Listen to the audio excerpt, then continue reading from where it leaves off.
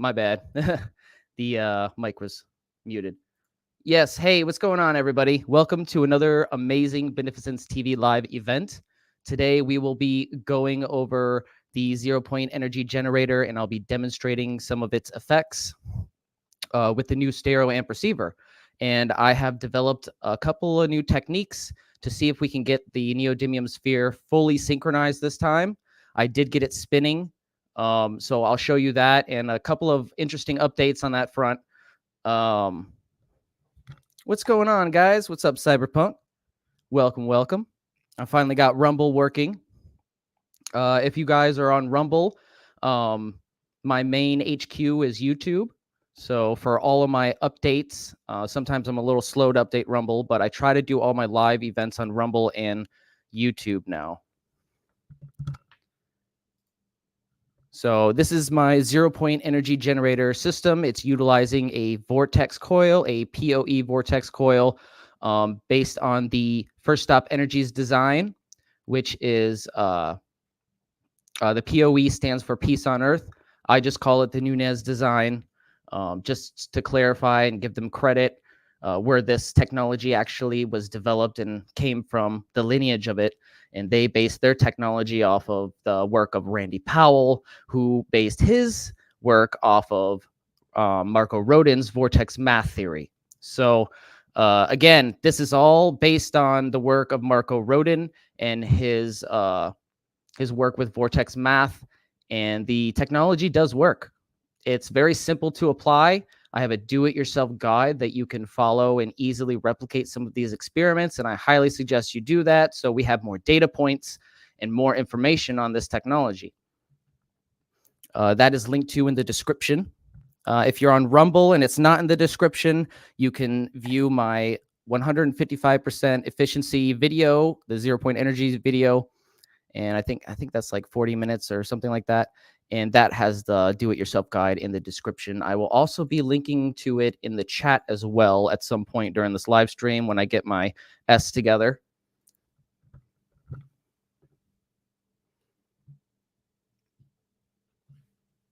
Now, as you can see, you might not be able to see it clearly, but I'll show it to you in a minute. I have a smaller stereo amp receiver since the bigger one on bottom here kind of crapped out on me. It blew up. This stereo amp receiver is a lot newer. It has some newer features. It can handle a little bit more power, it looks like. I'm not sure. It seems to be outputting a decent amount of power. It's supposed to be less power than this one, but as I've said, I utilized a couple of tricks. As you'll see in a minute, since I'm only using one channel, I don't have the reference circuit hooked up right now. At some point during this live stream, I'm going to solder the motor back together for you guys, just one little tiny solder point, and demonstrate the reference circuit as well. But that is not hooked up because I think the negative lead of the motor just came off, so I have to solder it back on. So since that is not connected, we're only utilizing the right channel. So I can just, monotone it and drag the slider for panning all the way to the right and increase the amount of power output. And the gain should increase on that, the gain should increase the power respectively for that output. And I did test it briefly earlier today, and it does work. I didn't get to do the tests with the neodymium sphere, but I did notice that it is a lot more powerful with the circuit, spins the fan a lot more. So when we're ready to hook up the circuit as a electromagnet, we will test that with the neodymium sphere and try to get it to synchronize. Again, magnetic synchronicity, I'll play the video in a second for you guys, but it is amazing. When you get this neodymium sphere, which its field geometry complements the torus perfectly. It fits inside the tor, right? And it complements the field geometry that's being generated by the Rodin coil in such a way that it synchronizes with the Rodin coil's field. And once you get it to fully synchronize, you can lift that sphere out of the condensed vortex in the middle and take it, I've seen it take it 20 feet, 25 feet away, and it's still spinning, which, is absolutely incredible. And there's no detectable, and get this, there's no detectable magnetic field from conventional means at that distance. You know, if the field is going to be affecting the sphere in the traditional conventional sense, you would have at least sensors detecting it. Like if you have a monopole detector or a pole detector, like I have, a digital pole detector, or even one on a hinge, one of those old fashioned, you'd see it spinning. But no, it's using some other means or method of spinning this neodymium sphere other than our traditional conventional means of understanding magnets. So 25. Yeah, so I did measure out. This is a quick update for the large coil. You see the orange frame at the bottom that we're going to be winding on Sunday, not tomorrow, the next Sunday. That I was planning on measuring out, and I did. And it, just as I suspected, it's the full size coil. It's 50 feet. It's going to be 50 feet for both that pattern and the interference pattern. So you times 50 by 24 and you get 1200. So it's going to require 1200 feet of enameled wire. Now, granted, that is sometimes expensive to find online. If you don't already have something lying around in your garage from previous projects, like me, I have a 1200-foot spool, but I tapped into it slightly. So if I can't get another full spool by next week, what I'm going to end up doing is just winding a 22 wire, or winding it as many channels as I can get it, which will probably end up being 22, because we want to keep it, remember, we want to keep it we want to keep it symmetrical, not asymmetrical. We want to have a 1-to-1 ratio for each coil in that bifilar. We want to have so if I have to be down to 22, that's going to leave me 11 to 11 for each channel. Hey, what's up, Nathan? How you doing? We got Old Man Builds in the house. Yeah, like I said, guys, I just didn't want you to get flagged for the intro. So if you want to hop on at some point, feel free. But the intro that I have is I paid for the music for that little, Egyptian pyramid intro that I made. That's all custom made by me, and I paid for the intro music there. So I didn't want you to get flagged for that. So anytime I do a live stream, just make sure you don't attach yourself to that intro, and you're good. Wait for the intro to be done, and then come in, and then everything should be golden, because I'm not going to be doing any restreams of any of my videos anymore. I don't want to tempt fate like that with the algorithm and red flags and all that. So yeah, thanks Nathan. I was checking out your Rumble as well, dude. You just started it, and every time I check it, it's got more subscribers, which is awesome. I think he just started a few days ago, and now he's all the way up to 12 or something. That's phenomenal. It took me months to get that subscriber count on Rumble. It's a slow roll, especially when you don't have an established audience. Like some of these bigger Rumble streamers are actually, from YouTube. They got fed up with YouTube's, authoritarian type copyright and censorship, and censoring of the independent media, and promoting, what they call authoritative media. Now, authoritative media is basically like CNN, Fox, people who have a lot of money behind them and are established within the elitist realms. So that, put a strain on some of the independent channels and independent media like Beneficence TV. Could the magnet be entangled into a generated standing wave if it's moving outside the detectable magnetic field? So I think that's the ongoing theory. I'm still learning about standing waves, but as I understand it, it is creating a standing wave. And that's one of the keys to tapping into this 0-point energy field, is creating that standing wave, that transient wave. And you can think about it like this. So imagine you have a rope, and you're, waving that rope to create a wave in it, from, just waving it up and down on one side. You have a wave pattern that goes to the other side. So imagine riding one of those waves, how long it would take you to get from one point to the other. Now imagine you have two people holding the end of that rope, stretching it out, and one person is tugging it. How much fast? It's instantaneous, right? That's what a transient wave is, the standing wave. It's it's tugging, right? It's tugging the ether. And that doesn't, and it means that no matter how far away those particles are from each other, they're going to react instantaneously.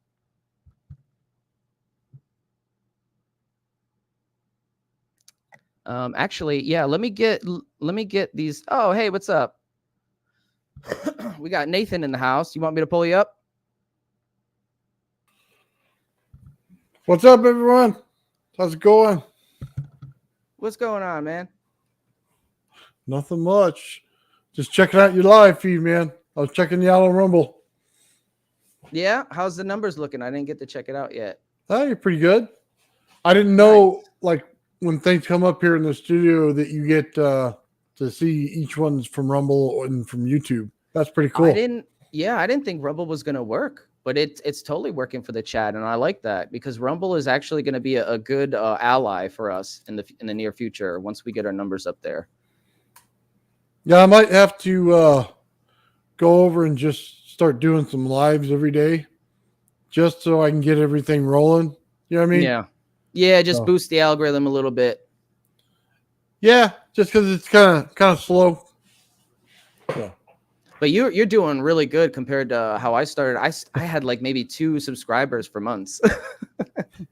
Well, I went through and I dumped about 40 or 50 videos on there. And that's the key. Yeah, you gotta just put all your content on there, and people will eventually, like, you put it on there, you build it, they will come. Yeah. So I'm gonna pull up a video of the neodymium sphere synchronizing with the Rodin coil here, and it is one of the most interesting videos. And we're so close to getting it to do that. and something, I was watching the video, Nathan, today, and I noticed that Daniel Nunes doesn't have the sphere. He doesn't have it powerful enough to just start spinning on its own. He had to give it a little kickstart with his hand. So it's maybe not about power, but maybe about placement. I don't know. Yeah, maybe. It's all about flow, man, with these things. I was doing a coil just today. I was breaking down a mandala into a coil numbering system, right? Because I wanted to build a coil that was like Gerald's so I'd have it for the next Wednesday. So, man, it took a lot of time doing the geometry on that. So we have a question from one of our mods, SAQ. I did leave him a comment in one of his videos denoting our research and that he would be interested in looking into that. But I haven't contacted him on Discord yet. So I will do that this weekend, SAQ. I'll be contacting Great Scott and see if he's interested in maybe coming on a live stream and having a conversation, because he's one of those bigger channels, but he seems to be more open to like this new fringe science. So right on.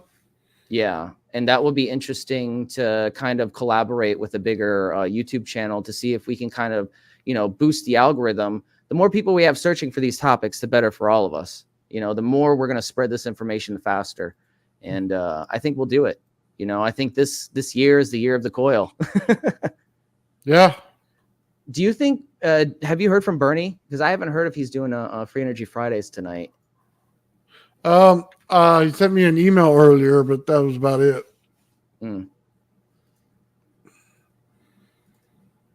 So where you at in your coil? You were waiting for wires still? Yes. So as I explained before you got on here, I did measure it out, and it's going to be exactly 1,200 feet for the whole thing. Like, it's going to be what the First Stop Energy's design was, the same size, basically. And I do have this 1,200 foot spool, exactly 1,200 feet, but I tapped into it a little bit. So if I don't get a full size spool by next Sunday, I'm just going to use this and do 22 instead of 24, because that's what technically this coil is. Remember, one wire broke. I disconnected the other one. And remember, I did do, I don't remember if I did this on live stream, but I did disconnect more connections because I didn't solder them. I made this so specifically because I wanted to test this out, see if I can, what effects would come of the coil, if anything, if it was asymmetrical, right? Not 1-to-1, but maybe like 10 channels to 12 channels or whatever. So if it's not even, it's not going to work. And that's what I've experienced. It destroys all of the energy, all of the extra energy that's being generated. I don't know if it's just not being generated at all, but it's just acting like a normal coil at this point. And I tested it out on the circuit. The reference circuit was spinning really fast, and the output was kind of chugging along like, traditional systems. So yeah, just make sure. I think it'll be fine if you don't have 1200 feet. Just make sure you make it a 1-to-1 ratio, like 22 or 20, 18, 16. Keep it even. Let's see. We're gonna pull up. This is one of my favorite videos, by the way. I love this video. It's such a blatant, like, obvious demonstration. It's such a blatant and obvious demonstration of something that's not familiar in traditional science that we should be looking into. Like, this coil is obviously doing something interesting that traditional science can't explain.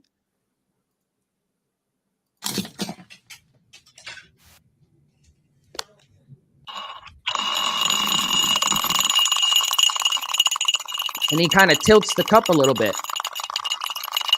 And I think you're right. We might have to start out at a lower base and then kind of increase it a little bit to find that sweet spot. Do you hear the winding? Hear the pitch going up? Yeah. You know what, Ben? Yeah. Take a flat magnet, put it in there, and see which way it's flipping. Yeah. Yeah, put it real low so it don't flip around too much. But just see which way, yeah. Just enough that you can get a direction, you know what I mean? Kind of write it down, map it out. It might help a lot. Yeah. And watch this. He's waiting for it for a specific frequency, I think. Or that pitch to go up, and then he just takes it out.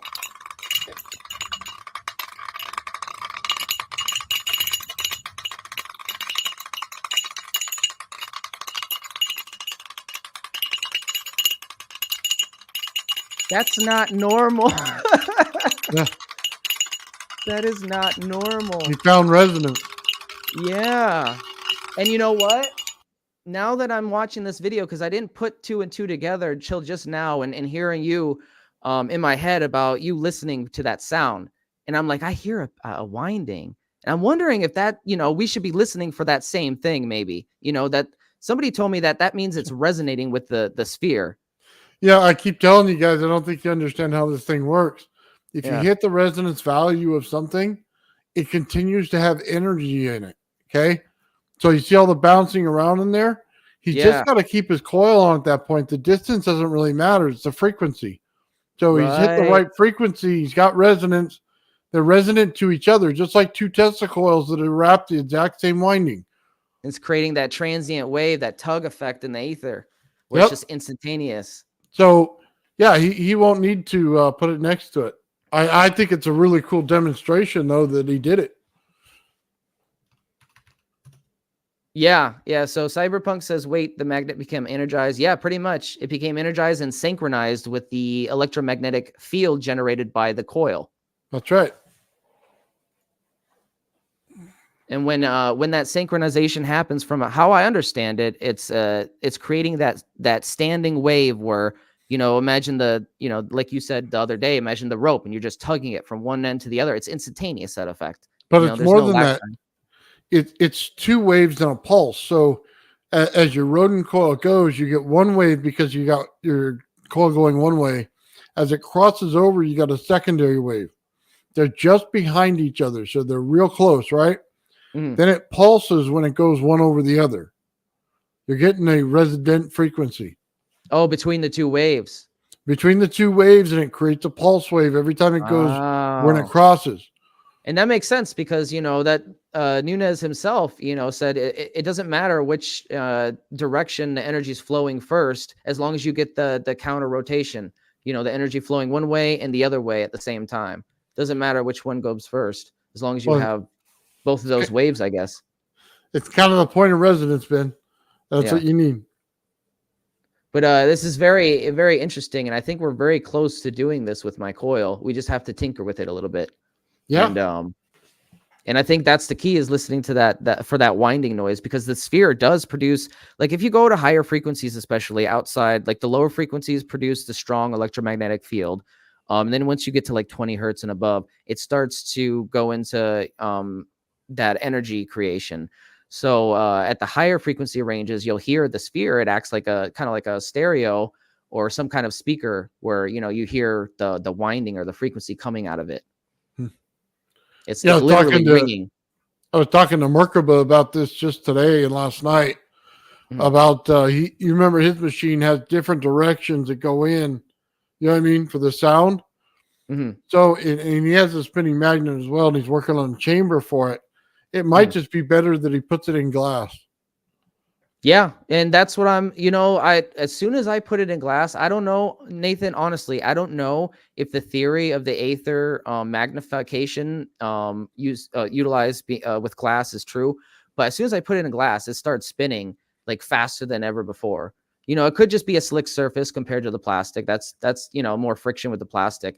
But I Yeah. did notice that it was spinning a little bit even outside of, like it spin a little further outside of the vortex in the tor in the middle.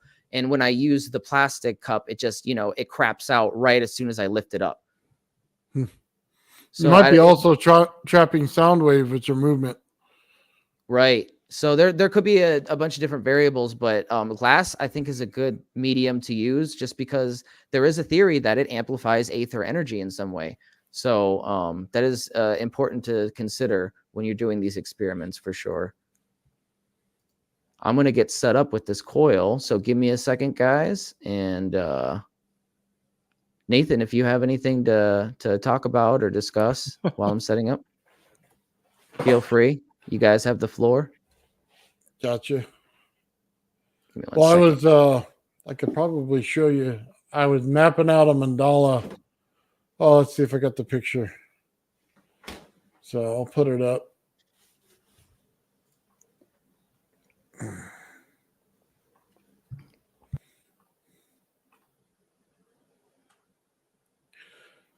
So what I was looking to do is I want to create a coil out of this. So as you can see, there's circles inside of circles, right? So if you can see my cursor on there, you have the outside one. You have the ring right next to it. There's another one. And there's another one. There is 9 altogether when you get through this. And basically, each one is in a circular pattern. Now, if you do the geometry right, every single one of them will end up in a ring. So it turns out pretty cool. I was working on the geometry today. I got like, 9 pages of notes right here. So this is the one I want to have done by Wednesday. And basically, just give you a sneak peek. You figure it out by the number of heads on the outside. That gives you the amount of posts that you need. And then all you have to remember is you cannot cross over into the next circle. If you can figure that out, man, it'd be pretty cool. So that's what I want to do. The only thing is sometimes you get windings that aren't all the way back to the source, and then they leave it open. So you got to decide how you want to do it. What I found very interesting about this is one of them has like 7 different openings in it. And I think it's like a control coil. And the ones next to it have 1. So it's kind of neat in the way that if you hook it up one way, it can control all of them. So I don't know exactly how it's going to work, but I did all the math on it already. I just got to start winding and print out my post. So I've been up since 1 o'clock this morning figuring it out, doing all the geometry. So hopefully that'll turn out pretty good. So I've been on my Fusion 360 spitting out lines, man. You know what I mean? See exactly where they're going to go, map it out before I even start winding, so I know exactly where it's going. So Planning is key. Yeah, got a plan for the whole thing. So I just got to figure out which wire I want to use, because I have bunch of 20 gauge, which would be pretty cool. But my golden color is in 32. So I got to see if I have at least some 26 or 28 in the gold color because I want to do multiple colors in the thing. So, and it's just going to work out better that way when I do the flips. So anyway, that's what I'm up to. I've been working on this for quite a while. So I do have a quick update from one of our viewers who's I've been in contact with for a little while now. Okay. I consider him a friend. He's been doing some great work with this coil frame. I'm going to show you a picture in a second, but he's trying to reverse engineer the 432 Advanced 3.0 Vortex coil. Okay. And his coil frame, it's looking pretty good. It's looking like it could do the job or get very close to it. And I'm going to show you the picture in a second. But I'm sending him an invite to the stream too, in case he wants to come on and discuss anything. Oh, that'd be really cool. Yeah. So thank you, Michael. I really appreciate all your emails and everything, dude. If you'd like to come on and discuss anything about coils or your coil frame, sending you an email, and along with Mike does and everybody else, I'm sending them email for the link as well. Let's see. How do I do that? Oh, invite. There we go. Yeah, I just didn't want to send out the invite to anybody before the intro. That's all. Yeah, not a problem, man. I'll send one to Gerald, Lulu. Who else should I send one to? I don't know. There's so many people. I don't know, man. I thought you had a list. You just shoot them off to everybody at once. I did, but I lost the list. No, that's okay. I'll make another one. I'm just going to send it to a few people for now. And if anybody else wants to hop on, they can, say so in chat. That's funny. Hey, you have that picture of that coil that guy was working on? Yeah. So I'm going to bring that up right now. Let's save that as coil. And I should be able to bring that up as a picture, right? Let's see, yeah. Slides or just share and then go to the window tab. Oh, okay. Here we go. And let me.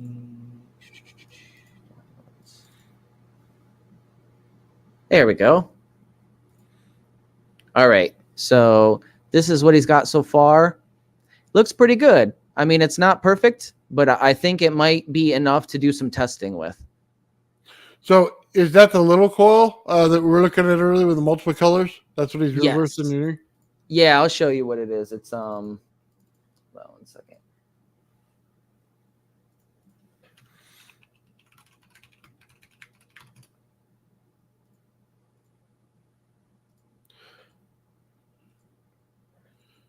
That coil looked pretty cool. It's small. Yes, it's going to be a little bit more difficult to wind, but I've wound a couple of small ones before, so Well, I guess if you have the distance between each one, and then you have the amount of wires to go through it, like around in the circle, you just be able to put it on a like cut it out on the program. It'd be easy. Right.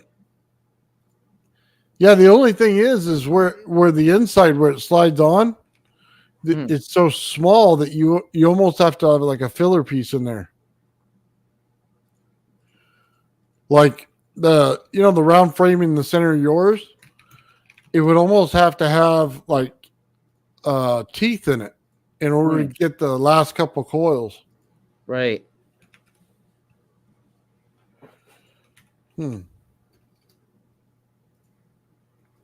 All right, I sent out the email to a couple people. If anybody else who I missed wants to come on though and is in chat, just say, hey, I'm here. I'd like to come on. You know what would be easier on this, Ben? I have an idea for you. He used it as a flat slot, right? Where it slides in just like the one you're working on? Yeah.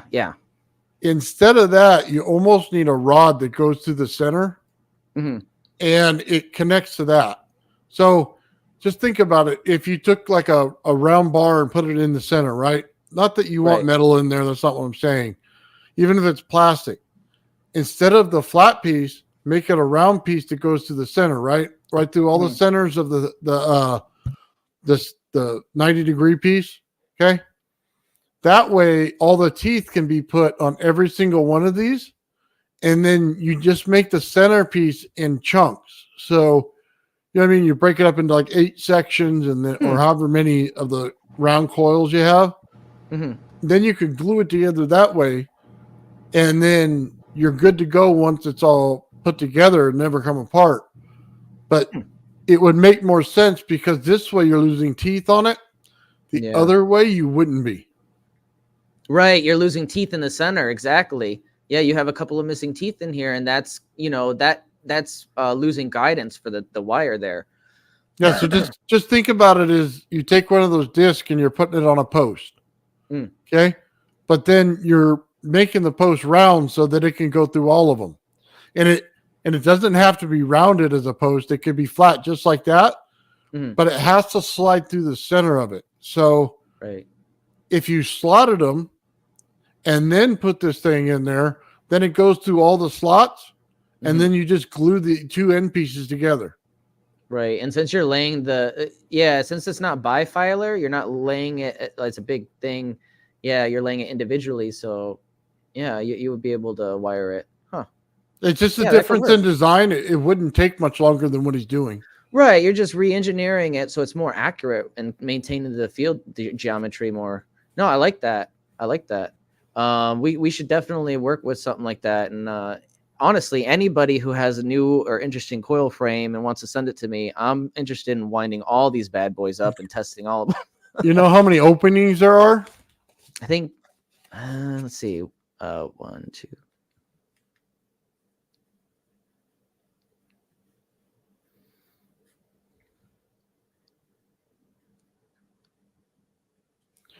I got some 30, I think 36, about 28 gauge wire. Yeah, if you tell me how many openings there are, then I can put it in and tell me how big the discs are. Because they look like, what, 2 inches? And then, oh, God, I'm not going to count them right here, but just tell me what they are. It looks to be about 28. And I'm almost positive it's going to be an even number. But I'm not an expert on how to design these coil frames. I'm still learning. There is a method on how to convert the vortex math pattern onto a frame to make your own. That Jordan from Alchemical Science has a video on it. We could probably review it at some point during the stream if you want, just to get an idea of how we're supposed to, accurately map it. But I think, there's different numbers on different coils because they produce different effects. So I think as long as we maintain the spacing right, I think that's what's most important, Well, it's the space for whatever wire you're using, right? So whatever the thickness of the wire is what you said last time. It goes in the slot, right? Okay, so, yeah. Okay. Yeah, it'd be interesting. And, it's small, but imagine having a small one and you could put something like this in so many portable devices, there's this. Here, this is a video. I know you've seen this one, but this is another one that's one of my favorites. Let's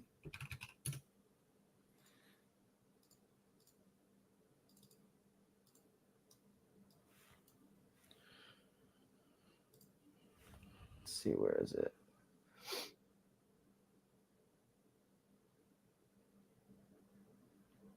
Right here. This one. This is utilizing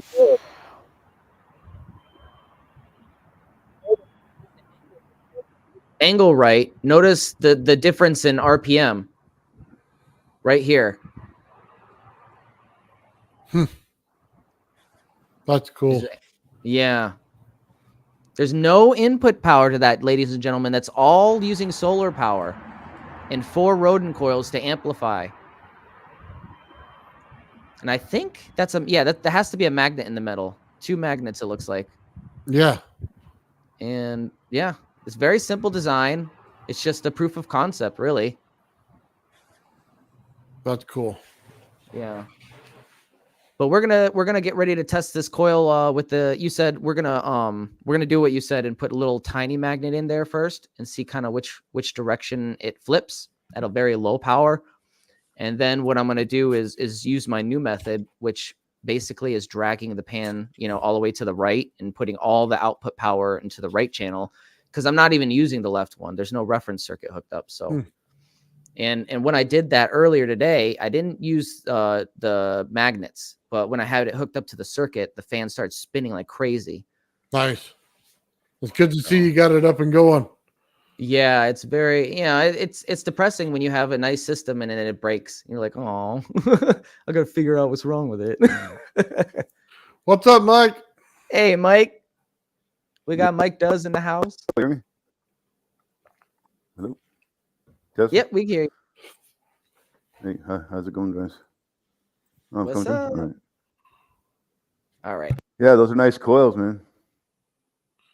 They can do a lot more than a standard coil, Their geometry. Yeah. I can't wait to get one That's why built. you saw it run that solar panel. Yes. Yeah. No, it's a really cool, that little box there. That's really cool. And not a lot of people have seen that video, and I try to show it anytime I can. Those videos of those designs, because they're very significant.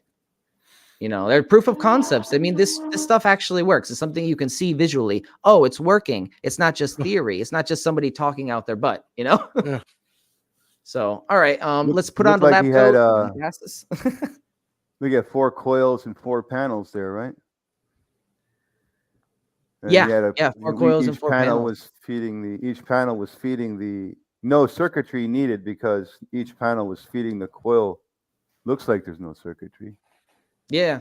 No circuitry. Exactly. Just 4 coils and the magnet that's driving the rotary there. And you know why that works without a switch?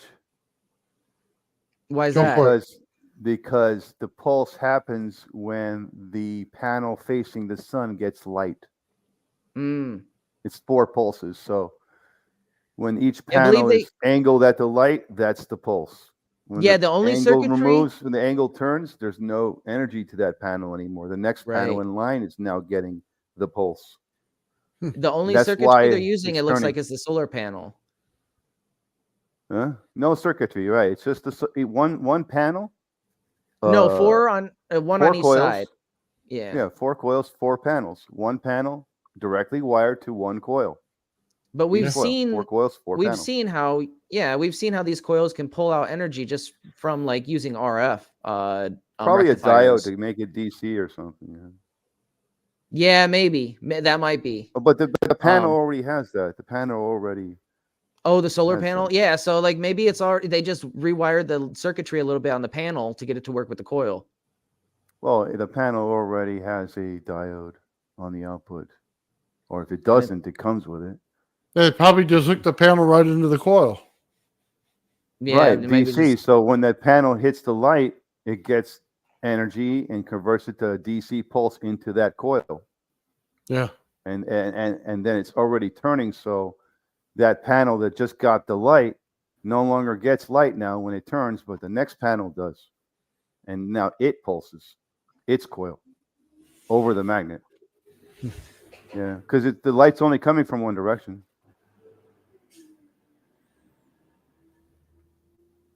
Yeah, because so when he turns it a certain way, it doesn't turn. When he has it angled so that the light doesn't hit on any of the panels, then it won't turn. So that's why he's angling it like that, to show you that. Is that the same lady that wound the coil we watched last time? Yes. Oh, yeah, it is. Yeah, this is I suspect that's Erica Nunez. Okay. I don't think Daniel painted his nails like that, but well, I'm just asking. I don't know. No. I'm assuming too. And at the end of the day, we really don't know. This could be one of their friends. Who knows? It would go faster. I think the other coils are building up lens from the coil and passing the magnet. Well, it could be that the solar panels work by shutting off the energy when it needs to, when it's out of the area, and then coming back on when it gets into the area. Yeah. Right, And you but some notice, energy yeah, could be still stuck in the coil. as soon as they get the angle right towards the sun, though, it starts taking off like mad. That's really So, cool, though. That's just yeah, cool to have. yeah, imagine hooking something like this up to, like having a bigger coil with more output and having, this hooked up to a basic, bicycle or something. Who knows? Maybe not enough to scoot my butt, but, help me a little bit. Yeah, I don't know about all Well, see, that. the It's magnet just, in the center is good. Yeah, you could. What are those Go ahead. bicycles? They have different gears to help alleviate the force necessary to drive the bicycle wheel. like a So 10-speed or a mountain bike. yeah, like this could be utilized to make a different kind of gear system. It'd take, I don't know, but it would require a lot of tinkering for sure. I've always imagined these coils would be good if ever anybody wanted to make a spherical wheel, because they make a perfect housing for it. These are vortex coils. These are like going to create a vortex. Like all coils create a vortex, but they're not all that efficiently spinning in a Right, vortex. It's not the best right. vortex. Yeah, I think mine's got a lot of inefficiencies, like that the field at specific frequencies tends to leak out further than it should. And I've done, and I detected a North Pole, which is something that Daniel and Erica Nunez didn't detect at all with their systems. So something screams to me like my system has got some kind of, inefficiencies going on. Maybe because it's got a couple of bends here and there in the wiring or the bundle. Well, hold on a second. Now, it's a very efficient coil, not only at consuming power, but also as a stator, picking up magnetic fields. So, Right. like the solar panel wheel you just saw, how it would slow down. That's because the magnet in the center is sending EMF into those coils and clogging them up with EMF. And remember, that EMF can't go back into the panel. There's a diode preventing that from happening. So it's going to get stuck in the coil. So somehow the energy in the coil has to get used.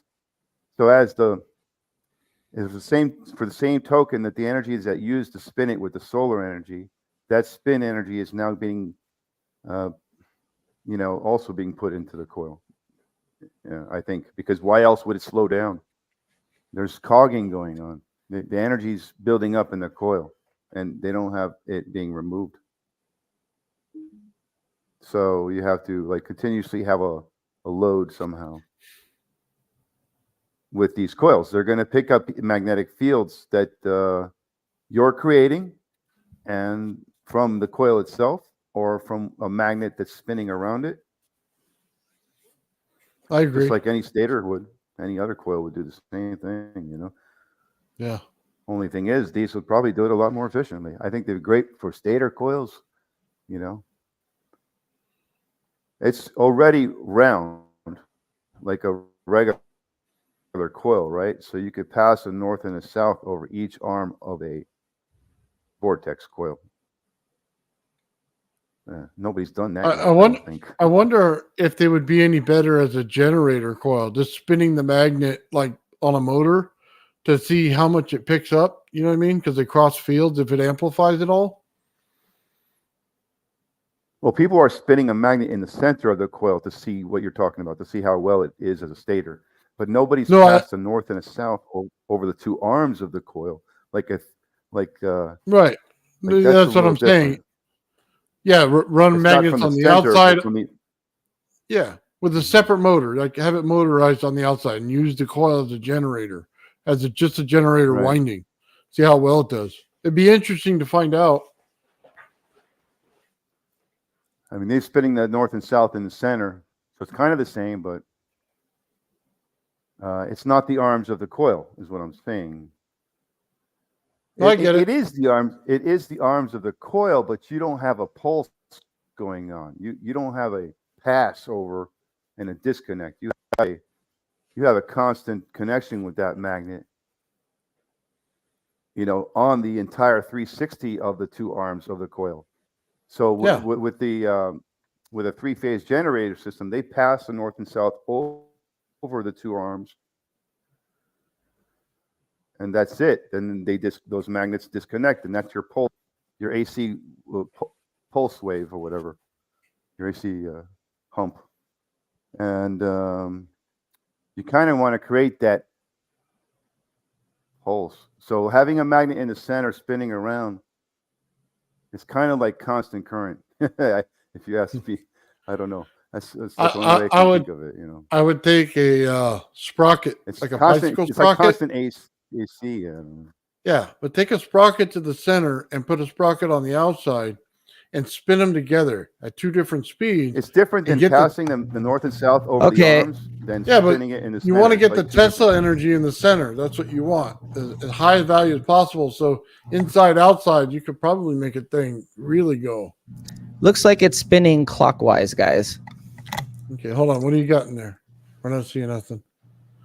If okay, the two magnets don't cancel the. Okay. It's real easy to cancel your field with another field. Just keep that in mind. Right, but that's what I was talking about, generator, Mike, because you're not necessarily canceling fields. Why they pass the magnet over. Yeah, but you're accumulating fields in a generator, not canceling them. So. Right, but if you have a magnet spinning in the center and two magnets passing over the arms at the same time, you might have a canceling effect going on. Well, I wouldn't do it over top. I'd do it on. For sure. I rotate the center and the outside, and trap the energy in the middle. The stator has to be stationary. You rotate the magnets over the stator to give it power.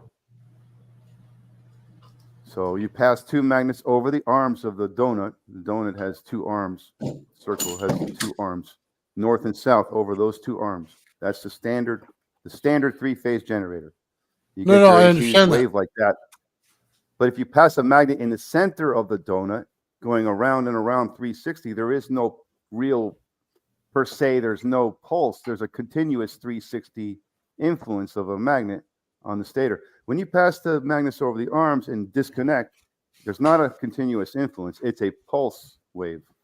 No, I understand that, but you're in a generator, so you're just collecting. So, like I said, I'd have the one in the center like a post and the one on the outside that went all the way around it.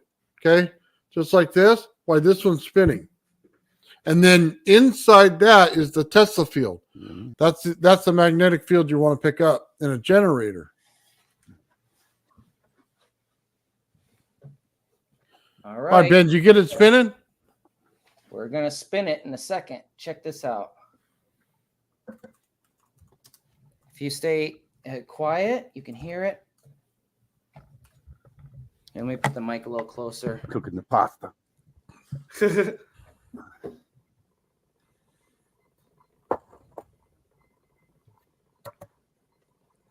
I just see it jiggling. It's not spinning yet, right? Or is it spinning? No, it's not spinning yet. I might have to give it a little. There we go. Now, Ben, which direction is that going? So this is clockwise. So it's going clockwise? Yeah. Okay, turn it to the right about 30 degrees. Your magnet was flipping that way, so I'm trying to see if it... Now is it spinning?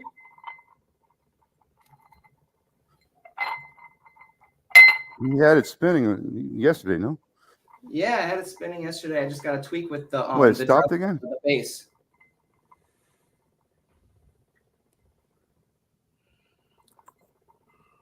Let me see if the spheres volume.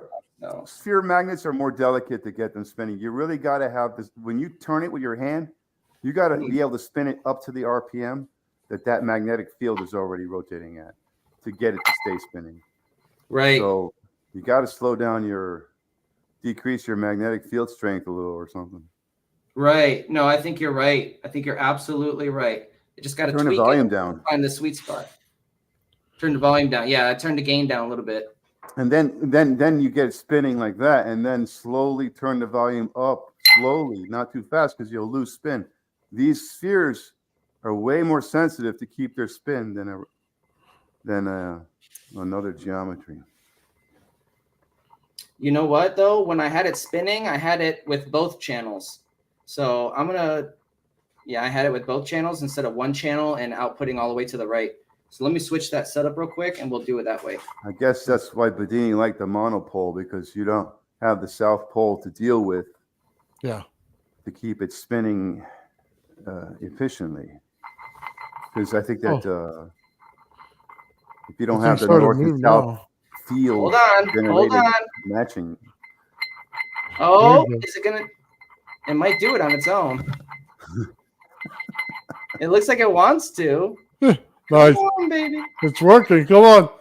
Come on, baby. Turn the volume down? No, not yet. Well, turn the volume up slowly. Turn the volume up slowly. But spin it. Now spin it with the volume down. Spin it with your hand. Oh, I turned the volume down and it just rocked a little bit more. Right, now spin it with the volume down like it is. Keep spinning it until it catches, and move the volume a little bit down and up from where you are now, but not too far. And until you'll find a good starting point. That's the thing about these sphere magnets. They have a south pole, and it's oriented in a curve. It's not very. There's no angle to the south pole. Yeah, you got to know where your field's going first. You know what I mean? Easy to slip, Yeah. Like on a square magnet, the poles are more sharp out in two directions. Then they're not, evenly, omnidirectionally spread out, which is good. Maybe you need a smaller sphere magnet than the one you have now. I think you're right. Maybe the one you have is too big. Yeah. For that coil. Turn this. It's either that or build a bigger coil with a bigger opening for that magnet you got there. Well, he's got one. He has to wind it. Yeah, because that what do you call it again? The vortex, it has, arms, and they're only a certain, width. And if they're the center of the vortex has a certain width, and that's where your sphere is catching spin. And if your sphere is bigger than that width of your vortex created by that coil, so you want your sphere to be smaller than the width of the vortex created by that core, that coil. The EMF vortex, it has a width, so your magnet needs to be smaller than that width, and inside that width. Yeah, I agree with you. He's got to turn it down a little bit and then bring it up slowly because he's crossing the field. He had it spinning though, but the thing is, it's like I think it's just a little too big. I had it spinning with both channels, so I'm going to disconnect the one channel from the circuit and hook it up to the second channel on the stereo. Those magnets are like $20 each, right? I can't remember how much I paid for it. It was like $20 or $30. Yeah. What's up, Joe? Yeah. I bought one. I lost it. I don't know where it rolled down on the floor and disappeared. Watch out, man. Those things. Yeah. If that falls off the table and starts rolling, and you got metal around your house. Yeah. Especially if it's energized, because this coil will energize magnets, so they're a lot stronger. That'd be cool to buy a bunch of these little sphere magnets and just throw them in a warehouse, on the floor. See what happens. Right on. Go right into the breaker panel and stuff, disaster. Yeah. Magnetics, it's not an expensive little toy. They sell those little spheres too, little magnets. You get like packs of 50s. I bought them. They also disappeared. Like I said, they fall on the floor and bounce and disappear. Go on. Never find them again, huh? You never find them. They pick up dust. You can't tell that they're a magnet anymore. It just looks like a piece of whatever.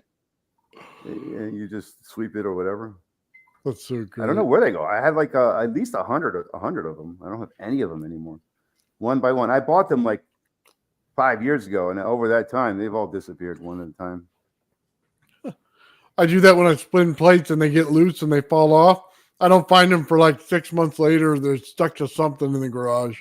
Well, yeah, that too, right? You could fly against up in your wall somewhere in the corner and stick to a nail in the drywall or something. Those Neos are just, I mean, they're real strong, but honestly, if there was a ferrite sphere magnet, you would have no problem getting that thing spinning every time. It would start Oh right yeah, up. I agree with that. Because it's got a bigger field, you know, even though it's weaker, it catches more of the field, the generated field. You got been changing around now. Well, you got to take note how you had it wired up when you had the sphere spinning. Yeah, this is how I had it wired up. There it goes. There it goes. And it's only halfway in the game, like you said. Like you said, kick it down a notch, baby. Woo! All right, Ben, we can't see it yet. Come on. Oh, hold Right. on. That's your start Stop. point every time when you need to start it. You got to start it like that. And There now, we go. yeah, let it get Ah, rolling. Yeah. Keep the frequency down. I mean, the tone frequency. It's like it wants to. RPM. It did it for a second, man. At Come a on, low baby. as it is now, but turn up the volume a little bit. Are you able to do that? Like turn up the volume while keeping the volume is at max on the laptop. The gain is basically what I'm adjusting. On the supply? Yeah, on the receiver. And also keep in mind, I have treble and bass here that I'm, tweaking a little bit. I'm trying to keep the treble all the way down. That's how I had it before when it was spinning. But it seems to be like maybe like a sweet spot. Maybe you need a little bit of treble, not too much. Yeah, maybe a little bit. Because there's high and low fields in magnets too, but I would think, like there's like subtle, like less high frequencies, but more low frequencies in a magnet. It's warbling. I mean, Can you tell us what your settings are now on the amp and everything when it's doing that? Like, what's the volume and all that? It doesn't actually say, but I'm about halfway on the game. So there's no indicator where I am in the game. But and what is your tone generation? You said tone generation. You said you had a tone generator? Yeah. It's going into the stereo amp. What is That's 7.83. Oh, that's too slow. You're too low. You're too slow in speed. Try, like 30, 40 hertz. 30, 40? You're too slow. You're too slow there. Because right, you could spin that by hand at about 30 RPMs. Right. I think the stereo amp receiver is a little bit less powerful than the Insignia. So let's try it. 20 first. Try 30 hertz. You're a little bit low, I think, there. I mean, I wasn't saying that low of a frequency, but if you want to do with the Schumann, multiply 7.343 times. Right, multiples of the Schumann. Yeah, no, you might be right on that. Let's see. Okay, it's at 30 hertz right now. Increase your RPM there. You're too low, I think. Okay, it's at maximum on the gain. Doesn't really seem to be doing much. Yeah, you can keep the gain up with those low frequencies. I don't think it's the gain. I think it's the frequency was too high before. I'm going to try switching the wires around again to where I had it when it was spinning. Because you can see the yellow and the green are backwards. I've been trying different configurations to see if it gets different results. But I'm going to switch them back to it. You had the video. Oh, I have the video. You have the video. In the video, I have it set up red, red, green, green, yellow, yellow, black, black. So here's like kind of crisscrossed.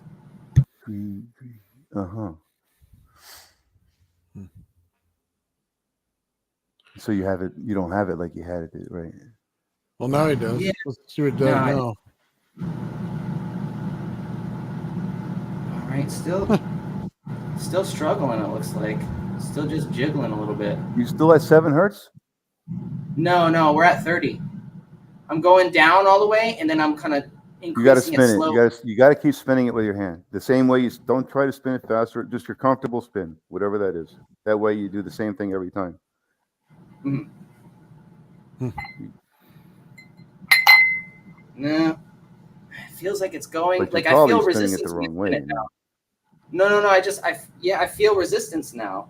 Yeah, So spin it's it the both frequency. directions. You're spinning the wrong way. Go Yeah. the other way. Spin it the other way. There we go. Or flip the magnet around. Maybe it's in retraction mode.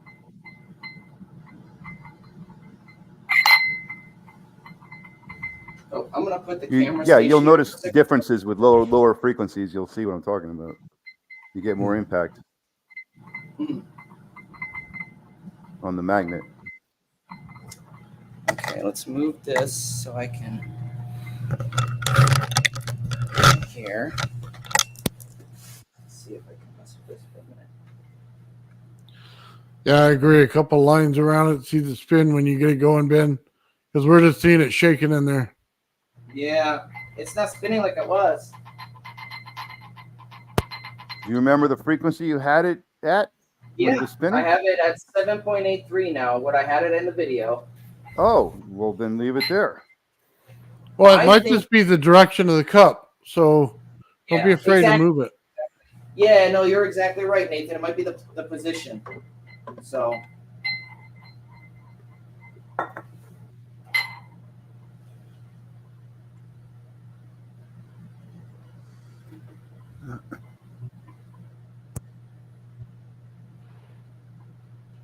I had it spinning for like 1 second before it kicked out.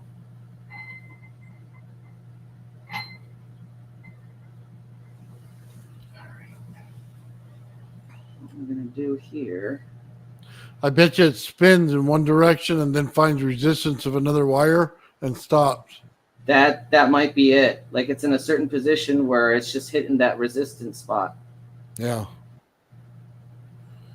And that's where I think the field geometry of mine, where it's bent in certain places, that might be the inconsistent. Oh shit. Sorry. That might be where we're seeing some of this inefficiency or the difference in my system compared to Daniel's.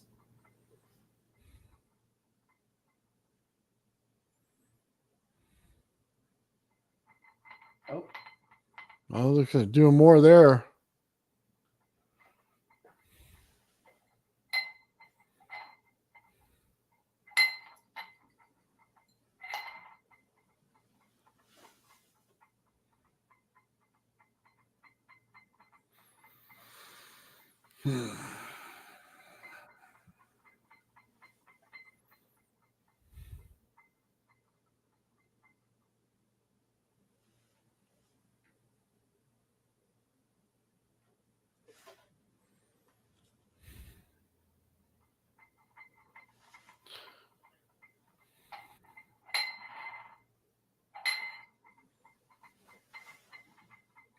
Hey, Ben, can you set that camera where we can see the ball while you're playing with it? Yeah, let me move the camera real quick. I'm gonna move it to this other side here, see if you can get a better angle.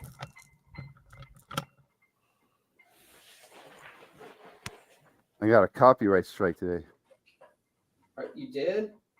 for the Frankenstein clip, black and white, with the Screw that. the Frankenstein thing. Yeah. Dude, I it, think it that's was why they Shelly's copyrighted birthday strike the other me day, for that. wasn't it? Was it today or yesterday? Today I got a copyright strike for, I think, the old Frankenstein movie. Black and white. I thought you could use black and white, but that's what I read somewhere, that you can use videos older than 10 years. But I think because I used the whole clip, and before I didn't use the whole clip, I never got a strike. Huh. And I also music read in that it? you can use. Well, no, the music was royalty free. It wasn't that. It was the fact that I used the entire scene Oh, yeah. of that movie or whatever. Over a certain number of seconds of it, you can't use it. Gotcha. Like you can do like up to 10 seconds clips, I think, or 5 seconds, maybe 10 seconds. I don't know. I think I used the clip before I was using. I never got a copyright strike in the same black and white Frankenstein movie, and I was using like, I think it was like 20 seconds long, maybe 25 seconds. I think when you go over 30 seconds, they get you. Maybe it's 30 seconds. There's a time limit on these. It depends on the, I guess, how old the movie is or the film. If it's a newer one, you can only use 5 seconds, you know? If it's an older one, you can use a little more time of it. Yeah, I don't know about that, That's dude, America because I for you. see some of these. You know, we have I see freedom. some of these really popular channels like I don't get Movie strikes for using Mojo. Arnold's clips.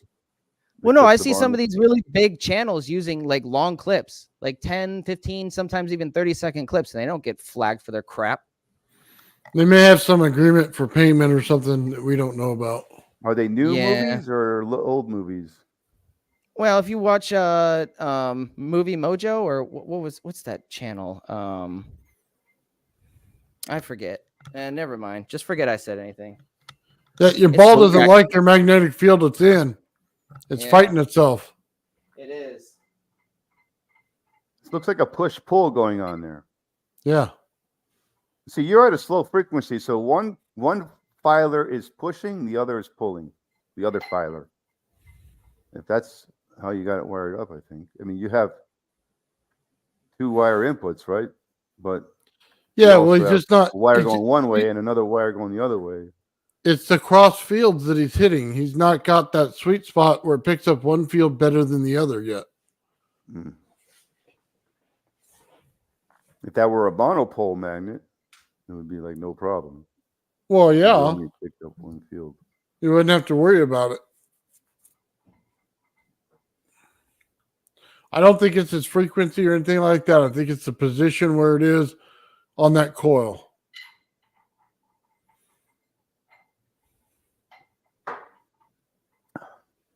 Well, he's not exactly in the center, and you're not inside the coil, really.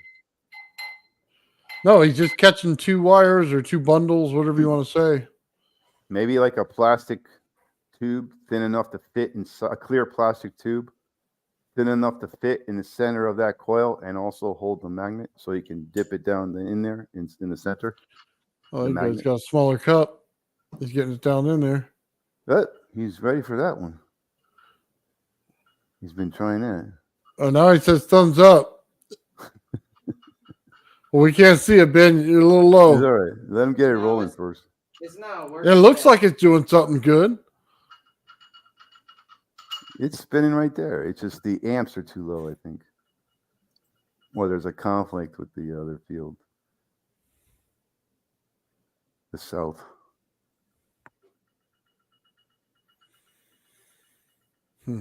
It's bouncing.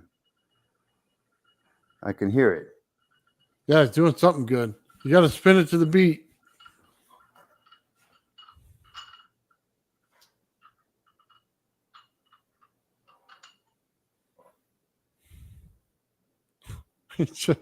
Well, what is the how much current are you using in that coil?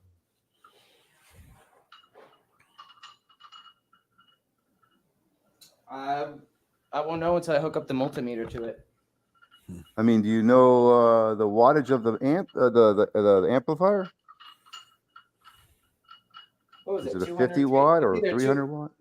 No, it was either 200 or 300 watt. Yeah, and the only way you're going to get the full 200 watt sound wave into that coil is if you turn the volume up on your signal all the way. So I know. the signal I'm trying to figure generator out how I tone can has an amplify it amplitude more. on it. I'm trying Can to you figure out how increase I the can amplitude amplify on the more. signal generator tone? Not the amp itself, but the tone coming out of the laptop. Like turn the volume up on everything on the laptop, including on the signal generator app that you're using. Turn up the Everything. amp. No, Mike, everything's turned up. I need to get a program at this point to override the default volume settings if I want to do it any higher. Yeah. You can't go any higher. Okay. But I might be able to override it with an app. So if I can find an app. Don't they have these little inline boxes where you can plug the output of your sound from your laptop and adjust the volume from there? direct I mean, that's basically what boxes? this is, a preamp. A preamp. Yeah. It's an inline.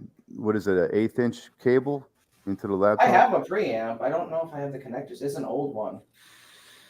You need to amplify the signal coming out of that laptop so that the amplifier can get it full blast. The signal. So I had the this stupid program. It has a balance for left and right channel, and I had the app all the way to the right Can from you convert earlier, that signal but it to a doesn't. wave Well, and I play had to it shut on a down the separate app app? because it doesn't tell you how in the center you are. Like if you're You want center, me? it doesn't tell Send you. So me I had to the restart signal. it. Email me can you send me that signal as a wave? I will maximize it on my computer and send it back to you as a, with full amplitude, no distortion. So that when you play it back, Yeah, all it is send me the file, but all it is the Schumann resonance. 7.83 it's an is what I got to application. spin It's at. a program. I need I need the wave files of that the 7.43. I'll make you one. Yeah, what I can do I'm is just gonna make record you it. one. Well, what I can do is I don't know record what you're it though and using though. send Are it to you you. pulsing 7.43? Yes, Square 7.83 wave? hertz square wave. Yeah, I've been And testing sine, but it you doesn't want seem that to be signal? as powerful. What is But the yeah, if app you can called send again? me I know I forgot what it was called. The it's just app called for that. Frequency Generator for Windows. There's one on mine too, though. 7.43. 7.83.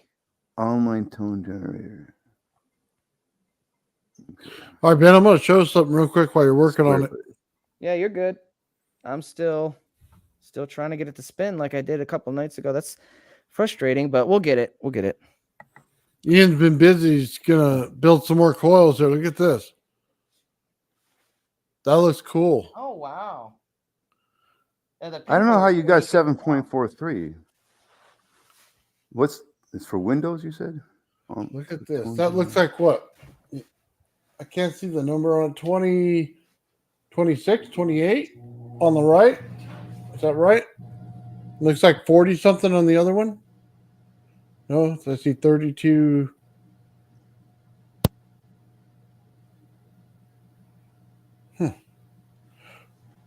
Let's see what you got here, Ian.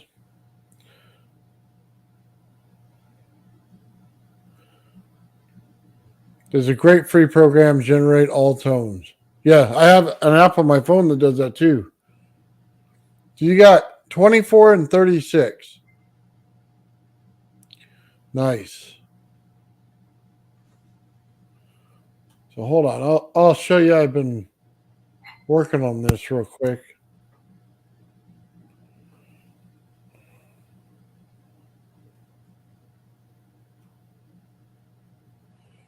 Let's create a new file.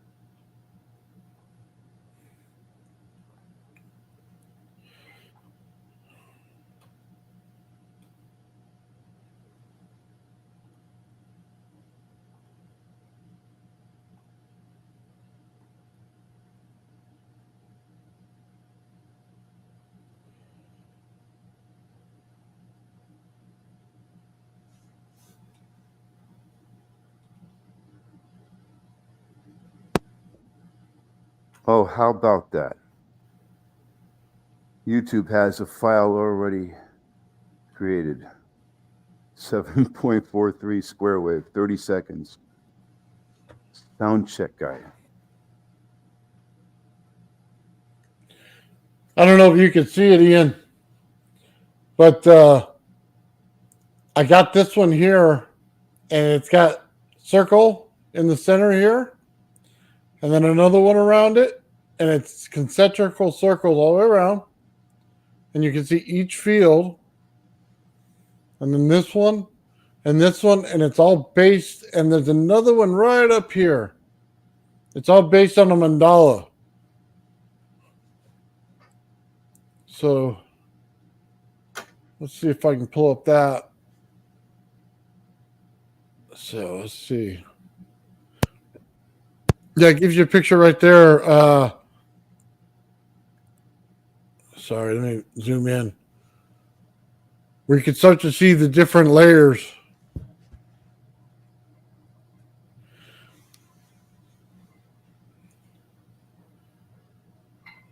Let's see if I got put it in there for you.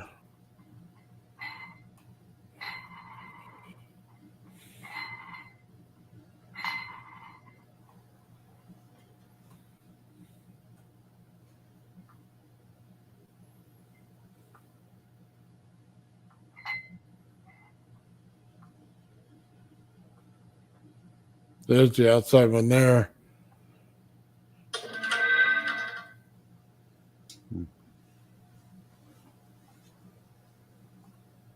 It's all based on that right there. So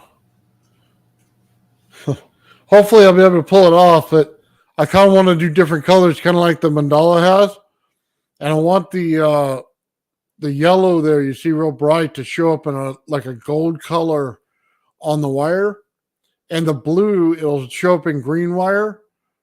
And you know what I mean? We'll use some red wire for the people that you see in there for each one of the circles there. And then keep it going like that. But I think I can work on it and get it up and going, man. It should turn out pretty good. So I think I got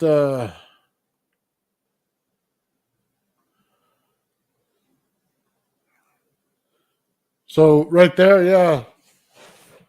Pulling off different patterns in the center of it. And the hard thing is you guys are using different patterns. Like, how do I say it? See if I have it in here. It would be that one. No. It was triangles and squares and stuff. I have it somewhere on here. But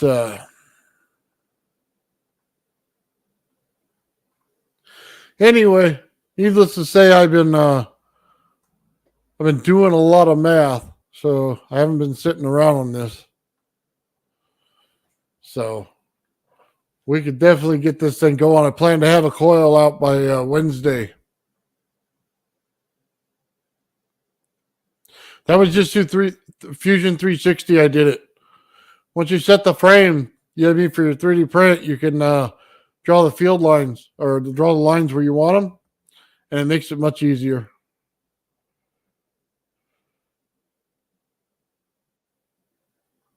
So, yeah, you know what? Gerald's way ahead of me, so I got to catch up. Especially if he's doing the circuits to run this stuff, I got to have something to test. So there was that one, and then there was a oh man, I think it was 6 different things that I put in there for shapes. It was hexagon. I put in circle, square. Obviously the square gives you the diamond shape. I didn't put in the kite shape. I did put in the 8-sided, so I think I got an octagon. I put in the pentagon. The 5-sided star didn't work out. The 6-sided star, it does work out, but only like that little one there. Man, there's a bunch of different ones. So yeah, I've been working on it, trying to figure out which way's what, and then how to wind and then reverse 180 and wind back. So trying to figure it out before I start winding. Have a good game plan going in. So Ben still got it going, not spinning yet. Let me see if I can't find that. I'll see if I can't pull up the program.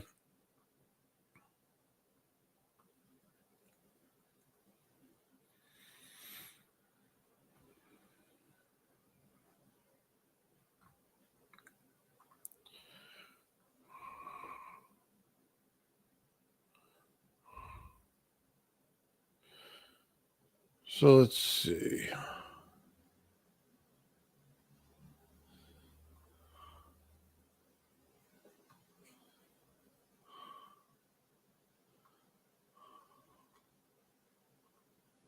It's not that one. Might be that one.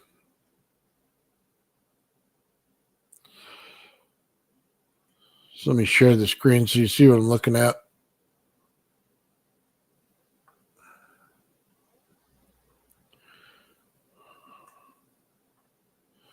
So yeah, you can see it here in Fusion.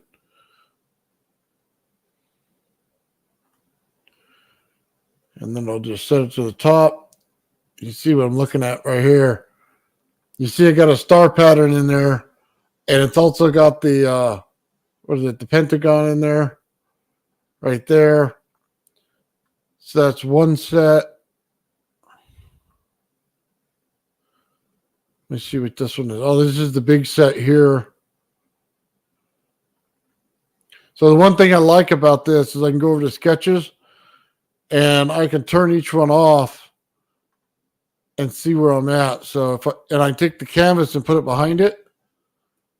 So now you're looking at all of them and I can start to turn them off by each one. Get out the center one, the next one, the next one. So I know which layer I'm working on, based on where I put them.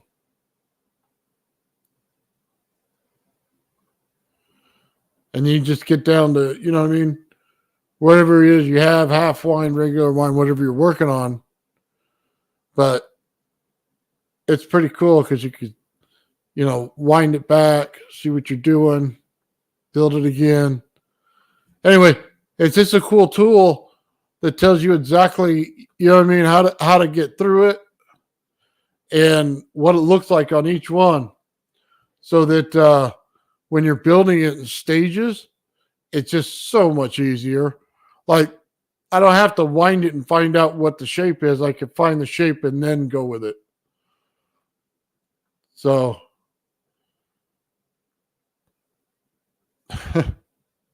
yeah. Yeah. So, anyway, it's just something to look at if you ever, it's a free, you can get a free version of this, but it'll help you out when you're winding stuff so you can get your head wrapped around it for the first time. So, that's what I use anyway, because it's just easier to figure out the geometry. So that way you can take a mandala and pull it down to basic parts and see what winding goes where. It's not going to be like geometrical shapes. It's just going to be flow. That's the only way that coil is going to work. So yeah, I got my stack of notes right here on different stuff. Tell you where the winding pattern is and how many coils are in each one. So that one's got 7 different openings in it in order to make the shape. So I got to figure out how to tie them together and which one goes where. So that's a whole big thing. I don't even know how I want to do that yet. Flip them over, leave them individualized so I can use it as a coil that works with all different coils. You know what I mean? So I can hook them up individually on that one layer of coil, and then it can control every single one of them in the whole device. That's what I'm thinking of doing.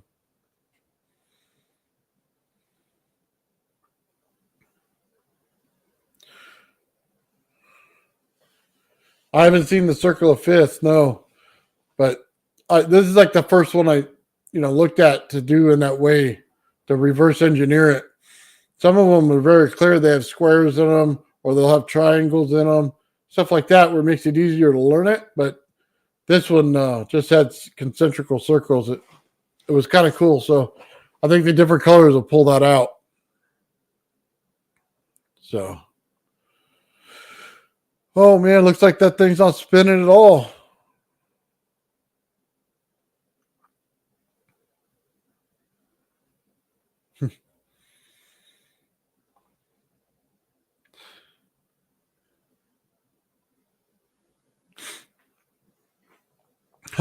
Nice. Making a coil.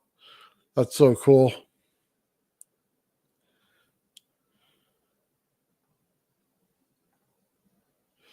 Circle of the fifth puts a musical note in each point. Nice. Did not know that. I bet you Ian knew that, but I didn't know that. Mike's backstage. You need to come up, Mike? Let's see. Yeah, we're all still waiting, Mike. Got my hands. Ben, Nice. Ben, you back there? You hear me? I sent you an email with the 7.343 MP3 audio file maximized. So when you play it into your amplifier, it will come out louder. Nice.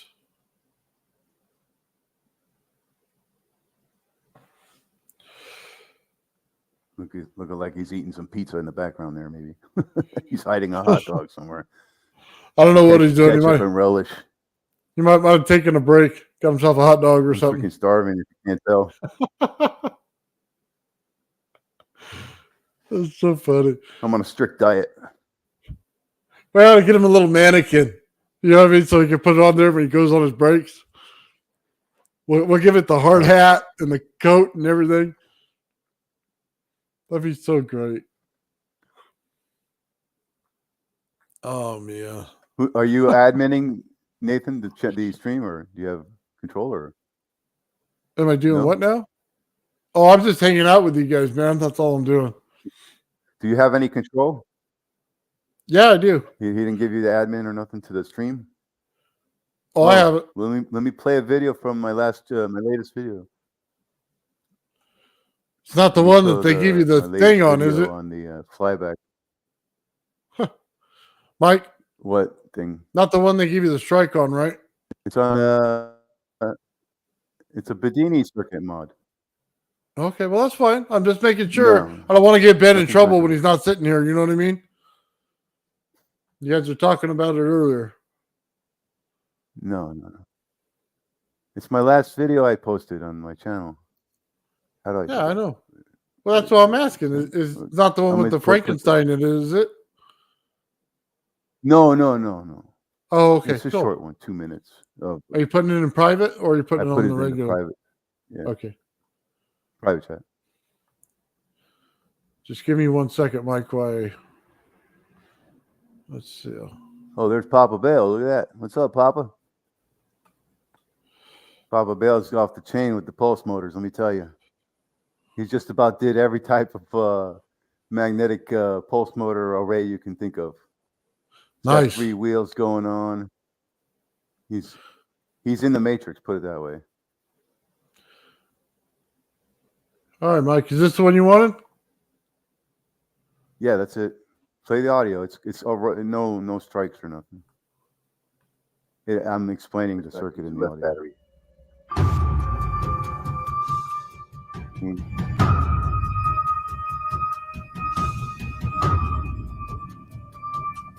So yeah, this is the Houdini SG modification. Less battery charges. It's like 2 of the Bedini circuits put together. Okay, Mike. With I'm an going extra to mute coil. it so you can tell me what's going on. Just go over it and So- tell me how it works.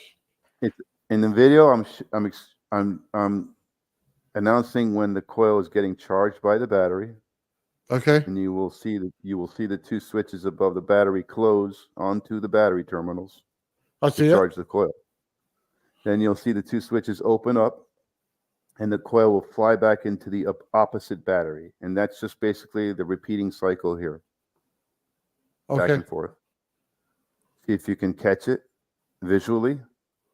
Yeah, I see it. Okay, green. We're following the green line. That's the flyback event, the green. The red Okay. is the charge from the battery. The green is the recycling of the flyback, which is basically the whole concept behind part of the concept behind the Bedini SG system. Not the whole concept, but a big part of it. So yeah, play it with the audio one time, and you'll hear me announcing when the coil switches Got and it. all that. I'll play it again right now for you, Mike. Oh, is that it? It's not it, is it? That's it. Process over and over and over. But what you really want to do is you want to go as fast as you can without a capacitor, for the simple fact is you want to put a lot of this radiant energy to the source.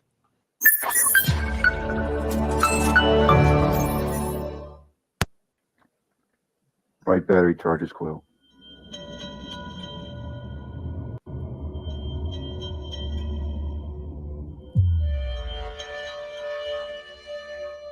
Right coil flies back into left battery.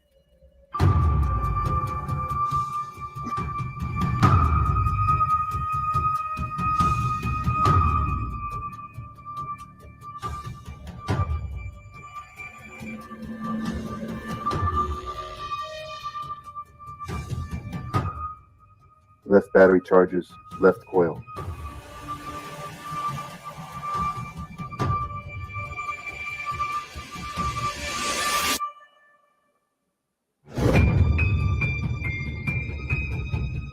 Left coil flies back into right battery.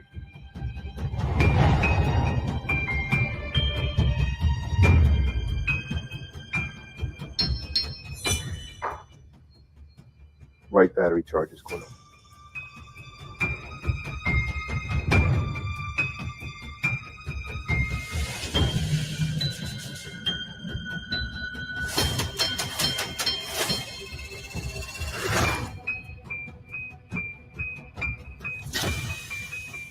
Right coil flies back into left battery.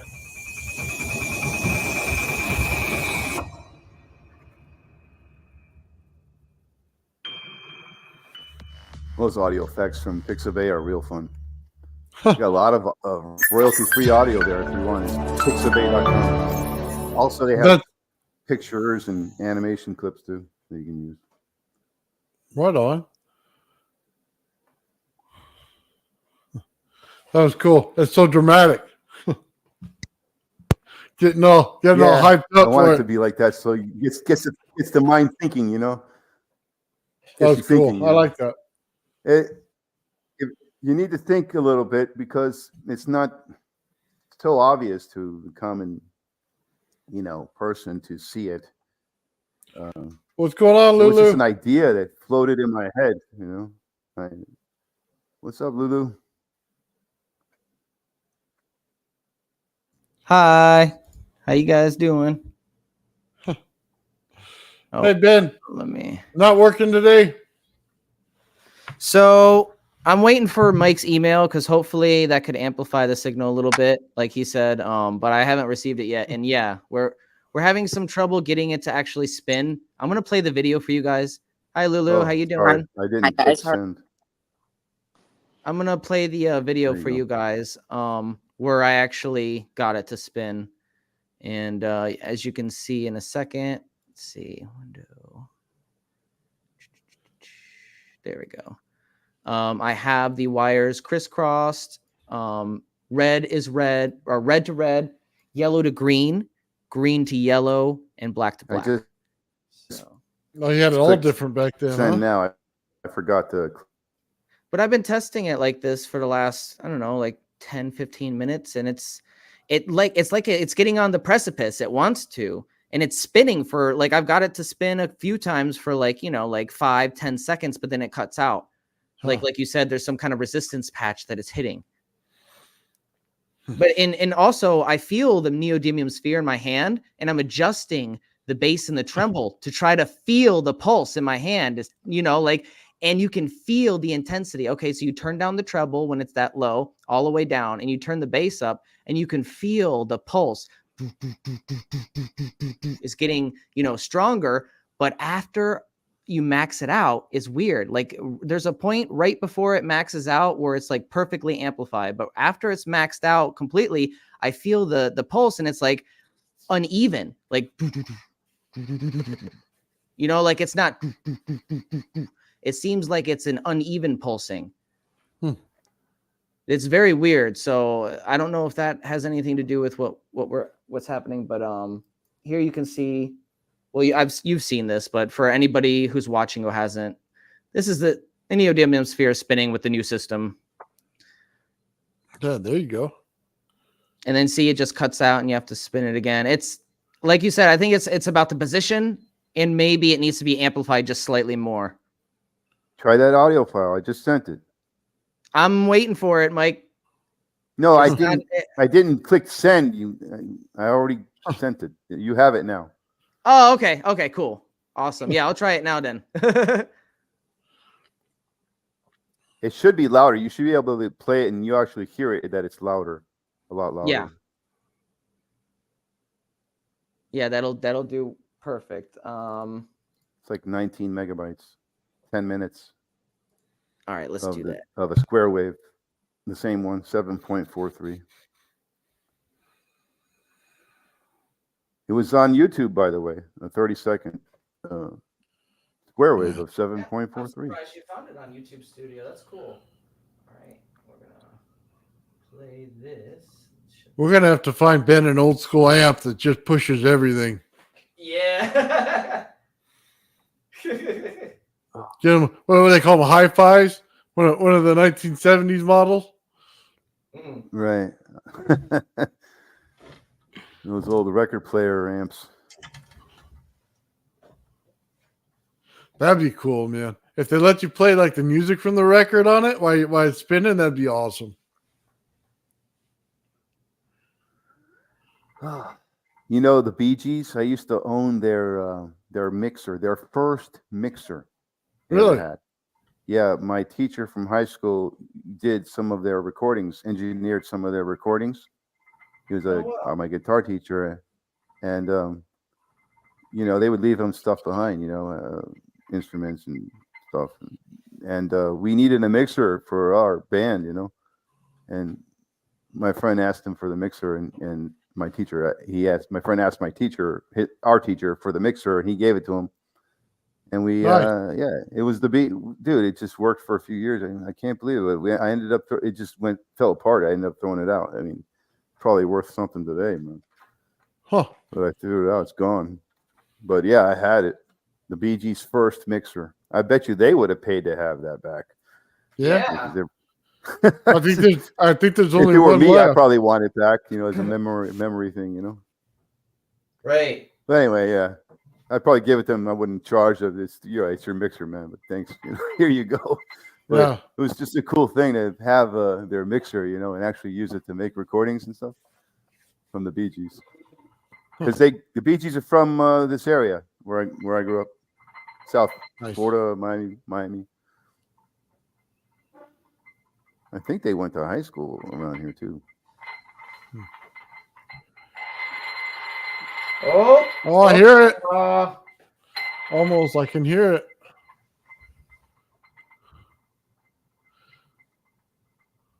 But it was like an old mixer from like the 60s, you know? Like a novelty item. Something you can't find anymore. Yeah.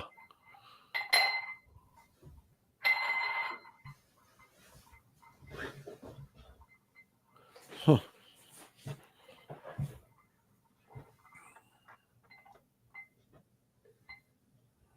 Did you try that wave, Ben? yeah. You're using that Yeah, file it's- now? It's working a little bit better. I just still have to tweak it. I got it to Because spin though. the for a signal's second. stronger, the louder. Yeah, see, it's spinning a little bit. Boom! You just had it. That's Yeah, it. but it cuts. It cuts out. It might be the position of it too. You keep moving it. Don't move it. Don't move it. When it spins, Yeah, it likes something on that one side, that's for sure.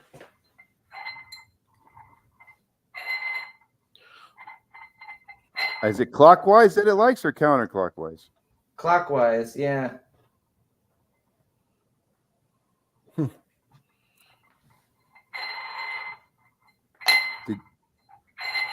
So it's not doing anything counterclockwise. Right. Don't touch it. It stopped though. Yeah. You know what? It sounds to me like you got to spin it just a little faster. Maybe, yeah. It seems to be moving fast for 7.43. Does it matter that the cup is not flat, like it's tilt? Yeah. I mean, the position might be affecting it. Yeah, for sure. At this point, I think it needs more power. It needs a little bit more power to kickstart it. And even though I put the file at 125% volume, I just don't think it's enough. You have it all the way up. Yeah. I have it like VLC player allows you to bump it to 125% Right, I know. volume. So it spun a little bit better. It spun a little bit easier when I did that, but hold on. Let me try. Okay, hold on. Don't go. First of all, I already maximized the signal. If you turn it up anymore, you're going to create distortion, and that will stop you from. Yeah, just play it at 100%. That's a good point. That's a good point, Mike. That's a good point. Just play it at 100% on the player. 100%. It's at 100% right now.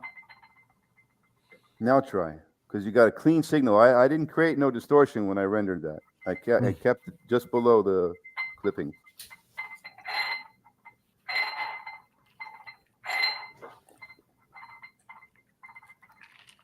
Sounds like you got to spin a little faster, a little harder.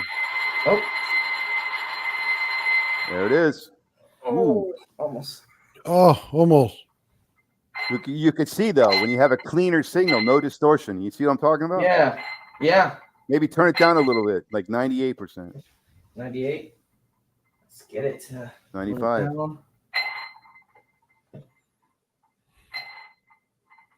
Because the duty cycle on that square wave might not be long enough, too. You know, the one that that I found online. Right. Then you ought to go into a thrift store near you and see what they got for cheap. Try spinning it hard one time, real hard. Spin as hard as you can. It sounds like you need to be up in a higher RPM spin to get it going. Or check out that Facebook market for one. Put some oil in there in the glass. I'm sorry, Lulu. What was that? Messy. That might get messy. I No, like Facebook market usually have just a tiny bit. You mean? So sorry, guys. Give me just a minute. Lulu, go ahead. like instead of a store. Keep messing with the volume, Ben. Turn it up and down. It's somewhere around there. It could be too loud. Could be too loud. That's what I'm doing. It is. It won't spin it when it's at maximum gain. I have to find that sweet spot. Mm-hmm. Huh. Start at 50% on your knob, on the amp knob, and you can go up from there. Okay. Now you're going counterclockwise. Yeah.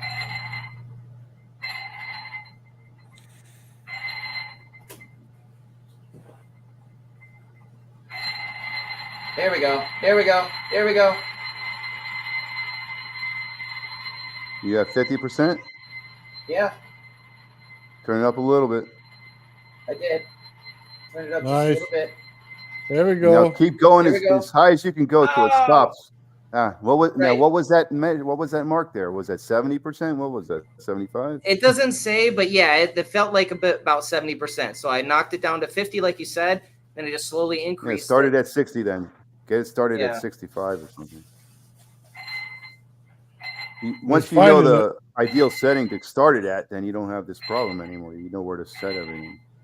Yeah, what I'm going to do is mark the little wheel here. Oh, here we go. Because they don't have an indicator. We're just going to slowly increase it a little bit. Slowly increase it. Look at it. It's making a nice ring. I can see it spinning. You're doing good, Ben. Yeah, it died.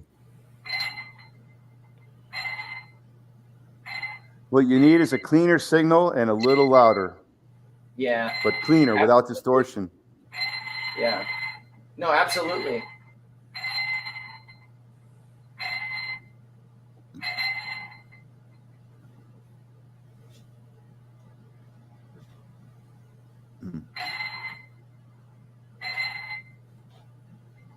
maybe I can find a way, another place to make the duty cycle, change the duty cycle on it, on the signal.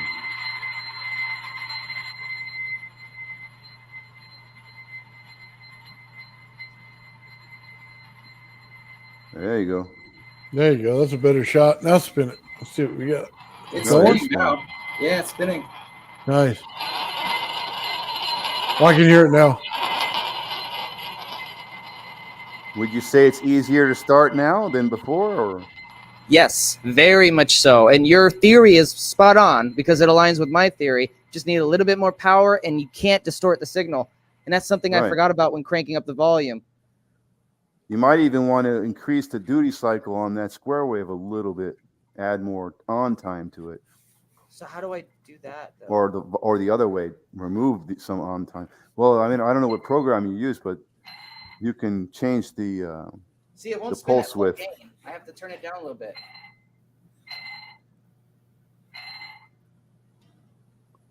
Yeah, no, because you're getting distortion. Your amp is distorting. That signal that I sent you is already at maximum. So as soon as you turn it up, that amp, Yeah, let's turn it down a little bit more because we're at 90 right now. yeah, you keep trying to push it. You find your setting and let it run. Let it get some run time in there, and the coil will start saturating with the field from that magnet. Right. So now we're not getting that much. Let's see.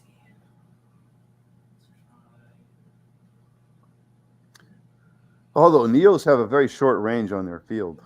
That's something to consider. Yeah, they do.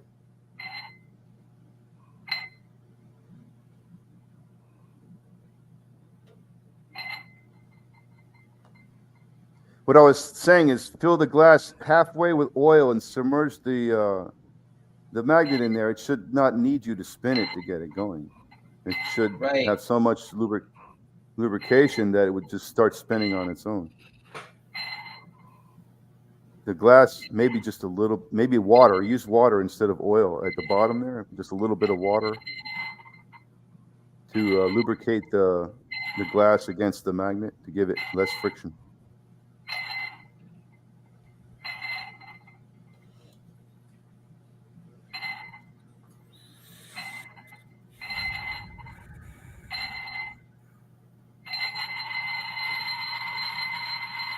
There you go. It's like starting a lawnmower.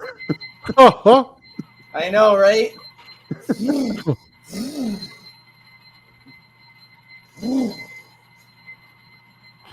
It's running smooth. Oh, It only stops because you mess with the volume. No, I mean, I didn't mess with the volume that time, but maybe You're I trying to bumped into increase. it. Right? You can't increase the RPM spin because. Well, no, I didn't touch the gain, but I might have bumped it. Is what happened.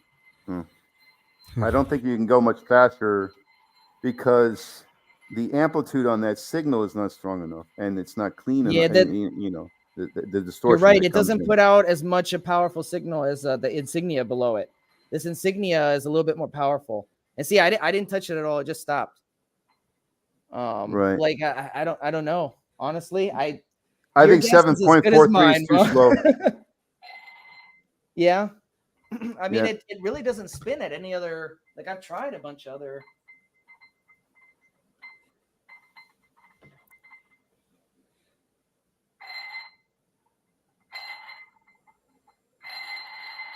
Yeah, see, that's 50% right there. I think it's too slow. On the gain.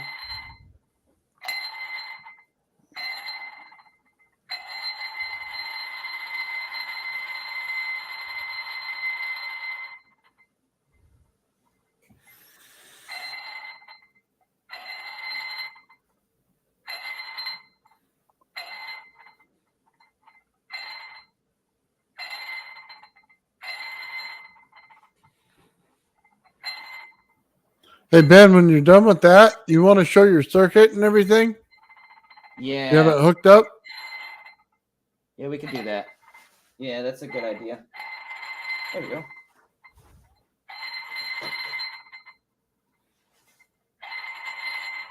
I'll spin it one more time. see if it'll last this time.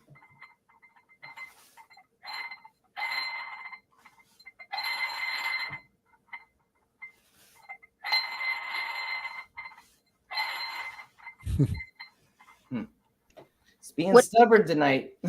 What if you need a stronger magnet? Maybe. You know, and don't these... Oh, hold on. There we go. Oh, sounds good too. Don't mess with the volume.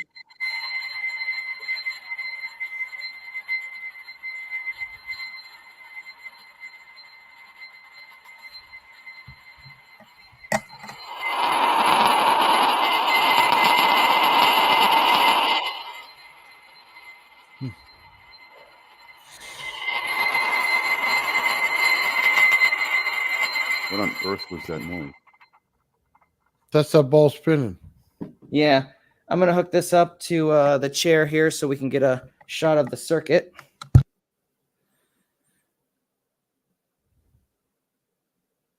Hey, Ben, So, have you had a chance You to didn't measure try the a watts sine in wave and out? or you know, I'm thinking maybe a square wave is not Yeah, the what? right one. Did you try any other Maybe. waveforms?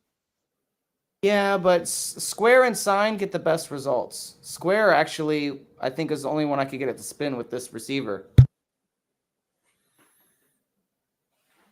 All right, Ben, we'll give you a minute to get in position again.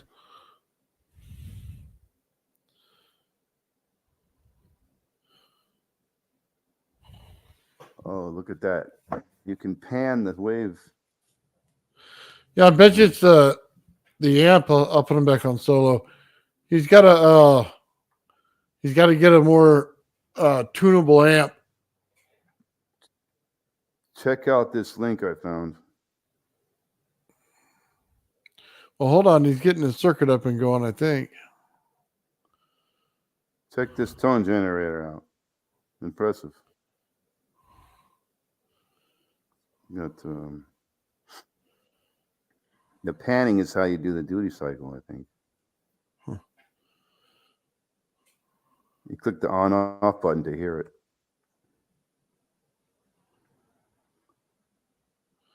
Okay, so he just reset his wires back to the original position now from where he had them before. So I see his circuit set up. He's readjusting something on his amp right now.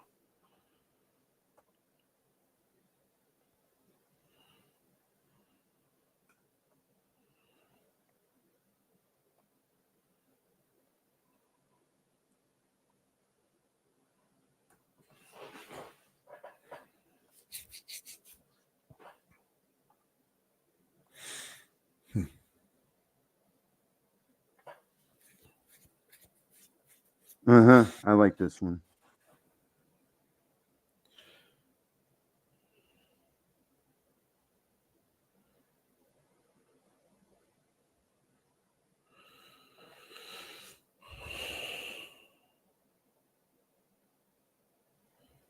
There you go. There's the circuit.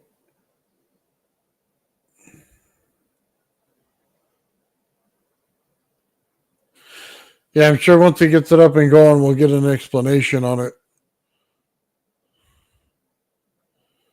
Ben, go to that link. Use that tone generator. This is the one you need. Well, he probably already has it set up for this demonstration. Yeah, there goes. There's his fan. He just got it kicked on. Oh, what's this? Something else? Yeah, he set up his over Unity experiment. So he's going to show us on his multimeters and stuff what's going on.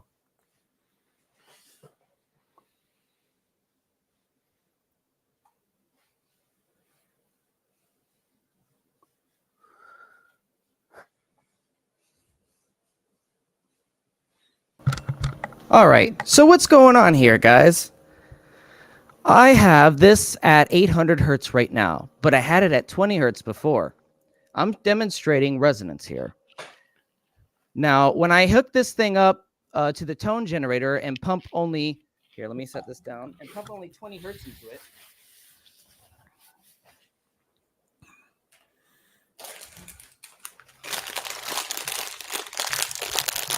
We immediately see the fan stop spinning, the lights start blinking dimly.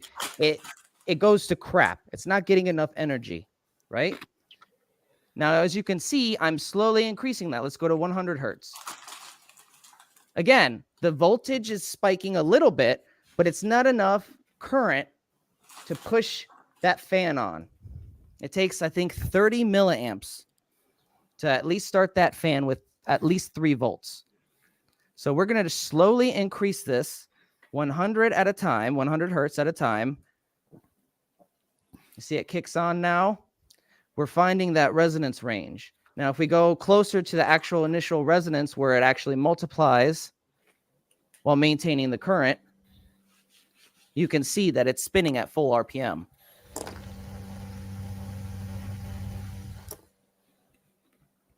Now, once I have the reference circuit hooked up, you can clearly see the distinction. One circuit will be chugging along in resonance. The reference circuit will be chugging along, and this one will be spinning faster. But while it's not in resonance, the reference circuit will be spinning faster.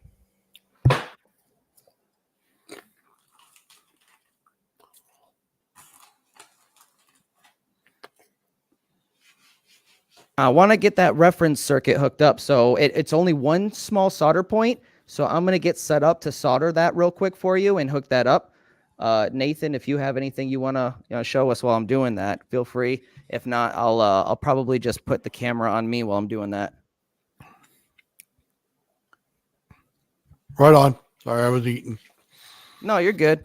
But yeah, I do want to get that reference circuit up for you. And let me check my email to see if Bernie or Mike from Faraday Research is doing anything. Said that we're going to take this Friday off. Oh, okay. Well, then this is a perfect little segue into next Free Energy Fridays. I forgot all about that. Thank you, Lulu. You're welcome. And tomorrow's APEC. You know. Oh, I think. Okay. Well, we might be able to cover some of that. Yeah, it's the first. I think it's APEC on Saturday, like every once a month.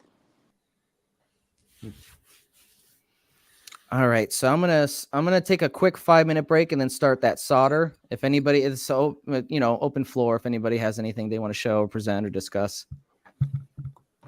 I do. I want to show you this generator here, how to set it for the north and south with the panning. I found a nice one online, and it has panning, so you can one side for the south field and make easier spin. Because the panning will be like the duty cycle. Is that you, Mike? You flipping around on that stuff? Yeah. Can you see it? I see I'm not flipping around. I see my nice logo on there. That's about it. I'm working on a magnetic motor, and somebody was asking in the chat.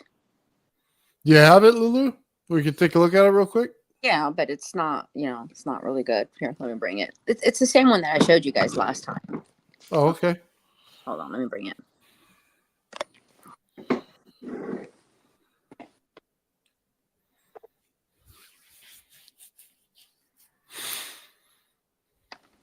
Ben, your mic's off again. Oh, I was gonna say let's let Mike present first, and then Lulu, if you want to show us what you got, you're more than welcome to. 10 seconds. I'll show you this thing, and I think you should use this one online here because you can. It's got no music on it, right, signal. Mike, there's no music on this. I can add it to the screen. Yeah, you can. No music. It's a tone generator.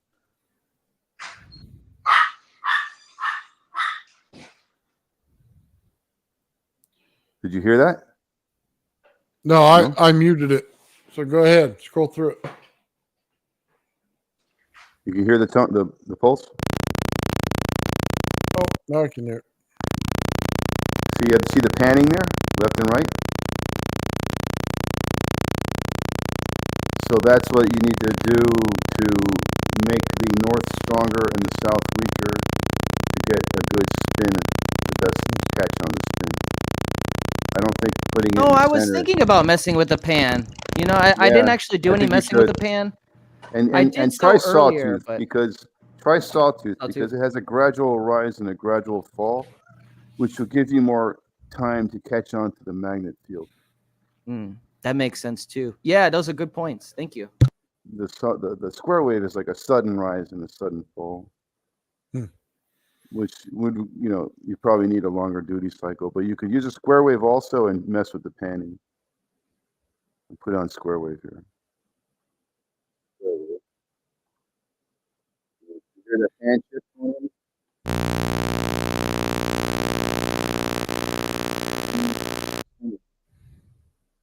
Really hear that?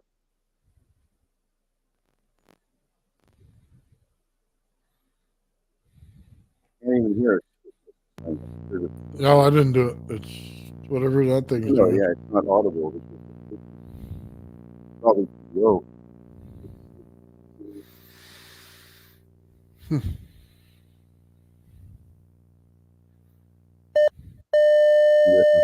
Oh, okay, yeah. Don't need to hear that in my ears. When you get down to lower frequencies, like let's say 50 hertz, you don't hear much of a pulse there, so it's not even.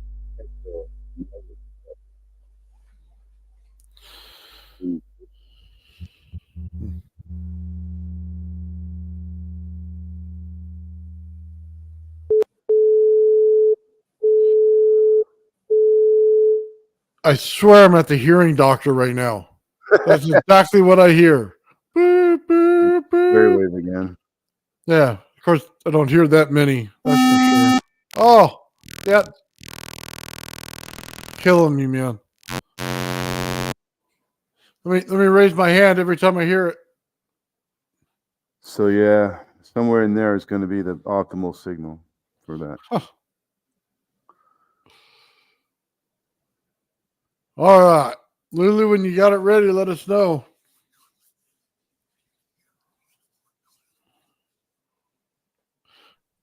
I'm working on it. Working on it. Okay. Give me. It's a lot of tuning. Yeah, well, if you're going to play with an amplifier, you better do it right, especially putting it through a coil. Every little feature you can get helps.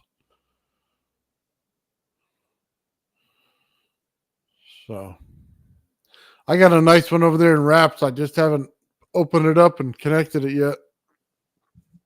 So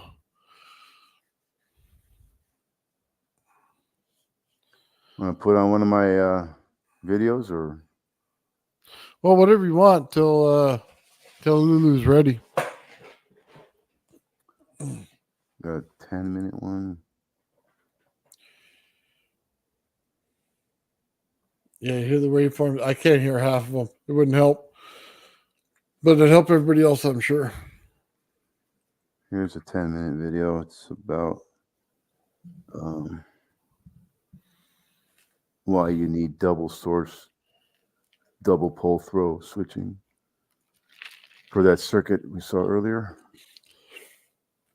Is that the one you built a little while back? I didn't build it yet. Not. I mean, I built something similar with single pole switching, not double pole. Okay. But it's it's built on paper. What have I got? I'm gonna build it. I'm putting it on paper, so I'm ready. When I go around to it, I have it on paper, or on video or something, archived.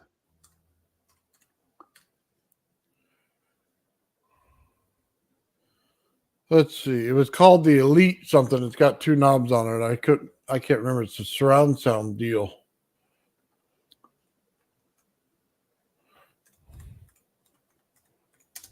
Well, this is what so far I have. Tell me if you could see it, or I need to bring it closer. Can you see Okay, that? give me 1 second. Hold on. Let me pull you all the way up so we can see it. Okay. Okay, you're good. Go. Can you see it? Yep. Okay, so it rotates, but I gotta figure out how I'm gonna station this. But when you, see, it moves, like it rotates a bit. I had a few magnets set up here, but I can't find where I put them. But those, like, it starts, I can rotate it by hand, and then it will stop, and then it will jerk back, and it'll just stop like that. So, but I got to figure out how to anchor this, see, in a position where we'll keep it rotating, you know? Mm-hmm. So that's what I've got so far. This is how my setup looks like. You would have to use a lever to drop the iron down in front of the magnet to pull it, and then bring the iron back up out of the way to let it keep turning Yeah. to the next I piece. have a magnet on the bottom. Hold on. It's like the V-gate. Longer. This is not a good holder. See this one on the bottom? Yeah. Yeah. That's your bearing. And these are like these like the cross that you see here.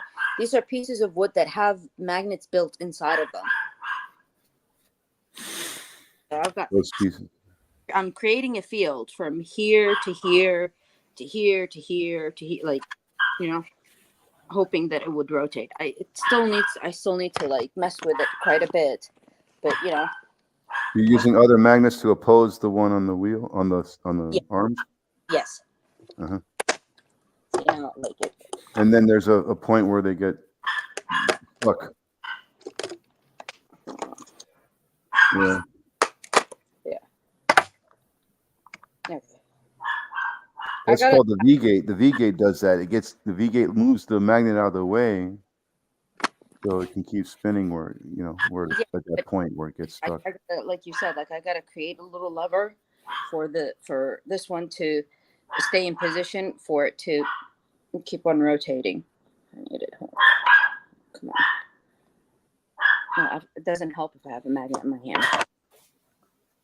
Are those north and south, or the magnets?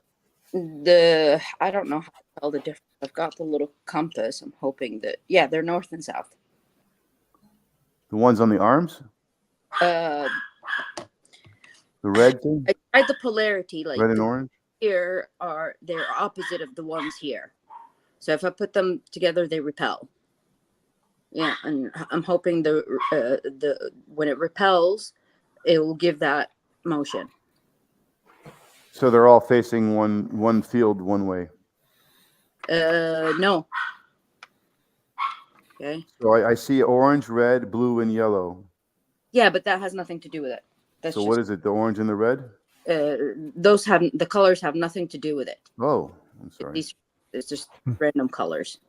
It's just like they're building blocks. I got them from my kids' toys. It's magnetic building blocks. Those are the magnets down below there? Okay, let me remove this. Those are magnets. Oh, that's just to show spin. I see. Okay. Yeah. And these here have magnets in them. You see, like this one? You see?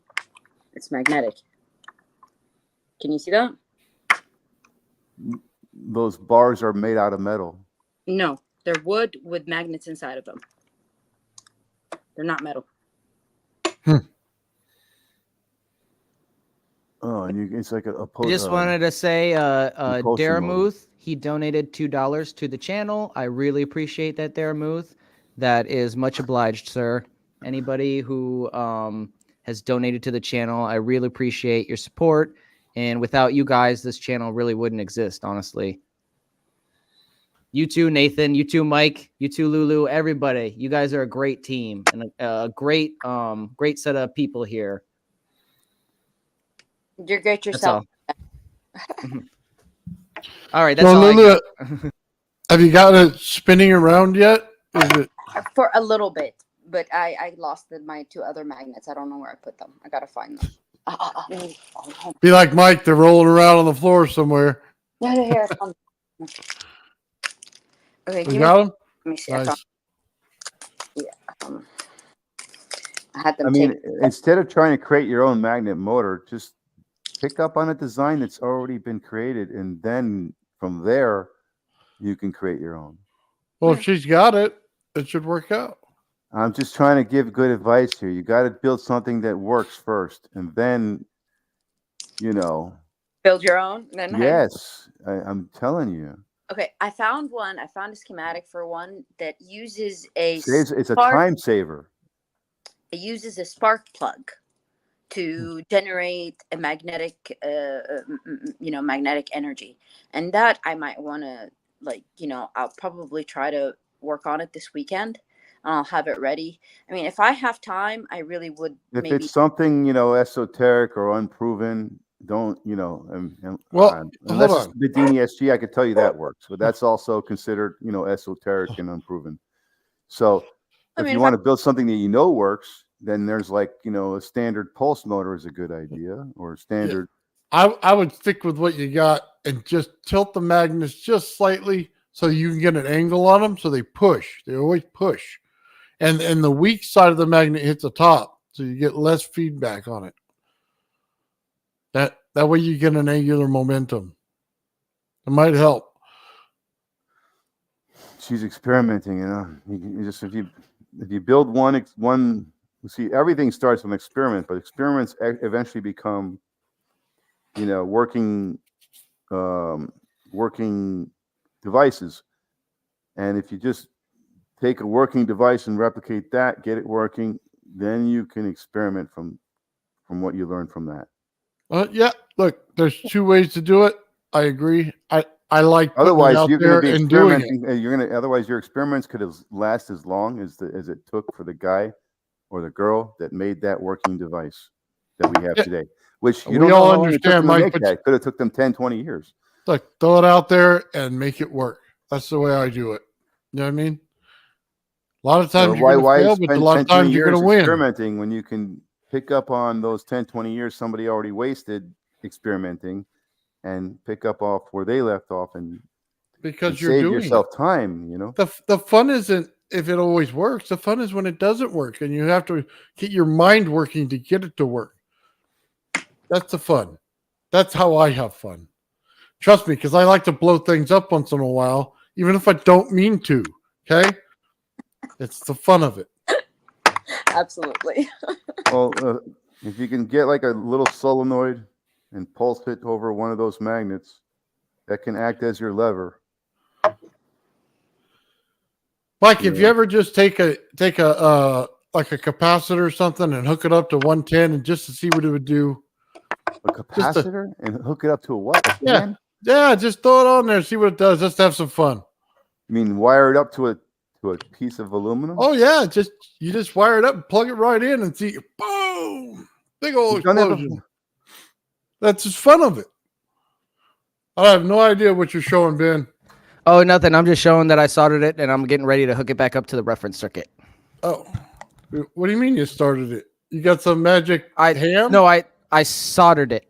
Yeah, see the black connector. See how tiny of a dot of a solder they put on there, and it just is really fragile. So I put a bigger dot on there, and it should be good to go. That's his load for the PoE coil. I thought he hooked it to his hand somehow and got the motor started doing some magic tricks on it. I wish. A little tidbit about me, if you want to know a childhood dream of mine, and this is kind of embarrassing, but I did want to become a magician when I was a kid. So I did mess around with magic.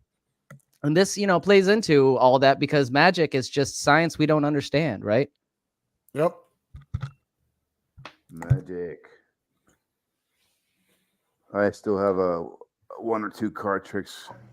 That reminds me, before I forget, there's a French gentleman, I gotta look up his name, but it supposedly after World War II he disappeared, but he did some experiments with transmutation of elements, and he supposedly transmutated lead into gold twice and silver into uranium.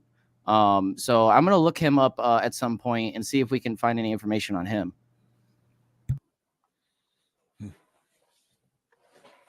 If you want to play that 10-minute video, I put it in the private chat. I was trying to figure out if Lulu got this thing going. Lulu, did you get it going? Still trying to work on it. I think I need more magnets, honestly. I think you need a solenoid. You need a solenoid I think Hold on, Mike. Let's take a look. I think I need more of these to line them up on the perimeter. Okay. It might help. I gotta get some. I don't have enough. I just have two. She's Yeah. going the magnetic motor route. 100% magnet. Yeah. Right? Right? Yeah. That's very hard to do. You need, you know, angles marked out and magnets, firmly, situated on those. I got a particular piece of angles. wood. I'm gonna try to mount it on this piece of wood and see if it, I think you would like the V gate. If you just put a north and south line of magnets shaped like a V, Okay. and then rest a bar magnet that fits that V over it, and you'll see the bar will just roll towards the tip all by itself. I think you showed me that once. Yeah, that's Yeah. called the V gate. Yeah, you Yeah. want to look at that because what you're doing now is actually that same concept. The only way to get that magnet motor to run is to use the V gate. Not necessarily to use the V gate concept, but that V gate concept will, once you see that concept and the basic fundamentals behind it, you'll see, oh, well, that's wow. And then from there, you'll be like, oh, I can think up another way to spin something with magnets using that concept, but modifying it. You'll see how you could take that concept and modify it, basically. What do you think if I surround the thing with a coil, like a turned coil? Would that amplify the magnetic signal? Surround what around the coil? The radius of the setup. Well, the coil needs a moving magnet, not a stationary magnet for it to be influenced by the magnet. It has to move through the coil, or around the coil, or by the coil, or over the coil. It has to move. It can't be. So the magnet, if the magnet moves past the coil, it will push the field into the coil.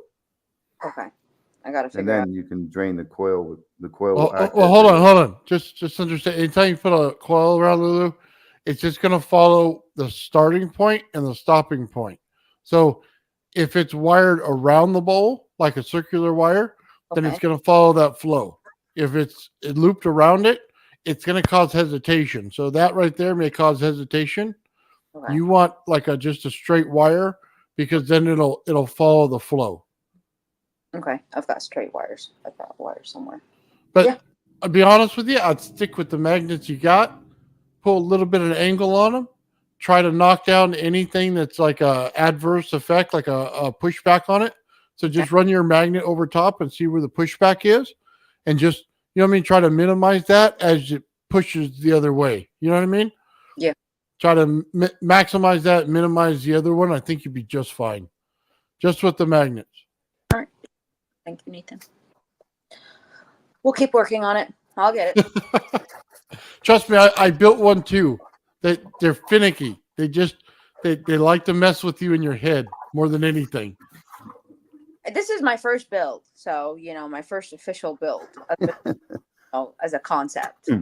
But like an actual physical one, yeah. I built something smaller, but it didn't work that well. I built this. I wrapped wires around the magnet. I have the paper clip just so I could hold it. Oh, okay. Yeah. Very cool. I really like what you're working on. Yeah, I like that one right there too. Yeah. So this one I wrapped two different kind of wires. I wrapped wires all around it, and then I on the edges all around I put another wire and I wrapped it another layer. I put this like metal bolt in here. I don't know. I was thinking to attach something so so it could rotate. Like it could have some kind of movement. So, but this comes off easily. It's not a big deal. Nice. Yeah. So that was my official first experiment. This one. So we'll see how that how it works. But yeah. I think it's very good, to be honest with you. You know what? Tinkering's half the fun. You really think this is good? Thank you. Yeah. Oh, okay, cool. All right. Yeah, but you can tinker with a known, a known working system, because that takes a lot of tinkering too, just to get that working. Sure. I will do both. How about that? I mean, right off the bat, get little magnets, but make a V out of them. One line of the V is north, the other line is south. Get a bar magnet and put the north of the bar over the south of the V, Oh, and yeah. the south of the bar over the north of the V. And the bar will pull to the V all the way to the tip. The bar will move all the way to the tip by itself. And then from there, you can, create V's around a rotor and spin the rotor with that V. The V shape is the whole. I'm telling you, once you look at the V-gate system and you see how it actually works, you're going to say, holy crap. I should have looked at this a long time ago. I should have listened to Mike. But I was so set on, experimenting and in coming up with something novel. Mike, all right, that's enough, dude. It doesn't work like that. She's experimenting, she's learning, and she's doing good. She doesn't have to follow everybody else. She don't have to follow everybody else. You know what I mean? It's not about that. It's just about experimenting and learning, and then bringing that to the next project. That's all you got to do. Well, the V-gate system is something I replicated, and it did work, and it does work. So if you're worried about it working or not. I will, to appease you, I will do the V-gate, but I'm still going to work on this one because I have faith in this one, I'm just saying the V-gate thing is so simple and quick. It's a quick build. It just demonstrates the concept that puts a bug in your mind that doesn't stop. The kind of bug you want in your mind. You want that concept to be understanding, because it expands your thoughts on how to use magnetism, the very V-gate system. And it did for me anyway. I do not look at magnets the same way, how to use them for momentum or locomotion after I saw the V-gate system, and not just saw it, but like understood the whole fundamentals behind how it works. I had seen it before and didn't understand it, but it takes a few days of looking at this V-gate system to understand it. But okay, Mike, hold on. I'll show you where I started. Bring it up. Okay? Bring up a video on the V-gate motor. Dude, we know what it is. Let me just show you something. This is where I started, okay? This is one of the very first projects I ever did. It's just a simple coil. You know what a V-gate is? Hey, Mike, please stop. We understand the V-gate. I'm just showing Lulu real quick what it is. So I started with this, okay? This is a simple coil. It's just DC, one side in, one side out, and it pushes the magnet. You know what I mean? Mm-hmm. And all it does is teach you about how the magnet flows and how it works. And you flip it all the way around the coil thing, and it'll change directions on you. So it'll go from north to south. So that's my humble beginnings right there. That's one of the first projects I ever did on my channel. And simple. Yeah, real simple. That's it. And kind of like, you know what I mean? Just work with what you got. You know what I mean? And just experiment. That's what I always say. Just, you know what I mean? Try something new. This was just one of those, that plumbing stuff you use to put on the pipes there before you put it on. I forget what it's called. The white stuff. Those, yeah, I know. Teflon. Teflon. There you go. Has the white tape on it. Yeah. That's all it was, and it was just some cheap magnet wire. Just what I had laying around. Okay. So that's my humble beginnings. That's where I started, and then I started blowing stuff up with high voltage. Right after that, but. Yeah. Thank you. I do like the magnet motor though. I want to see you get it going. I really do. I do too, because it's gonna be cool. Like, the second it goes, it's not gonna be very powerful, but I just want it to have a little bit of motion. I want it to rotate, even if it I want it to rotate, even if it's really slow. Just wanted to get it to rotate. I absolutely agree. I want to see it. Make sure you tape it. Weeks, let me know. Yeah, make sure you take a videotape of it. I'd love to see it. Definitely. I don't want you to spend years trying to get it to rotate. That's at that point you need someone on the outside to help, get this figured out. And because you don't want to spend more than a couple months. And at that point, you need to make a phone call or ask a question or two. It will be part of it is do it, see it, watch some videos on it, get a little more understanding, keep going. That's it. We're all good that way. You know what I mean? And we're all here to support you. I might, you know what? I might even take one up myself. If it's all magnets, I might, yeah, all magnets. I got a bunch of magnets. I got a whole side of my toolbox is full of magnets from every motor and generator I made. Man, I got a ton of neodymium sitting over there. Might as well put them to use. I gotta start somewhere. I gotta have some form of energy extracted from the 0 point into something that creates motion without having to plug it in or without a battery. So think of it like that. Give me 1 second. I'm going to show you an absolute failure that was like a bigger project for me. So I'll take off my headset and grab it real quick. Lulu, with the magnet motor, you could do 16 magnets on a wheel, 22.5 degrees separation, 22.5 degree angle. That's how they do it, these magnet motors, stuff like that. They put all, if you multiply 16 times 22.5, you get 360. Whoa. So God, I'm trying to get a handle on this. Oh, look, you could do other angles, more than 22.5 with fewer magnets. So you can see it. I got a bunch of magnetic coils on the outside. I was trying to get a good picture of this. And on the inside, it spins different. And I don't know if you could see it in there. It's got a bunch of neodymiums in there. I was trying to make a motor. And then I have a ring that goes in there that replaces this one. And it's all aluminum. I was trying to get an eddy current going. So you can see the elaborate nature of my complete failure, by the way.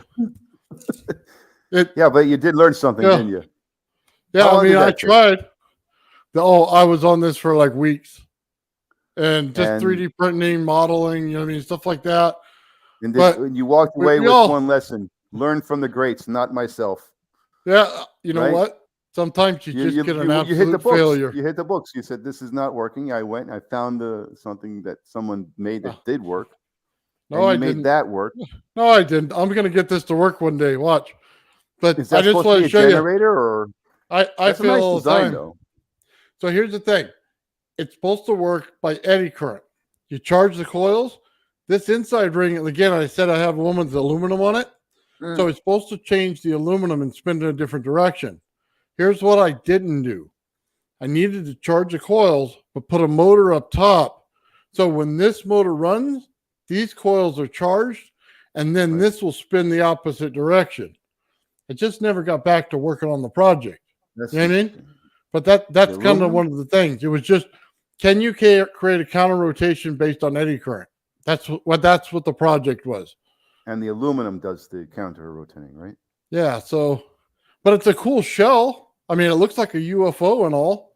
You know what I mean? What turned you on to using aluminum to pick up on the eddy current opposite eddy flow? Well, the whole reason for the aluminum is Otis T. Carr's OTCX1 uses eddy currents and counter rotation. So it was kind of to do that, but again, I didn't do enough homework to do it. So it was an Otis T. Carr type of modification experiment. You're just I just wanted to see the eddy current effect. Right. That was it. So the outside one way, the inside moves the other way? Yes. Okay. Yes. What the coils on the outside are to generate or to, right? So you power the outside coils and then they create a field in one direction. Oh, just to create a field, but not to spin nothing, right? Just to make a field. Right. Well, it'll just heat up the coils, and then the eddy current that's supposed to be on the aluminum disc on the inside, that should spin the opposite direction as this one gets its full speed. So that was the whole thing there. But like you can see, you can put all the best work into it, and you still end up with, like me. Well, those are nice. That looks like a nice generator to me. It looks like a cool car ride. Yeah. like one of those UFOs over there at the, you know what I mean? Yeah. That'd be cool. Suck you up to the side.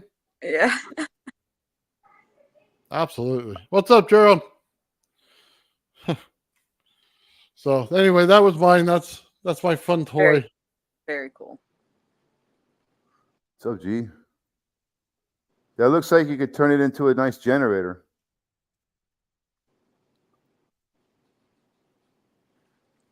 What happened here? So you looked at the V-gate, Lulu? No, I was talking to you guys, not yet. But I know what you're talking about. I've seen it before. Keep looking at it. I'm telling you, I was looking at those V-gate videos for 3 months before I understood the concept. It's okay. I didn't really investigate. I was just looking at it, trying to figure out by what I was seeing. But it took a few good animated videos with very well done to show the concept. When you get to a certain video that shows you exactly what's going on, you'll be like, oh. It's like an attraction motor. It's like it works off attraction. Everything's moving on my little table. The magnets, there's so many magnets here. But I don't think you can have enough magnets. What happened to the host? He's eating pizza. What?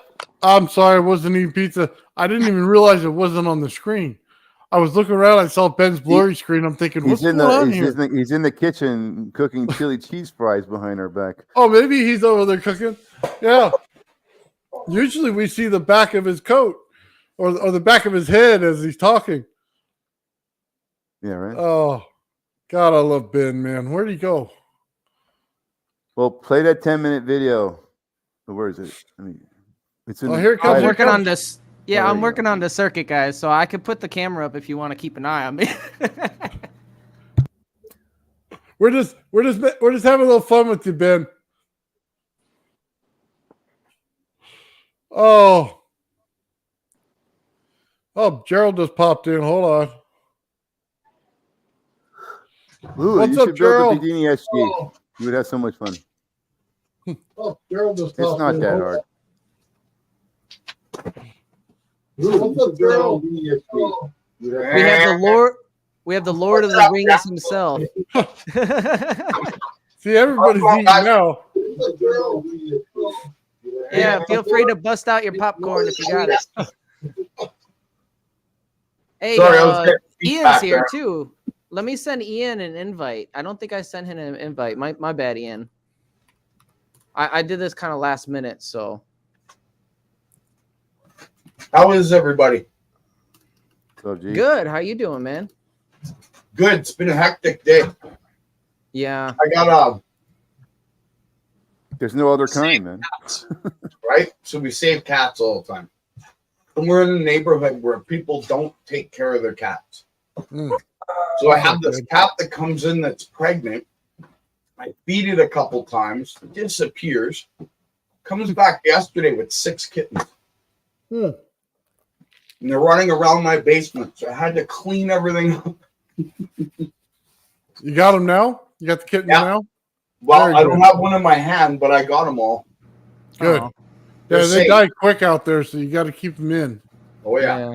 No, you won't have. No Oh, other. I put something in the private chat. I can't find Ian's email. If anybody has it and can send it to me. Sorry, I'm chewing on licorice. I had a rat problem and a mouse problem. I got some cats. That's done. I found a dead mouse on my driveway today. Itty bitty dead mouse. Yeah, they cross the road. Sometimes they get No. scared by the car and they get a heart attack. No, on like my parking driveway, on that like to the house. I found it. It's the heat. Mice don't live long. Well, it was raining for the past 3 days, so I don't know. And I have They're the cutest little animals, but they'll shit up your house and excuse my language. They'll stink All right. up your house. luckily I don't they have. get in John, there. Ian, I sent you both the stream if you wanted to be on. The rats. Sorry, too. guys. Go ahead. The mouse. You're on makes a top little of it. I hole. was trying to do that myself. Thanks, Nathan. You're Sorry. welcome. Here in Houston, like we don't have that problem as much because it's really hot, and they don't like being in the attic or anything. 1 or 2 cats will put Yeah, into 'cause that. Yeah, because it's really hot here, so I don't think they like the heat too much. You just got to know how to clean up after them. I've got more cats than I probably should, and I won't admit to how many I have. because, like I said, we save them. We've found so many homes now, I've lost count. But if you keep it clean and you change their litter box, there's no issues. You got to have them fixed right away, though. You can't play around with that. You don't Right. wait. No. I've got You two. know, I screwed up there. I prefer dogs over cats. Oh, I have too. But I've had cats my whole life. I've so many kittens, so many cats have had kittens in front of me. It's insane. So Man, I had cats my whole it's just nuts. when I was a I don't kid. know why. I'm They're familiar just with, I'm familiar with that insanity. Yeah. It's like 50 cats running around all of a sudden. Yeah, I have, like I said, I don't want to admit how many I have. Might get myself into trouble, you know what I mean? Are you guys the cat lady? No kidding. Yeah, unfortunately. It's true, you got to get them fixed. They breed and breed and breed. My whole family, yeah, we fixed them right away.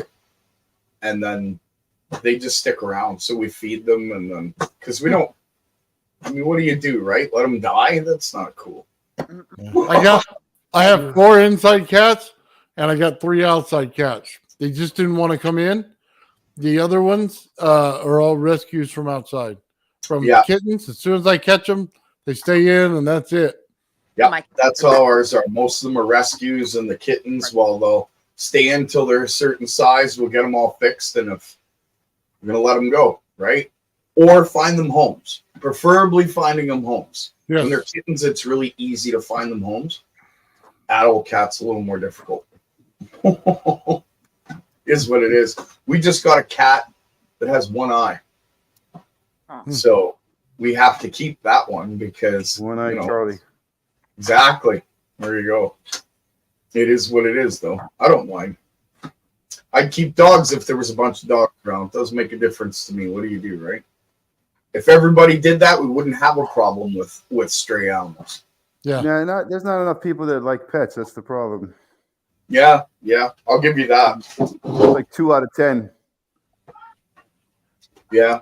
They're a responsibility, you know, and the younger generations. If everybody got one dog and one cat, that's it. There's no homeless cats or dogs anymore. You gotta take them to the vet. You gotta feed them. You gotta play with them. Yeah. I'll give you that. It's a responsibility. Then you can get like a bat and like a snake, a cow. No. One of everything. I want a milk cow. That would be awesome. No. Make my own cheese and hell yeah. Even my coffee. No farm animal. Oh yeah, I want some chickens too. I mean, I don't mind chickens. Yeah. Or turkeys. Good eating. You know, in the city. Healthy food. Allowed in the city to like my neighborhood, you're not allowed to have any farm animals. You know. Yeah, mine neither. No. Yeah. But we have access to a farm, and we finally convinced them to be able to take on chickens. So it's just a matter of building the coop, and then we're going to move forward on that. So we'll always have eggs for free. I owned a horse one time, and I never got to ride it because I bought it. They were going to put it to sleep, and I felt bad for it. So I said, okay, I'll buy it, you know, until it lives out its natural life. And, you know, and they kept it at their barn, like the people that sold me, and they would send pictures of it, and I paid for its, you know, for the stable and for all that, like for 2 years. And then one day they called me and they said, you know, the horse passed away. And I said, okay, all right, thank you. Nice. Well, you gave it its natural life. Yes. Yes. How long do those animals live? Natural life, and you know, and they kept it at their barn. People that sold me.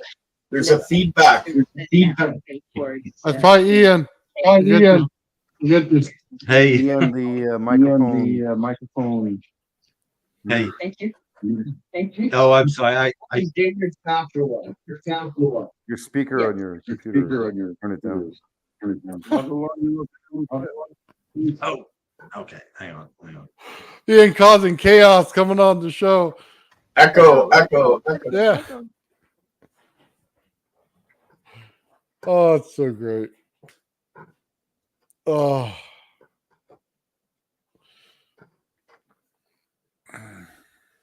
You get it fixed, Ian? Yes. Okay, very good. Yeah, I was trying to clean up my computer earlier and I destroyed some apps, which was obvious, which were, yeah, I know. I'm sorry. I'm sorry. Hey, hey, yeah. So cats. My wife was driving down just like State Route 16, and they saw something in the corner of their eye, and it was just like, whew. Yeah. Can you hear me? Yep. Yeah, we Okay. all hear you. All right, but my camera's not working at the minute because I actually.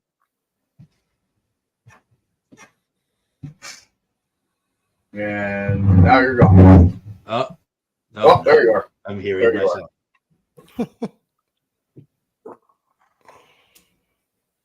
Still Cats, there? the good thing about cats is if you got enough of them in your yard, every time you walk outside, if somebody's in your yard, the cats will let you know. Yep. And I have no mice. In No. fact, I have a cat we named Angel, and it's wild because the reason why is because she has an angel's wings They're just on as good as her dogs, back. right? And the color, and it's all colored, right? Like it's gray, and she's a black cat, and then she's got, it looks like an angel's head on the back of her head. It's awesome. And when she catches mice, first time she did it just freaked me out, I tell you. She catches mice and she'll bring it into the bathtub so that in the morning when I'm going to the bathroom, she can sit there and get my praise because she caught a mouse. Yeah, they Yeah. want you to see it. I caught a mouse. Yeah, exactly. It's crazy, man. My dog So like happy. Go ahead. my dog likes to kill cats. Like if accidentally like she bolts out, like escapes from the backyard. Like one time she killed a cat in the front yard, like right in front of me. Oh, And there was Bummer. nothing I could do to get her to unlatch her jaws. You gotta watch out for that. Yeah. So, I that can was spread to another animal or even a person. no, she's very friendly to people, but her nemesis are, she like hates cats.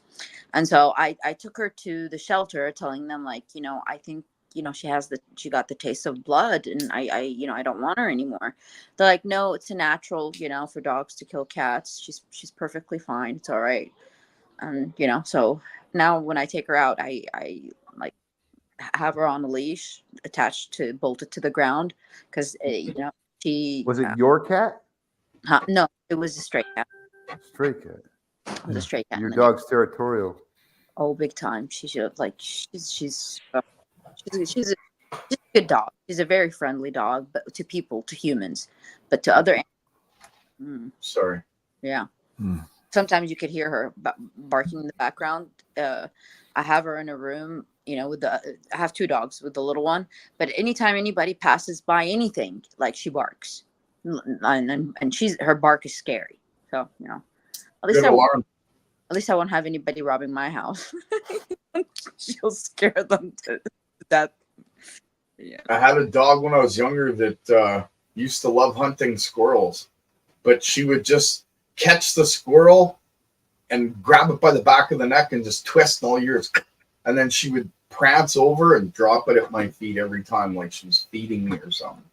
Hated squirrels because they'd get in all around the roof and she couldn't get it. She'd sit there and bark at them and they would just annoy her, right? And I looked into it and apparently, yeah, that's perfectly fine as long as she's not killing 30 a day, then but that's when I was young, right? I don't know how it is now. My dog doesn't eat cats, but he'll eat everything else. He'll eat lizards, turtles, and everything else. He already killed my own lizard. Pulled it right out of the cage by the tail and ate it. I'm not like that sucks, dude. That sucks, but guess he was hungry. I mean, I don't know. I got nothing on that. I adopted him. I think he was eating. That's how he survived off of iguanas. Oh, maybe that was his survival food, and for him it was just normal. That makes sense, actually. But you can't eat iguanas. It's toxic. He's Really? got like a skin condition now. Never knew that. I think it's toxic because the skin of the iguana, which he was eating too, the green part. Mm-hmm. So I missed a whole bunch of this live because I was busy doing everything else at my house other than watching the internet. So if I had known, I would have popped in. You guys do a bunch of science. I noticed that Ben's Lulu having was, amplitude doing issues. some experimenting. That's awesome. Yeah. No offense, Lulu. I hope you failed. And I don't mean that in a bad way. Wow. I did. Hey, listen. Failing is learning. I failed so many times. If I wrote it down, I'd have 300 binders. There's no way to fail at your own Really experiment. good. Like, no, I don't mean that as an insult. Oh, I know. Like, One of my favorite words is fail, and it means forward, always in learning. I heard you say that one time. I thought that Yeah, so I love it. Like, wait until I've been looking for my box of coils to show Nathan. The first coil that I made, oh my gosh, you would have went like, you know what? I think you need psychiatric care because it was horrible. It was horrible. I gotta show it to you when I find it. So, yeah, I just want to say that I'm really happy you're doing experiments. That's awesome. Thank you. Did anybody else do any experiments today? Yeah, Ian was on. I'll show you what he was doing. Oh. That's his new setup, Gerald. Aha, 36 points. Yeah, I think 36. And the other one's 24, I think. Yeah, that's what it looks like. That's what my brain tells me. Maybe I'm wrong. Maybe I'm right. I don't know. Here. Yeah. 36 and 24. Wow. So is that the new You can the count new like coils that are being built? Yeah, he's going to be working on coils on them. That's what he was saying. I read your email just before I came on the show. It'll take me Good 5 minutes to design. count that. Hey Nathan, you're getting into it too. That's No, hold on. Let me show you because I figured out how to work my CAD program to help me. So okay. But there's a little thing I didn't. Well, we'll get into it later. well, I have a question because there's going to be some stuff that I need to know. So You might but follow you could tell me now or you could tell me later, either one. I just want it before Wednesday so I can wind it. So this right here is the mandala I was working on, right? Yeah. So each one of the heads on the outside represents where the post goes. Okay. Yeah. So watch what I did to it. So, okay, this is probably the other ones. You get to the beginning of it. Oh yeah, okay. Hold on.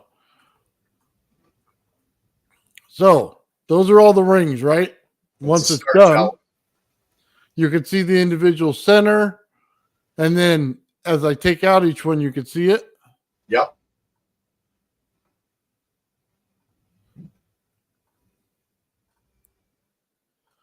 So we're starting to get a pattern going. Mm-hmm. So it's not geometry based like yours is. It's just based on how that mandala was built. Yeah, but the geometry it's based on is patterns, in a sense. Okay, explain. So it's interwoven patterns. It's two of them, right? So it's a mandala, but it's like a layered mandala, right? Yes. Yeah. So it's got 9 layers. That one does? Yes. Yeah, that one actually, this is really wild. There's a guy out there by the name of Mike Powers, and I brought that coil up before. I was looking for it. All the small coils are in one box. When I find them, I'll show them. But that very design, that's why I said that looks like a star chalice. Mike Powers built it, and it's literally 9 layers. And it has a very small hole in the middle, and it's star chalice. So you're right on the edge, man. I'm telling you, you almost got it. But there's some tricks I'll need to teach you later on once you start winding. But I ain't teaching them to you until you wind your coil. Until I what? Until you wind your first coil. Well, You guys, look, check it out. So I found all the geometries, okay? the Yeah. squares, the triangles, the pentagons, all of them. The only one I didn't know, do you put the rectangle in there? No, No rectangle. Okay. rectangle.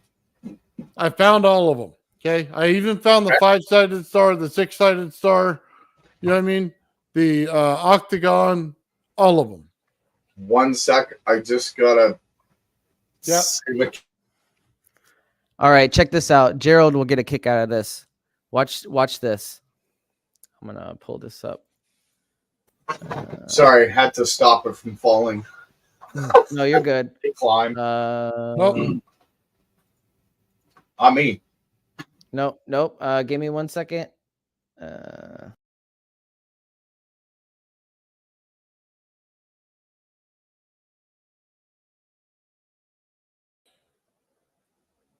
Wow. Hey, Ben, just go over to the right and click the dots and hit solo layout.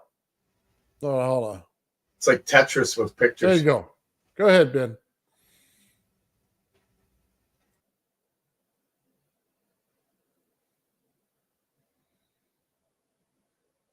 So just to answer your question, Tammy, I'll know before Wednesday when we do our live show. I plan to have my first coil done by then. Hell yeah! I mean, that would be awesome. Hey, look, I was up since 1 this morning doing geometry, okay? I got it figured out. At least most of it.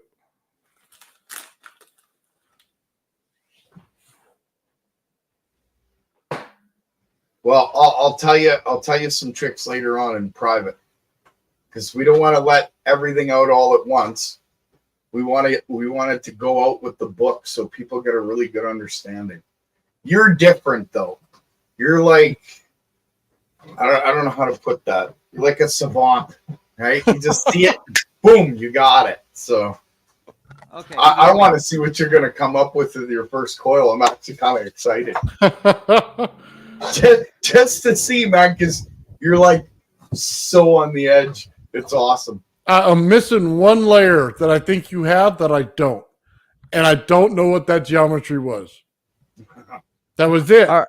Trust me, I got the whole picture sitting there on my laptop or on my computer here. It's right in the background as I'm building each layer, figuring it out, crossing, flipping 180. Trust me, I'm missing one. I can't figure it out yet. I will. All right, guys, gonna check leave this it out at real that. quick. Can you hear me? Yeah, go ahead. Okay, so I was testing the reference circuit. I have it hooked up to the Rodin coil. So the Rodin coil is going from it's going the stereo up receiver to the Rodin coil output to the reference circuit that I was testing. So as you know, it's not on, but as you know, the device probably is still receiving a very, very, very tiny amount of current or voltage or whatever, right? So you can see the reference circuit that I have is got the resistor disconnected and the 3 LED lights are not on. But as soon as I touch the other end of that resistor, it's amplifying the energy and turning the lights on. Watch this.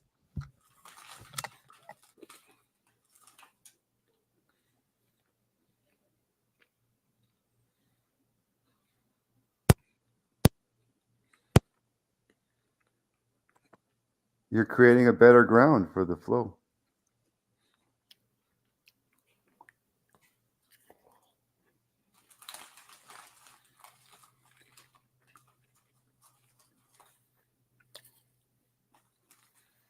Is your circuit grounded? What I can't figure out is I can't get the reference circuit working with the right channel. So I'm still having to tinker with that. But I just thought that was pretty cool. I could close the circuit and you could see the light turn on.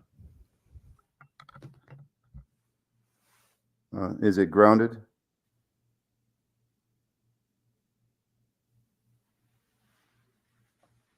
Yes. Your circuit's grounded? Yes. Have you verified that ground? Well, I tested the ground. I'll tell you how to do that if you want. It's grounded through the outlet, right? Because you have the stereo If you receiver. want to know hooked how to up the verify that circuit. ground, I'll tell you how to do that. Okay, but honestly, to be honest, the circuit, the electricity or the electrical wiring in this apartment is very old. That's what I'm saying. I can explain to you very simply how to verify if that ground, the third prong at the bottom, the circle hole. I think it's 3 prongs, right? 3 holes. You're in Canada? I don't know. No. It's 3 holes. Yeah, it should be. So you have the ground. The third hole is the ground. So you could test that ground by. You have the 2 other holes. Are they the same size or is one bigger? I'm sorry. Say that again. You have 3 holes. One is ground at the bottom, and the 2 that are at the top are the power. Are they the 2 holes? Are they the same size, or is one bigger? No. They're the same size. Same size. So it's 2. You're in Canada? No, I'm in Michigan. Michigan. So it can't be the same size. One slit is a little shorter. Are you sure? Let me see. Look closely. You need more light in there. Oh yeah, you're right. Oh my God, Mike, you're absolutely killing me over here. What? You're right. I Anyway, never take noticed your that. voltmeter. Are you listening? Yeah. Take your Guys voltmeter. playing with the holes. Take your- Enough of the jokes, Stephen. Put the voltmeter on AC 120 volt setting. Put one prong in the ground and the other prong in the smaller hole. That's your hot line. And if you get 120 volts, that ground is working good. If you don't, if you get less than 120 volts, like 90 or 80, your ground is probably no good on that plug. That could cause a lot of issues for the circuit too, by the way. Well, the problem is this only goes up to 10 amps and then it blows. No, you don't need amps. You just need 120 volts is what it should read. Okay. As long as it doesn't blow my fuse. Put it I'm on good. volts, not amps, volts. 120 AC volts. This should be good to 250 volts. So we should be okay. Right. So now put one prong in the ground, the other prong in the smaller hole, not the bigger one. The smaller. Does it matter which one is which? That's a tough question. It kind of does matter, but anyway.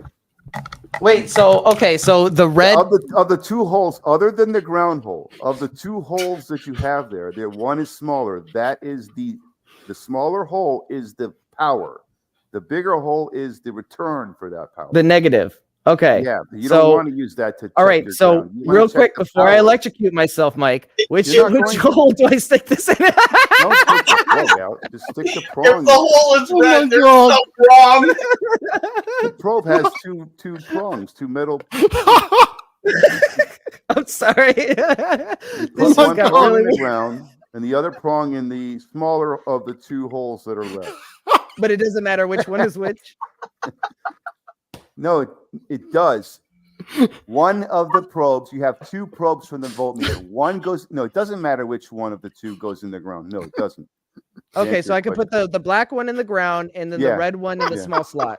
Yes. Sorry, I Okay. misunderstood you there. No, it's okay. We're talking about putting things in holes. Yeah, easy to get confused. Mike prefers a certain one. So yeah, if you don't see a 120 volts right away, just wiggle it around till you get a good connection. You should see either 120 volts or like less than that, like maybe It's just 100 too volts. easy. Yeah, 120. Okay, your ground is good. You just verified it. It's good ground. Nice. Now, just so you know, if it read less than 120, like around 100 or 90 or 80, that ground is no good. Oh, Right. Okay. It was actually slightly above 120. So is that normal? Yeah, you're It's good, like you're good. 120.3. The ground Okay. is good. Good. Awesome. Just make sure you're firmly connected to that third prong into your circuit, Right. and that right. Hey. Enough of Oh. talking about the holes. You got it. You figure you know how to do it now. So you can check all the grounds too, like that. By the way, on all your plugs, you want to do that. I appreciate that, Mike, because I was trying to figure out how to accurately test the ground, and That's I how you almost do it. electrocuted myself. like Oh like my this God. was months ago when Just don't I was check starting all the holes. yeah. If you were to put one prong into ground and the other prong into the return, you wouldn't get anything because it's not source. You're not hitting source. You want to go from ground. Oh my From God. source to ground to get a read. Oh, No, that makes sense. If it's not properly grounded, you're going to be getting a loss. You're right, Nathan. yeah. I'm living right now. I'm barely breathing. I'm wiping tears over here. I'm telling you, that was the best. Mike's best segment ever. I swear. That was awesome. Yeah, ever since high school, I would say things that are ironically funny. You know, I wasn't trying to be funny, but that's how it came out. It happens to me too, Mike. So I just laugh anyways. I'm stern, you know. I Well, if we won't. can't laugh at ourselves, who can You we can laugh all at? you want. It ain't gonna stop me. Exactly. You know. Hey, remember that terrible analogy I made with Bernie? I'm like, hey, I'm like an empty trash can. Just put all your experiments. And I'm like, wait a second. I didn't think that analogy through. No, not at all. Yeah, Bernie's Yeah, a little that funny sounds too. bad, Yeah, man. you got an interesting sense No. of humor there. It does sound bad, but I didn't mean to say trash can. I meant to say like a file cabinet or something. I don't know. Oh wow. Man jokes. Oh. You gotta have jokes. Life's short, man. When You you- gotta laugh. Gotta When you're laugh. speaking off the cuff and you don't have a script in front of you, like some of these, actors, yeah, stuff like that happens. It's like calling Yeah. your teacher mom. People do that. Yeah, I called my teacher something else by accident. Didn't go over well. Oh my God, Mike. I am literally going to ask you about electrical questions next time you're on air. You can just. Oh yeah, I'll tell you about like Dude, no, how to oh, plug things in. I was wiping tears from my eyes the whole time you're talking, man. That was the greatest ever. Plug things in and play with the wire. I mean, You start plug it in, then you unplug it, then you plug it back in, then you unplug it. wiggle it around. It's kind of a cycle. No, don't touch this hole. That's. And if the hole's red, there's something wrong. There we go. Well, in Canada, it's two. There is no 110, right? Oh Gerald, no, but there's a lot of holes, I'm sure. Yeah, you guys are stuck on that now. Great. Okay, we got I'm the sorry, I'll record. get off of it. Oh, bad phrase. Oh, It was a bad resistor, guys. The resistor needed to be replaced. All right. I'll stop. oh, I just didn't like the placement. Oh. Wow. In Canada, I don't think they use a return. It's just 220 to ground, isn't it? No, there's a return, but it's There's a 110. return in Canada. Yeah, they do. Yeah, it's just 110 though. Oh. Oh, it's not 220. No, well, it's 220 from the Canada pole has to the 110. house, right? It's 220 from the pole to the house, but generally, most houses are wired for 110, and you only use 220 for your dryer. It's like No, you're in so the States, same but as if you here. go to like Europe, it's there is no 110. It's all 220. And it's Pretty much. single phase 220, single wire.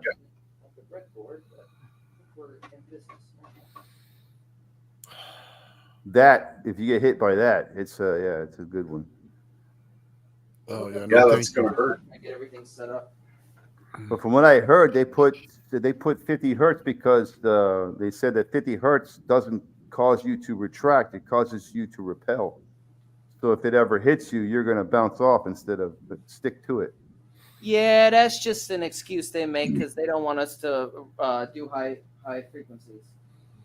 No, Mike's No, I'm not talking wrong. about 50 hertz and 60 hertz. The difference is, few differences. One is the 50 hertz is more efficient, I heard also, but it causes you to push away, not pull in. That's Yeah, your that's first. not BS. I thought I was just making that up. So they're like, oh, I don't test these. No, high it's not frequencies. BS. It's not. It's I- true. what are you trying to ground anyway? I'm not grounded nothing. Oh, There was well, one electrocution that My I know of attention is grounded. on a 220 grid in Bulgaria. But that guy fell on top of the wire. He fell from the building on top of the wire. So there was no way for him to bounce off or to repel. His whole body was resting on the wire. So yeah, that guy died because he could. There was no. If you're standing on the ground and you touch 220, it's going to push you, throw you back, because it's 50 hertz. But the 60 hertz won't throw you back. It'll startle you. You might throw yourself back, but not the signal itself won't. Yeah, you're actually not wrong. It gives you the ability to pull your hand back really quick, whereas 220 will chuck you across the room. Yeah, I've been shocked by 60 hertz all day long. I've never experienced any push from it. It's always pulls you. You can feel your hand actually jerking in when it grabs you instead of pushing away. You got to watch those terms, dude.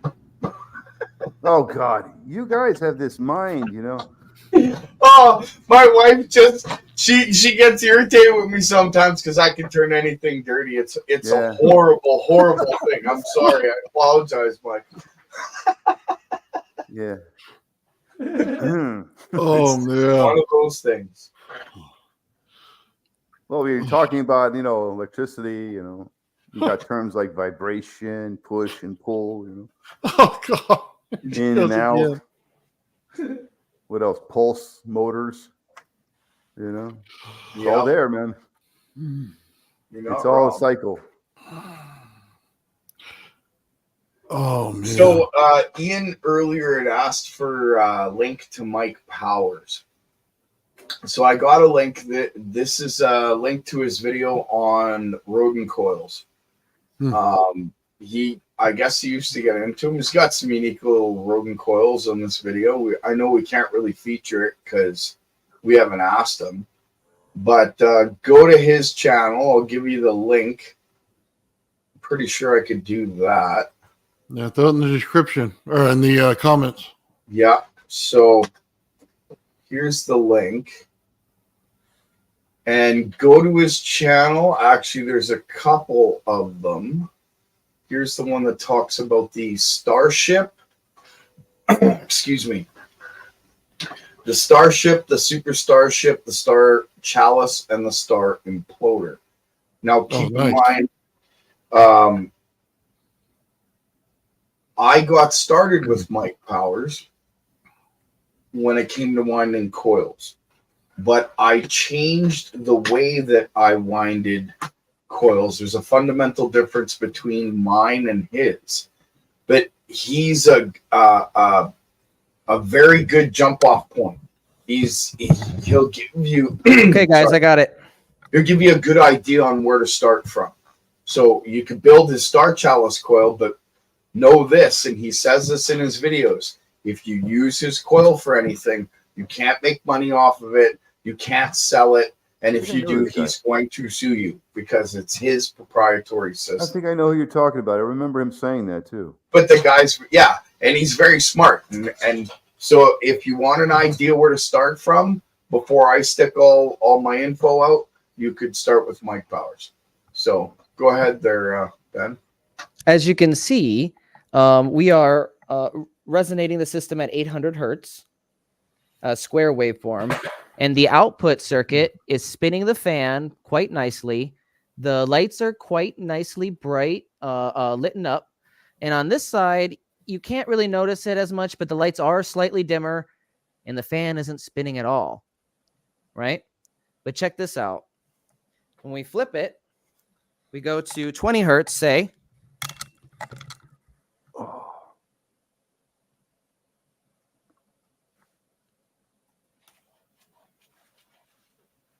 As you can see, the fan stops. And we have, it's hard to tell, but roughly the same on either side, maybe a little bit less dim, or maybe a little bit more dim on this side.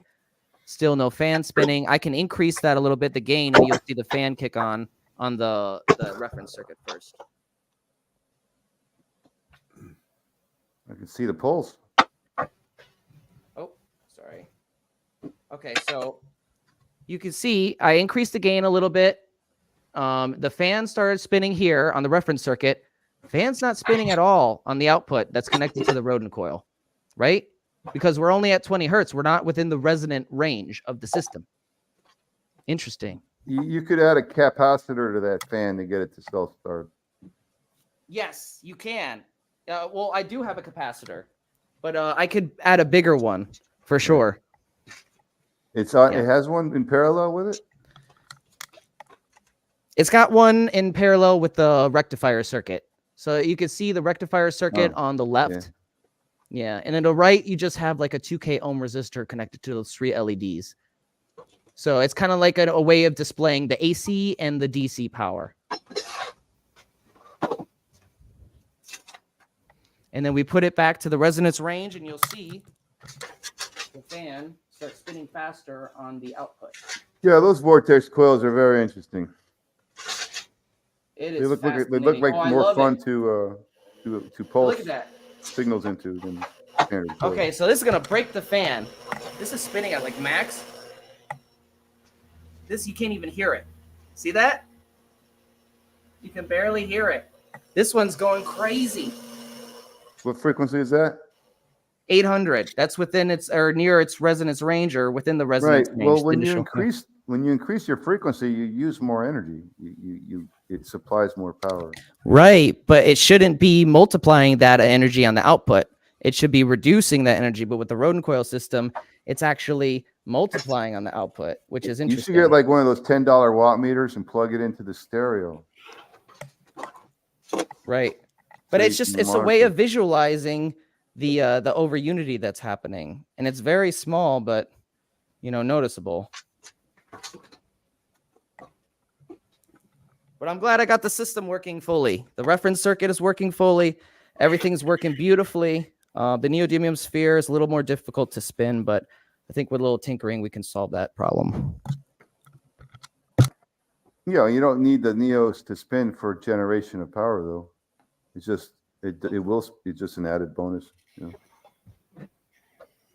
Yes, you're right. And I did notice, though, that when I have the circuit hooked up, while doing the lower frequencies, trying to get the neodymium sphere to spin, if I spin it manually or it starts spinning, it will start putting more power into that circuit because it's, inducing more energy. Mm-hmm. Right, because you have it's a drive coil, but it's also a stator, a pickup coil. Yeah. So I'm interested in getting this other. So when we get this other coil wound, this will be our driving coil, our primary driving coil. And then that's going to be the pickup coil that we set on top of it to see if we can transmit the energy wirelessly, which I'm pretty sure we'll be able to accomplish fairly easy. What I think happens when you have a rotating magnetic field from a magnet or whatever near a coil that's driving that rotating magnetic field, and you're pulsing the rotation, so you have an off portion in your pulse, and during that off portion, the magnet is still spinning and the coil is off. So in that point, the coil is picking up the spin from the magnet. Oh. So in the off cycle of your drive portion, when you're not driving and you're off in that pulse cycle, that's when this magnet is still spinning. It's not off. The magnet is still spinning when you're off, but it's still spinning, and it's spinning around inside the center of a stator coil that is picking up that spin. So that's where you could have cogging happening. So you want to have a permanent load. I think if your coil has a permanent load on it, you'll have less trouble starting it up and getting that magnet to spin. Yes, because you won't have you won't have the magnet cogging up the coil during the off cycle. I'm really excited to try to get this Bedini circuit hooked up to it. Right now, the roadblock is finding the materials, the battery and everything is, I have to get the money for that. But when we do that, that's going to be exciting because the Bedini is also pulsing, so it also has an off cycle, and it's the same thing kind of going on there. But I eventually, if we can get the Bedini circuit to work, I eventually want to just hook up the little platform that you see Floyd Suite has where you can plug things in. I want to build something like that so we could just plug in a phone or plug in something and see if we can, rejuvenate the battery on different devices, An experiment board. Right, exactly. And that's what because I got a really nice phone and the battery is crap. It's almost completely destroyed. I really want to try to see if I can bring it back to life just because there's so much important stuff on there and I can't afford to replace it, I hear you. You might have to manually hook up a power supply, 4 volts or whatever, to the terminals of that battery. If it's a lithium battery, you're not going to be able to restore it. Yeah, you could remove you could keep the battery housing. So that was another question of mine, Mike, though. Okay, that was another question of mine. Would lithium batteries work with this Nope. this Bedini circuit? Okay. They'll destroy the Is there lithium. any other circuit that you know about that could work with lithium batteries? Nope. Nickel cadmium. Nickel If cadmium. you use nickel cadmium instead of lithium ion, No, I mean, he already has a lithium battery. He says it's no good. He wants to get it restored so he can turn his phone back on. oh, yeah, right. Yeah, so that's not I going to don't work. know What I'm how saying, lithium Ben, is would work. open up the battery housing, and if you Mhm. can get the lithium out and keep the actual connections in there, you can connect your power supply to it and plug that battery back in your phone and turn the phone on. Well, the phone works. It doesn't hold the charge for very long. Shouldn't I the was phone just have wondering a if port though? but that's out of the question. No, we'll have to utilize it for other different battery experiments. must But be I an old definitely phone, want to huh? have. No, it's not too old. I just use it a lot, and it is actually maybe 3. Oh, the battery is the 3, most 4 years old. expensive part. I see. Yeah. I wouldn't use But lithium ion for your experimentations. No.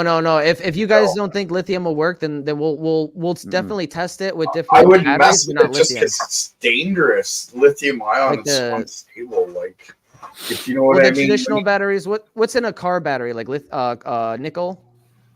It's lead and acid. Just lead and acid. Okay, we'll lead stick with plates and those acid. basic kinds of batteries then. But we'll have a platform like Floyd Suite where we could just plug in different devices. It's weird. Lead acid batteries, they seem to give way to the anomalies that these systems have a lot easier than any other. Like if you're using a wall plug, or I tried lithium ion and let's just say I had problems. When smoke starts pouring out of one of those packs, man. Yeah. Wow, you gotta hold your breath, grab your gloves, and get it the heck out of your house, or you have problems. Right? So don't play with lithium ion, just as a suggestion. They're not durable enough. Toxic, dude. What's that, Mike? They're not durable enough. They're too sensitive to charging. You need a specific charger for it with Yeah, and you can't go over by a little, and if you're under too much, then it doesn't really produce the power you want it to. I like lead acid because, as Bedini has said, once you get battery charging in the negative aspect of your system, it charges quicker, the charge lasts longer, and if you leave it alone for a couple of days, it'll charge itself. So by negative charging, are you talking about specifically forcing the positive into the negative terminal of the battery? Back EMF, basically. Back right? EMF, okay. Yeah, and Bedini's SSG circuit is basically like a cold energy circuit in a way. He uses the back EMF from the circuit itself in order to charge a battery, and because he does it that way, the battery actually it conditions. And he was stating that it would desulfate quicker, and then it would accept the charge through the negative pulses better than the positive pulses, and it would condition the battery so that when you went to charge it later after using it, it would charge super quick, and it would have the same amount of power, if not more. Right. So those anomalies that he's talked about, I've actually seen multiple times now. So I like using lead acid batteries. I don't like playing with anything else. You can't use that lithium with the Bedini. No way. It'll just that radiant spike will destroy a lithium. Well, that's why I'm asking you guys, so I don't blow myself up. Yeah, don't do that. Well, lithium is dangerous to begin with. It's unstable. It's toxic. It's just a pulse. It doesn't respond to pulses. But either way, I still want to have like a part of the circuit where we could just plug in different things and test it that way instead of it being like a battery to battery type of thing. Yeah. And I think we can adjust the circuit for that, right? Experimental test board. Definitely. Yeah, that's what you call it. Yeah, exactly. I've always wanted to build one. I got a whole bunch of different circuits. Russ Priest built an awesome system. I think that would be a good idea. What's that, Mike? I thought about using lithium as sources for the experiments, but not as loads. because Oh, like just to power but it. that's not like, good give it a either. kickstart. That's not good either because when you run a spike system, that spike is going to come back to the source and still hit that Right. lithium. Unless Good you point. redirect it. Is there any way to redirect it? And that's probably why I screwed up my first lithium. That's probably how I did it. Redirecting it would cool. No, there's no way to Too many redirect the spike components, unless but you can it would absorb be it. worth You have to absorb it with the right chemical. Oh. See, the lead acid, it's a chemical battery, so it don't have to be lead acid chemical. It don't have to be hydrochloric acid chemical. It could be like Bedini chose alum, a spice, you know.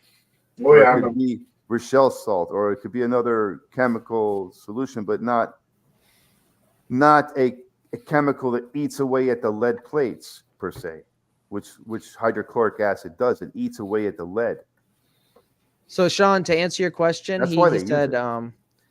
did you measure watts in, watts out? I haven't with the new stereo amp receiver yet. I will. I'm gonna hook up the multimeters in a minute and we'll analyze that.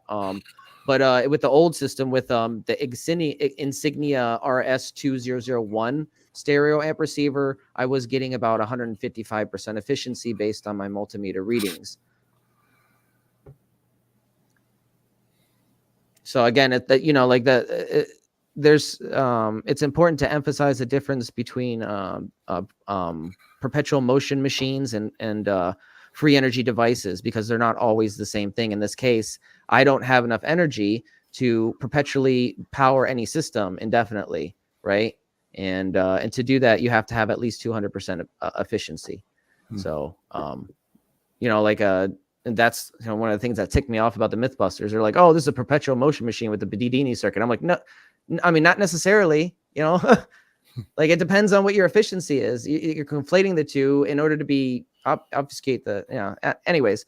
But it's important to emphasize the difference between the two because they are not always the same. Yeah, sure, you could have a perpetual motion machine that's getting 200% efficiency. But if your system is getting 155% efficiency, it's not going to power anything indefinitely.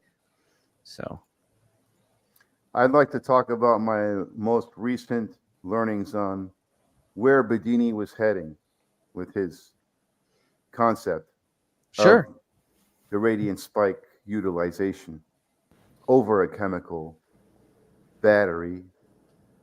And so basically his concept is to not use a lot of power. Don't create a heavy load on the battery. He doesn't want to use any power. Yeah, if you can, but you got to use some to make that spike, right? Like this is the tiniest bit of current, right? The tiniest bit. Well, it's whatever you can. Your system, the minimal amount of power you can get. But with a lot of potential. But with a lot of potential behind it, a lot of voltage, or well, hold on. That's what I'm saying. Let me explain. Okay. Well, you have the floor. You're gonna understand everything. Okay. The spike that's created has a high voltage in the hundreds of volts. Let's say you're feeding a coil 5 volts and 10 milliamps to create a spike that makes a 200 volt spike. Forget about the amps behind it. Mm-hmm. Only think about the amps that you used to make the spike, not the amps that are behind the spike that was generated. That's going to throw you off if you keep thinking about that, because this is not where Bedini was heading. He was heading towards potential charging, not amp charging. Charging the battery, not with current, but with potential voltage. Okay. Straight up potential. Forget about the amps. Yeah, but you need to use some amps to make that potential, right? Well, you have to have something to chase it, right? Like Gerald said. He would charge the system and then spin the system and allow the quick turn off and turn on to create the spike, and use that spike to dump into the battery. So you're right; it was absolute full potential, no amps at all. Right, and over the terminals of a chemical battery suited for that high potential. Not a lithium chemical, but another chemical. Yep. So this is a chemical system more than anything. And the chemical reacts to the potential. So his direction is finding the right chemical to react the most efficiently to the spike. And that is done through the battery technology. Yep. Lead acid. Yep. That makes sense. So the battery is probably the icon of the circuit. Well, it has to be above 12 amps. I remember him saying that. He was very adamant about that. Specifically, the chemical in the battery. Oh, the battery has to be 12 amps or above. Yeah. Right, It because can't you be don't any want to smaller. pull too much current on a battery that's less than 12 amps. You'll be hurting the battery at that point. Well, you don't Oh, see because is it the system is too strong for anything less than that? Well, if you have a 12 amp battery, it's a pretty strong source, so it can handle the little pulse you're going to draw out of it without creating too much of a stress on that. what Right. Bedini was saying is that potential spike, it takes a long time to charge the battery for the first time. In fact, the first few times, because you have to condition it. So, yeah, you have to have 12 amps to be able to charge the system and run it long enough in order to have that secondary battery charged. And then that way you can switch them and do the whole charge thing again. Right? Yeah. Right, but the battery that's I have to getting charged embed is the not getting EVOs in the charged. system. The battery that gets charged always gets the charge with the reverse flyback of the coil, not so you give a coil plus and minus, and this plus becomes a minus, and this You're minus right. becomes a plus. It switches Right. the polarity. Flyback. And that's But- the kind of charge that's going into the battery, not the charge that came from your run battery. The switched polarity charge that The and that flipped produces polarity a of your spike, charge right? to that coil is going to the charge battery. Right. And that quick switch produces a spike. It's not positive energy. It's the There's a opposite. YouTube It's channel negative out energy. there called K Energy. Positive. Let me talk. Hold on. All right. This is important. Okay. Positive energy is you taking plus from the battery, sending it into a coil, and putting the minus on the other side. You're feeding the plus into the you're feeding the coil from your source positive energy. You're removing your source from that coil, and it's going to flip polarity and release the opposite of positive energy, negative energy, into the charging battery. And the negative energy has a plus and a minus also, but it's coming out of the coil in the opposite direction that you put it in the first place. You're absolutely right, Mike. But there's The a opposite guy. polarity. Okay, so listen, That- there's That back EMF that's reverberating in the opposite direction. Right, and that back EMF has a plus and a minus, and you put the plus of it on the plus of the battery, the charge battery. So, Mike, there's a YouTube channel named K Energy, and he makes it very evident. Okay, and Bedini knew how to do this, and I don't think he shared it, but you can put a switch in his circuit that switches the charge, the negative pulse going into the secondary battery.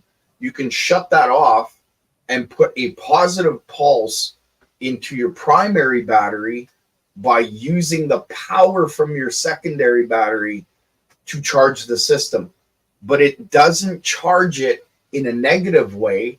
It flips the polarity in the circuit itself. Does that make sense? It flips the flyback for you? Yes, that's how the What's he circuit using? is set up. What's he using? Like a capacitor, huh? A diode and a switch, actually. To flip the flyback. Yeah. I'm building to one the- right now. When I'm the done, way. I'll demonstrate it. Well, what's the purpose of doing that? Because then you don't have to have a relay switch to flip to different batteries to run the system. Oh, right. You just right. flip a switch and the circuit itself flips the Yeah, polarity. it and makes yeah, perfect sense. Yes. Yeah. You did. Good job, Gerald. Good job. Thank you very much. Oh, yeah. Yeah. I'm You here know all the way night. I think now. He's got the electrical handbook in his head. It's good. Bits and pieces. You don't want to hard to know what's explain rolling things, around but- up in this thing. I'm telling you. I don't even want to know what's rolling around up in this. I'm kidding. Right. No, that's true though. If you can flip the flyback to the original direction, you don't have to. Right. You don't have to switch. Right. Yeah, To the. I'm building that circuit right now. It's actually He does that with a diode, you said, a diode and a switch. Yeah, and a switch. and that kind of sounded like it was close.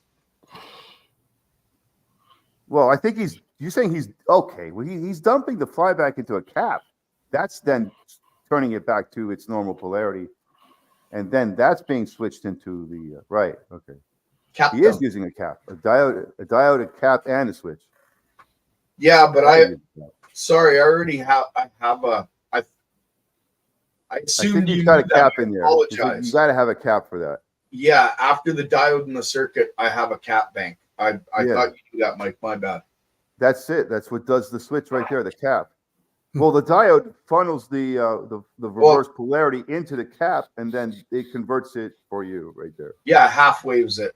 Yeah, and the switch just shuts it off and on and gives the ability for the circuit to flip the polarity so that the primary battery can be charged off of the secondary, but still keeping that same charge polarity. Yeah. Yeah, I remember. Yeah, him I love talking that about circuit. that. It's awesome. I love He it. put that out like 2 months ago. No. No, we Month put and a that half. out a long time ago. Oh, K Energy? Yeah. Yeah, I think he put that out a couple months ago. Right. Right. I was looking at that. Smart guy. Shout out to K Energy. Is that the comparator, the BDD comparator thing? Yeah, you know what? I can never figure that out. I don't know if that was an op amp and a series. It's a cap dump circuit. The comparator. It's just. Is that what it is? Yeah, it just compares voltage. Okay, so the comparator compares the voltage between your two batteries, and you can, adjust it at what voltage to do the dump. Oh, that would make it easier than Yeah. That's why they switching call it the comparator. polarity manually, because it would just do it automatically. It helps. That's It helps smart. you. It helps you look at the compare. Well, it enables you to compare the two voltages and choose when to do the dump. I got to figure out how to make one of those. It's a timer switch. Yeah. I'll have to do some So- reading on circuitry.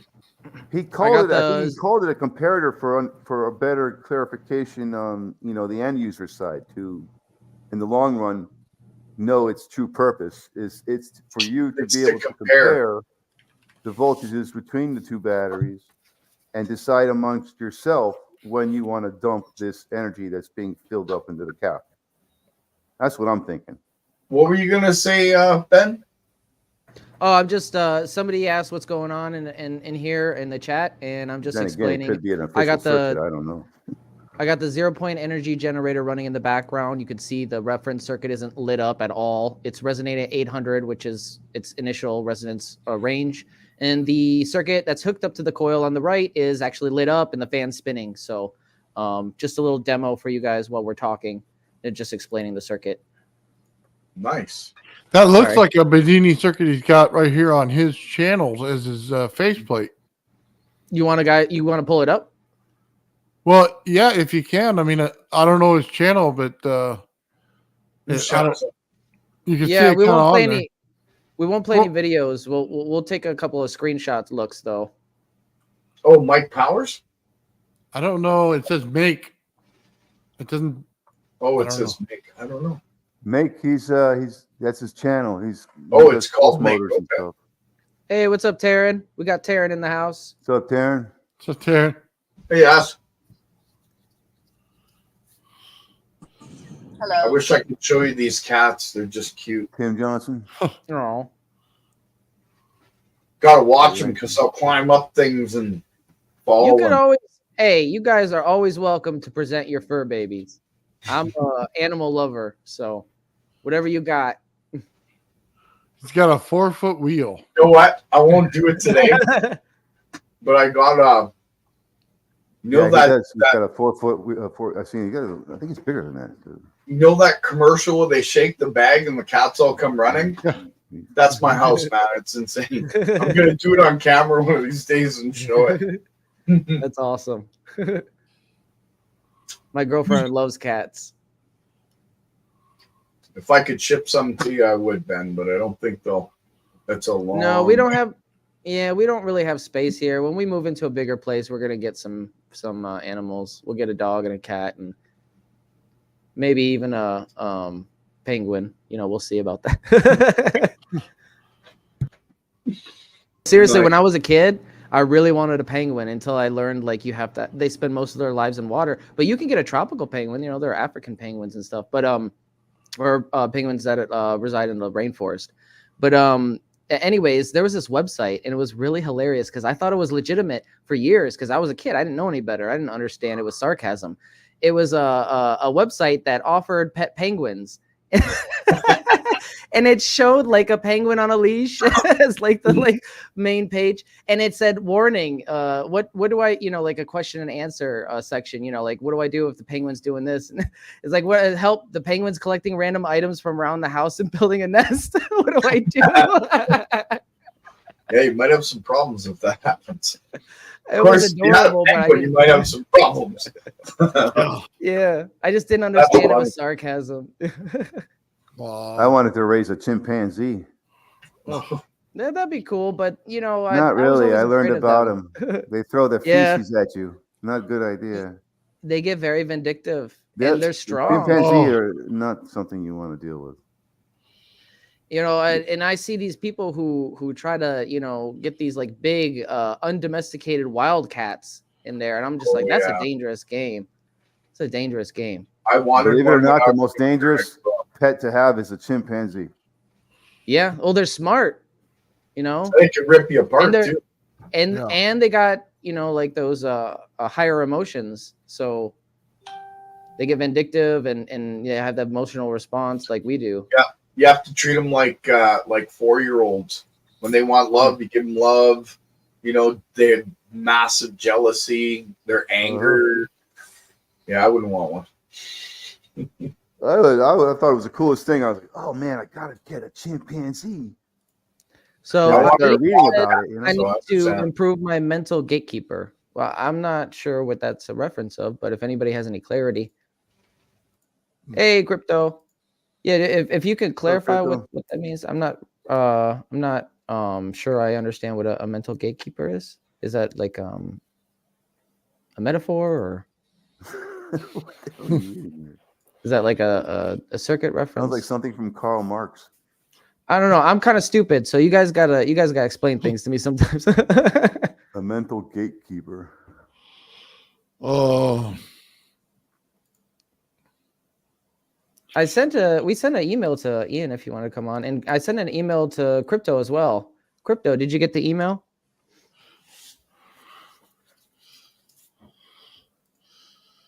Oh yeah. Yeah, excuse me. Ian was on earlier, and he was having trouble with his setup. Yeah, sorry guys. It's all good. I don't know if you saw that clip I've been putting on all my videos where Bedini says, and you want to send as much as this radiant energy to the source without a capacitor.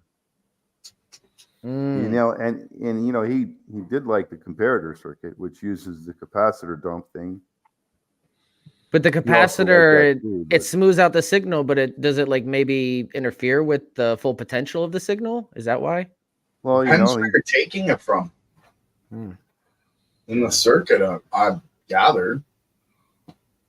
Well, it fills it. It fills a capacitor. If you put it out to the spike, it fills it super fast too. Yeah. Like I get 200 volts, like no time at all. I have to have a load, otherwise my neon will get set off and everything just goes ape. Almost blew my function generator the other day. Gotta be careful. It's my last one, so we'll just, you know what? We'll just hook it up with the capacitor, throw it into a pulse circuit, and we'll just run a flyback off of it, and we'll create some high voltage. Yeah, I'm afraid what'll happen if I do that. I'm not afraid, but I'm just, you know. Hey, we got to try it. You know what I mean? That's what it's for. Yeah, I kind of want to do that in the garage with my ground coil. That way it's like I can balance it out, right? Sort of. Wow. Yeah.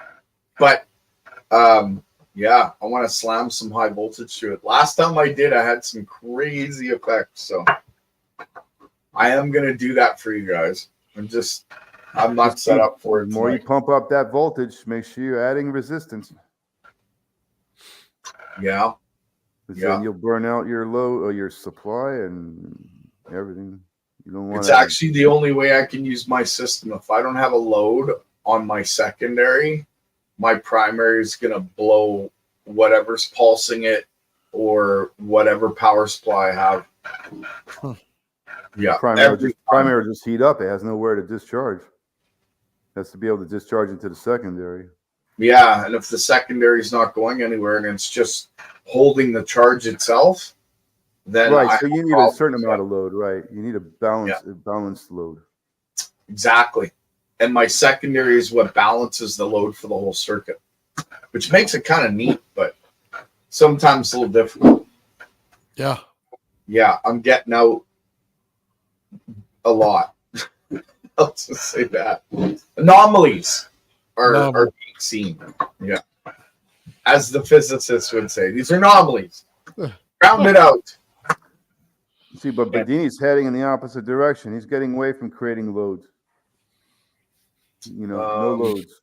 Trying to like just a minimal load to make the voltage high voltage, and then place that over the chemical battery terminals, and efficiently stimulate the chemical in there with the high potential, not the current load, but the high potential.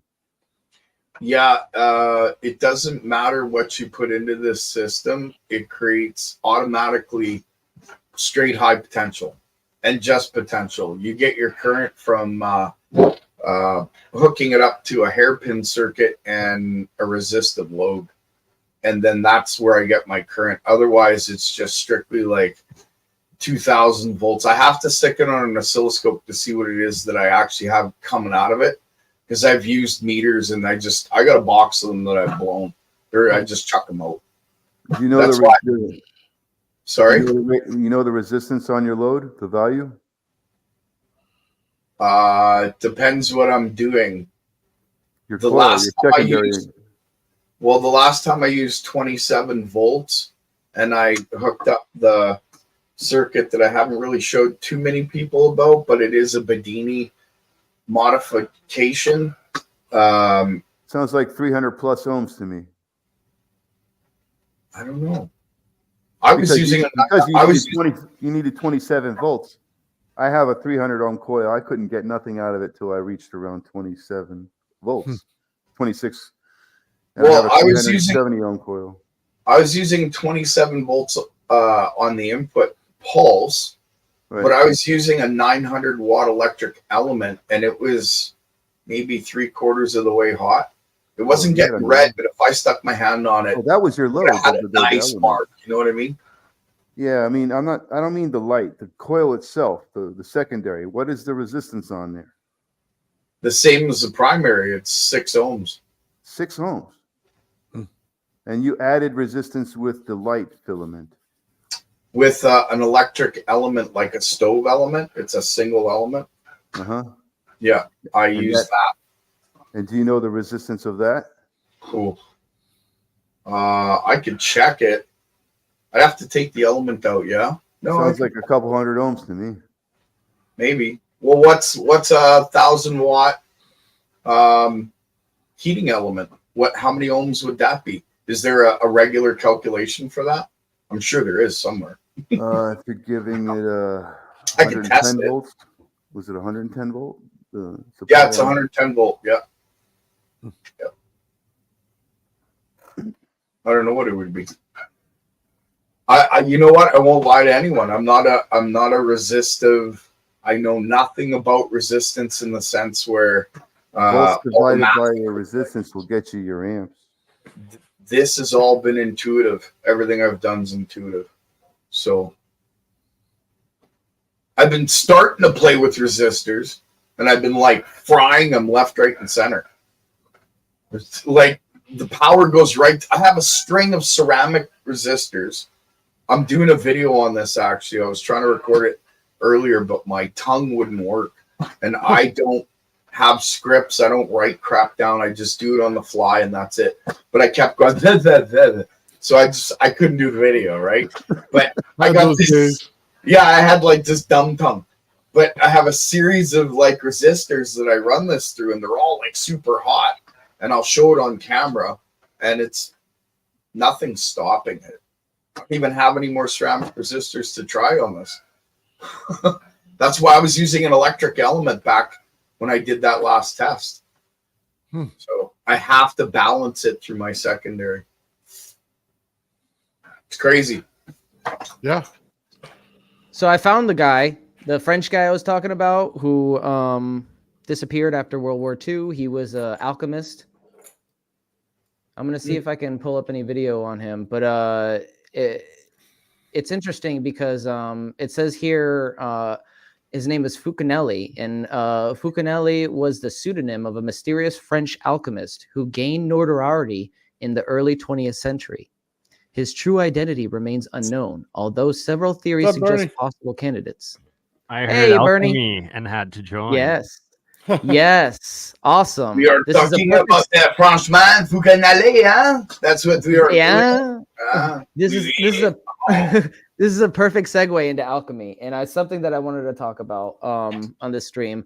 But to continue with Fucanelli's summary here, Fucanelli is best known for his influential alchemical writings, particularly Le Mystère des Cathédrales, the mystery of the cathedrals, and Les Demeures Philosophales, the philosophical dwellings.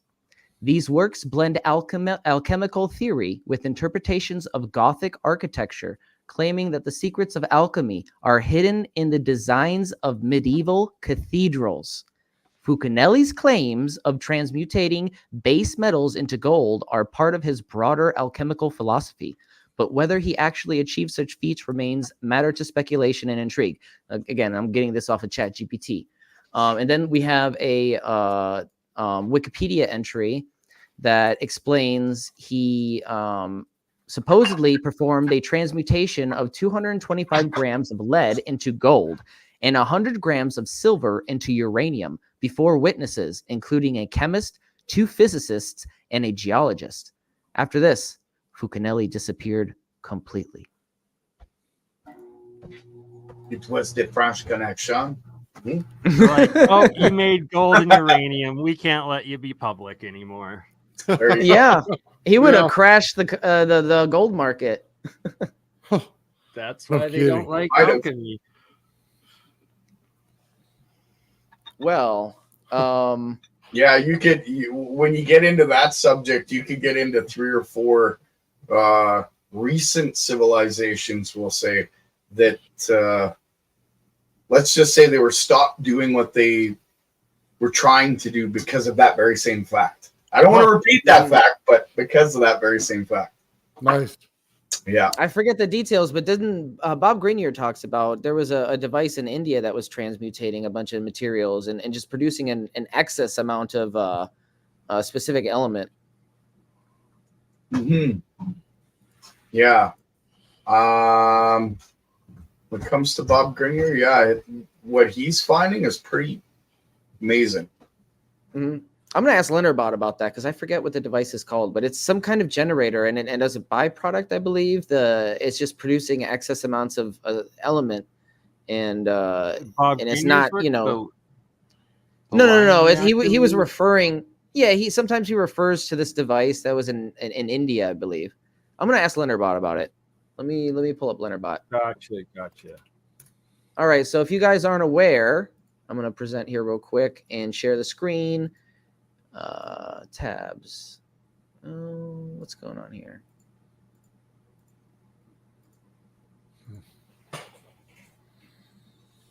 That's weird.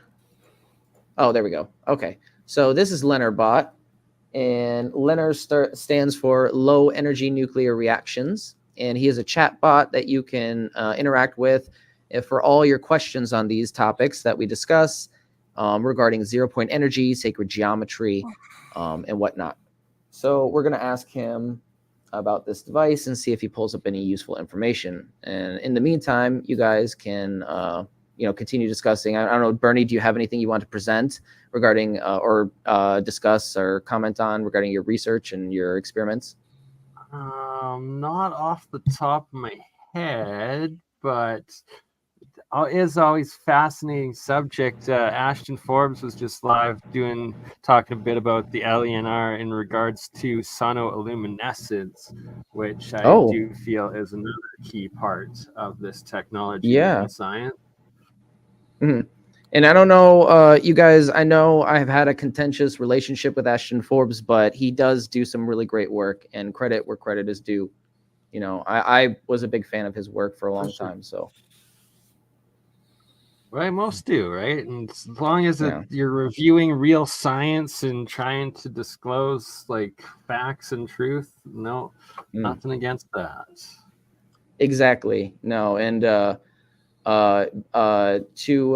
go back on track with the Leonard here, for those who aren't aware, you can access him, or actually it's just a bot. I just call him him. But you can access Leonard by going to lenr-bot.com. And when you enter in an inquiry, it'll pop up a list of timestamps to some of Bob's videos and some websites if they're relevant. And you can also, there's also a button to summarize with AI, and I'll show you that. But we're going to find this device.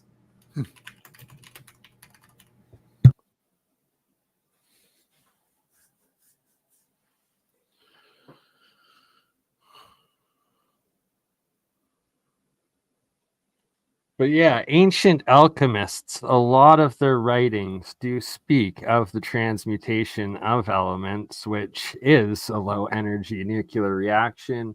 There's others that say LENR also stands for low energy or lattice. So no, it's lattice something nuclear reaction as well. Lattice enacted or lattice enhanced nuclear reaction, maybe. But yeah, low energy. For sure. Basically just a fancy conglomeration of words for cold fusion. All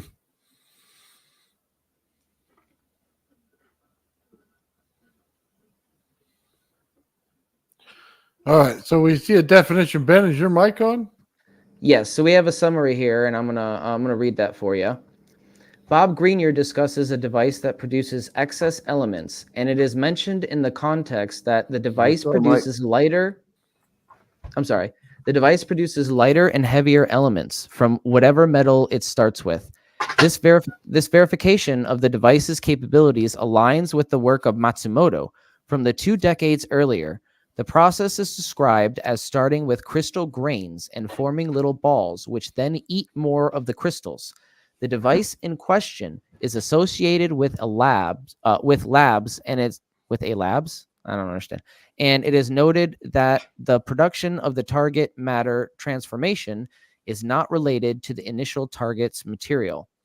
It is mentioned that the device is inspired by Yuri Bazutov's work and is part of a AA. I don't know what that is either, what AA is. Additionally, the context mentions a conference where the device was discussed and the intention to test it at a Royal Academy of Science. The context also includes details about specific elements and materials involved in the device's operation. While the exact name of the device is not explicitly mentioned, it provides context and involves a transmutation of elements and produces excess elements, and is primarily discussed in context of Bob Grenier's work. Oh, so there is no name for it. Interesting. Interesting. Anything you guys want to ask Leonardbot while I got him up? What is it? Leonardbot? Is that AI? Yeah, Yeah. Leonardbot. Which is the stronger field, the north or the south? So Leonardbot is not just any chat AI though. It's trained with countless amounts of data from Bob Grenier's independent research, along with other independent researchers who look into different areas of science that aren't mainstream. Yeah, no So thanks. Sorry, I don't mean to cut you off. I hate AI. That's just me. I'm old school. Use your own brain. Get out a calculator. Get out a piece of paper and a pen. To help us, Gerald. Help us what? Help us do what? I don't calculate things, I guess. I don't know. All AI is a bunch of programmed responses. And the dear AI God, don't listen to Gerald. Don't murder us. We love you. There's no such thing as an AI God. It's a freaking if machine, I had a file Come cabinet on. that I can walk up to and just say the name of what I wanted and it popped out, I would get that, but this is the next best thing. You know what? All AI is it has access to the world's information. If you had access Right. to the world's information, you'd be 10 times smarter than us. And what did Einstein what did Einstein say? He said, "Why should I bother memorizing something that I can easily look up?" If AI was so great, sorry, we'd already be in the skies. But honestly, it's not true AI. It's just an organization system that can, I know, communicate with you. Yeah. I harp on AI hard because everybody just touts it like it's some sort of savior or something. It ain't gonna do shit. All it is a program that literally has access to the world's information. But if for I me, had educational or Nathan or you, Ben, I'm telling you, we'd already be in the stars. We just can't access it that quick. We're human. It's very true. You can think of it as an extension of you asking things in Google. You know, people ask things in Google all the time, right? What I'd ask it probably wouldn't do. But hey, at any rate, don't start with that. Ask Leonard Bot how to create a monopole. You said what, Mike? Ask it to draw a circuit for you. No, ask it to go outside, play hide and go itself. I mean, sorry. Mike said how to create a monopole. That's pretty good. Ask it how to create a monopole. Oh. See what it says. That's just me. It's one man's opinion. See? I've been wrong before. Some of them have the ability to do the circuits. But let's see. What is a monopole? Well, How to make not a what monopole. is, how to create a monopole. How to build or whatever. How to construct a monopole. You got to be specific with these terms, these AIs. Does it even know what a monopole is? I guess we're going to find out, aren't we? Yeah. Right. Most A people monopole don't know magnet. what a monopole is. Or monopole field. You got to be specific, you know. It gave me a bunch of links. Let's see.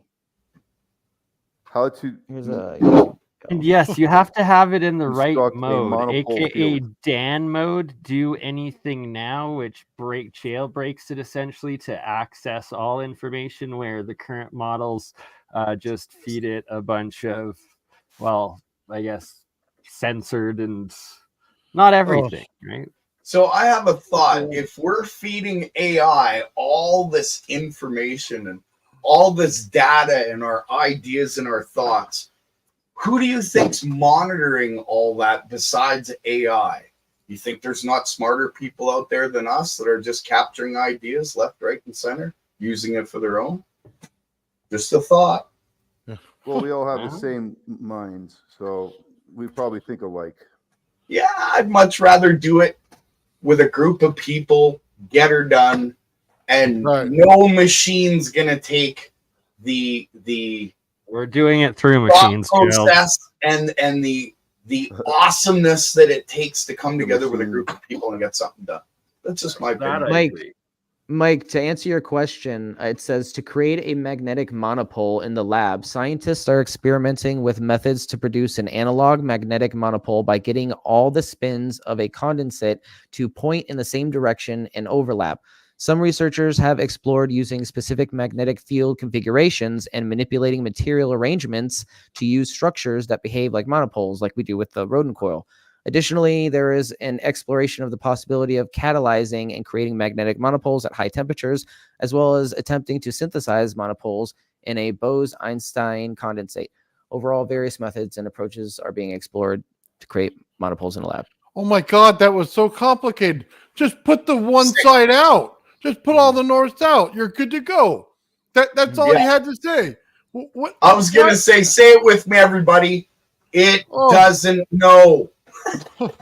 Oh my God! Oh no, it actually answered it quite accurately. It said to align them all. Oh yeah. If I want to, I can ask it to summarize in a more layman way. How about summarize it in 5 words? That's it. Get rid of the gibberish.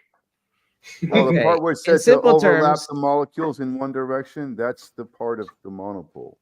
In simple terms, scientists are trying to create a magnetic monopole in the lab by manipulating the behavior of magnetic fields and material structures. They are attempting to get all the spins of the condensate to point in the same direction and overlap to achieve this. Right. There you go. Same direction. Welcome, Mike Faraday Research. Hey. How you doing, Mike? Hey, Mike. Like, Burned Hey, out. How's it going, It's somebody guys? I forgot to send you an email. Thank you. I think Nathan I sent you an did. email. We're good. Or Yeah. Bernie did. Okay, thank you. No, I forget sometimes to send people emails. You're on your phone, eh, Mike? Yeah. Okay. Just Yeah. curious because it looked like this for a second. Yeah, I'm actually not wearing a hat tonight, so that's That's awesome. yeah, my wife actually does a pretty good haircut. Oh yeah, look at that. Oh, looking good. Just styling. Oh, he froze. Isn't Mark from the Falcon space experimenting with Sorry, I lost you. the nuclear dynamics, the Had a little orientation dead of zone. dynamics? Yeah, I've been just resting up. I got to go on a trip tomorrow. I'm kind of burned out too, so you know how it goes. Busy Yep. at work and busy on my my projects, and it's just like it's getting to that point of burnout. Yeah, I hear you. understand that. Right, only having so much energy within you for each day. So we got a request real quick in a super chat, and I'm gonna put this in Leonardbot for you real quick. Oh, Thank you for the super chat, by the way. So what have you guys been up to this week? We're racing AI to see who can get anti-gravity going first. You know what? I'm like Gerald. I'm like you. I'm old school. I do not like AI. I really. You know don't. what? We're human beings. We have brains that are greater than any machine ever created or ever will be created. So why aren't we putting it to use? Because we're so busy as people bickering amongst each other about the color hat that we're wearing or some other stupid crap that we can't get together to actually get something done that would be amazing for all of humanity. Just saying. Yeah, it's it's making people lazy to the point where they can't think for themselves. They don't want to. You know. It's easy. Just type That's it in right. AI. Right? I disagree. To me, it's a tool, and it's helped me in my research extensively, especially Leonardbot. And when you You know use it what? correctly, it can be a good tool. And You know what? Leonardbot is Ben's baby. He's trained it You know- himself. He's creating You know what? it to be what he No, wants. no, but the people You know behind what? Leonardbot though did support me, and I have to give them credit because it did help me a lot in my own research. So hey, You know I what? get it. I'm not shitting on the people that put the work into it. I just You know what? You know what? I look honestly at this point. I look at AI as nothing more than a glorified like dictionary. You know what basically. I mean? Yeah. A dictionary That's what it that is you can right now, yeah. communicate. yeah. Right. That's basically what it is. And people right? think it's actually thinking, but no, it's constructing sentences in a way that we can understand them using our own vernacular from the algorithm that reads everything on the internet. So I it's, read it's a fake. It makes you believe, honestly, sometimes that it's actually thinking and it's AI, but no, it's just an automated response system. It's just a fake, based on psychology of human beings and how we operate. Yeah.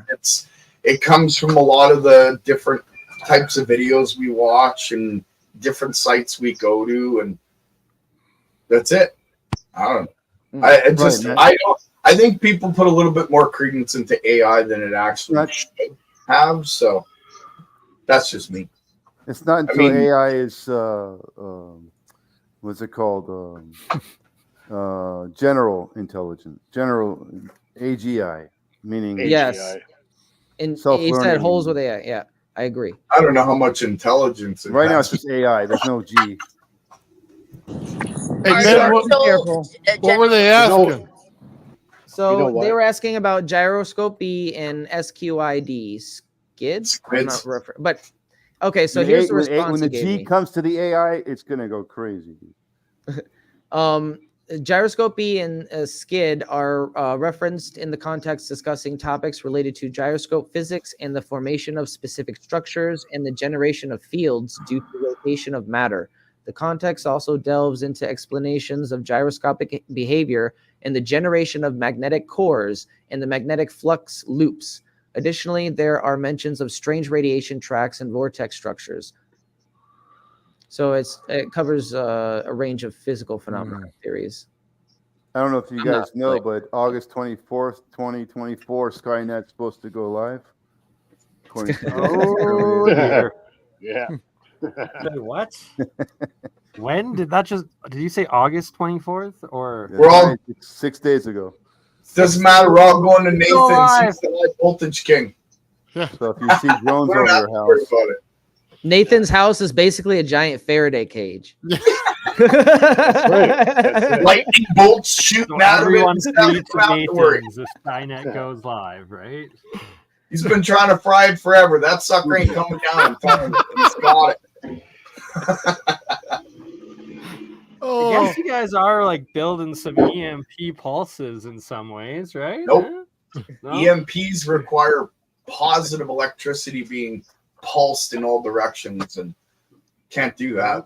I wouldn't say it's impossible, but it doesn't. These systems are based on a different principle. Yeah, You think I might take out the bird bath in the front lawn here. I'll put in a big old Tesla coil, just to freak people out. What do you think? We'll set their phones off when they walk by. I like You it. gotta have the AC/DC in the background too. Oh yeah, Yeah. Have it set up on a motion sensor so that when they there get you go. 5 feet away, it just it would be awesome. Gerald, look at my shirt.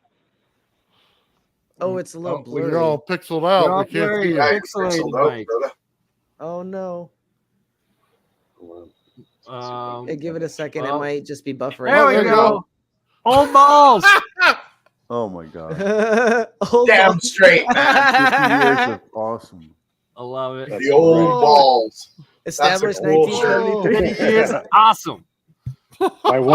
My wife made that for me on my 50th birthday. She made that. Nice. That's hilarious. The old Yeah. balls club. Nice. Yep, that's it. Now I'm Oh. 51. I'll be 52 next year, so I'm older than old. Nice. So great. That means you're my elder? Oh no. I'm Yep. just I'm the elder. The I always Gandalf. used to be the youngest. Now I'm the oldest. I'm like, oh, Yeah, there you go. That means you have to teach us something new every day. yep. So funny. I gotta get me one of those shirts. Right? Yeah, my wife made it. She's got one of those pre-cut things, the big one. I bought her a big one. It does like 12-inch prints. Yeah, she can make pretty much anything with it. It's great. Good. We're ordering shirts for the whole crew. There you go. Hey, We're gonna wear them when we go on Mondays. you know what? It'll be free Energy Fridays t-shirts. You Yes. know, I'd buy one. Yes. I'd buy one. I'd wear it on Fridays. Okay, I'll talk to my That would wife be about awesome. Free Energy That's a good Fridays, idea. Old Balls crew. it. Yeah. That's it. Instead of the 1%, it's the gray percent. Yeah. Oh my god. You got Bernie on the ball jokes now. Oh, It's better than whole jokes. Well, we got more Leonardbot. oh. Ask it to explain the Hutchinson effect. Hutchinson effect. That's a good one. And then Adman, the lab rat, was asking for gravity probe B. I wanted to Oh. explain the platypus. That's what we already covered. Yeah, that's the last question we asked it. Did you ever ask it why the platypus? I mean, it's Why half the duck platypus? and half beaver and half something else. If AI is so smart, give me that answer. No, but That's I a good have one, asked Gerald. I it. like that. I have asked it why Platypus. nobody Send you a likes link, me. JP. Oh, What's up with that? We like you, Ben. Don't worry. Okay. You just don't like AI. Or I don't. Sorry, I can't speak for anyone else. You know they got My otters in friends Florida don't Everglades, like right? you. Let's see What was it that, says. Mike? They have what in the Florida? There's otters. There's otters in at least in Arcadia, Florida. That's where I saw two of them playing in a small, flowing river or whatever stream. Oh, I thought you said something else. Otters, like otters. That's Yeah. wild. They got them in Florida, and inside wild. the inland in the Everglades. Well, they did anyway. I mean, they No, don't they you have do. a lot of crocodiles in the Everglades. I don't think there Well, were too the many crocodiles otters. are- vicious. You'd be surprised. They don't go inland. They stay closer to the oceans, and some of them, they don't go far from the ocean. If they get inland, they're lost. The crocodiles. They're not trying to get inland. They just get lost. But there are crocodiles in some fishing areas where people like to fish down here, and and even at nighttime, the crocodiles will chase down your fish hooked on the line there. I had a friend that was fishing in the Old Cutler area, and a popular spot there. And there's crocodiles out there, and they chase your catches. It's pretty crazy. Okay, so we have an answer for you, Mr. Mission Control. The answer is, where the heck did it go? Oh, there it is. Okay, so the Hutchinson effect, named after John Hutchinson, is a phenomenon that has been investigated and tested by various scientific agencies and laboratories. It involves the observation of unusual effects, such as the manipulation of materials and generation of electromagnetic patterns and initiation of disruptive forces. The exact nature and mechanisms of the Hutchinson effect are still under investigation, but it is believed to be related to unique electromagnetic patterns. The effect has been associated with the altercation of Van der Waals forces to manipulation of materials in a sample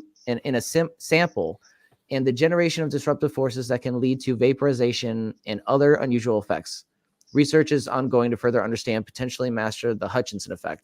Now, let's just real quick, I'm going to pull up ChatGPT and compare the response because it'll say, oh, this is nonsense and it's been proven and blah, blah, blah, blah, blah. Yeah. Okay. Leonard Bot is that's critics like the newer argue one, that right? it maybe was It didn't tell you anything. All it told you is the same crap everybody else spits out. I'm sorry, man. It's worse. It just drove you in circles about gibberish. It's like this person said this and that person said that, but don't worry because these people say this.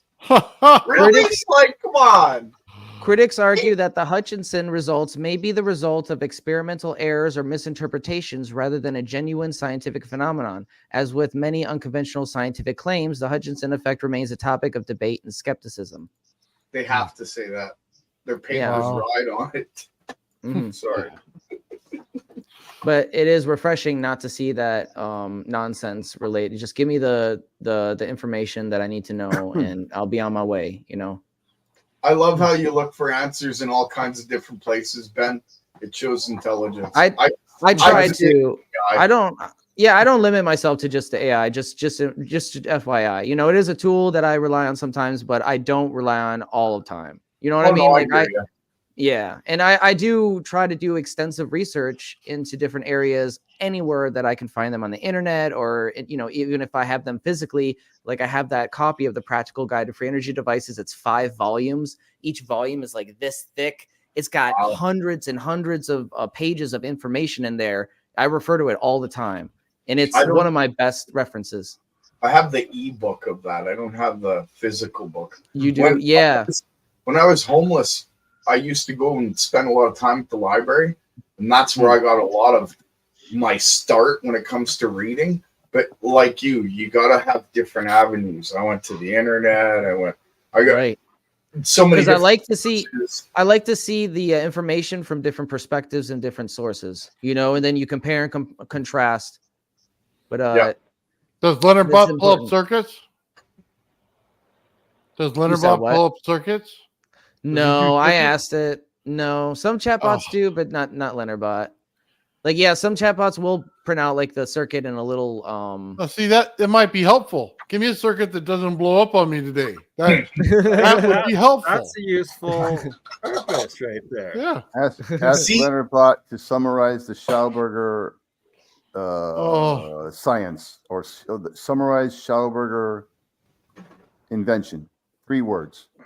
Summarize Schauberger invention. If it's true that Tesla did Don't elaborate. There's minimal. Those are the perfect 3 words for that. He did it without transistors, so we should be able to as well. How do you spell Schauberger? Yeah, I don't know. Let me get that correct. I don't know. I always spelled like hamburger and get it wrong. Schauberger. Hold on, I missed the whole front of that. I think it's Schauberger. SCHAUBERGER. AU Burger.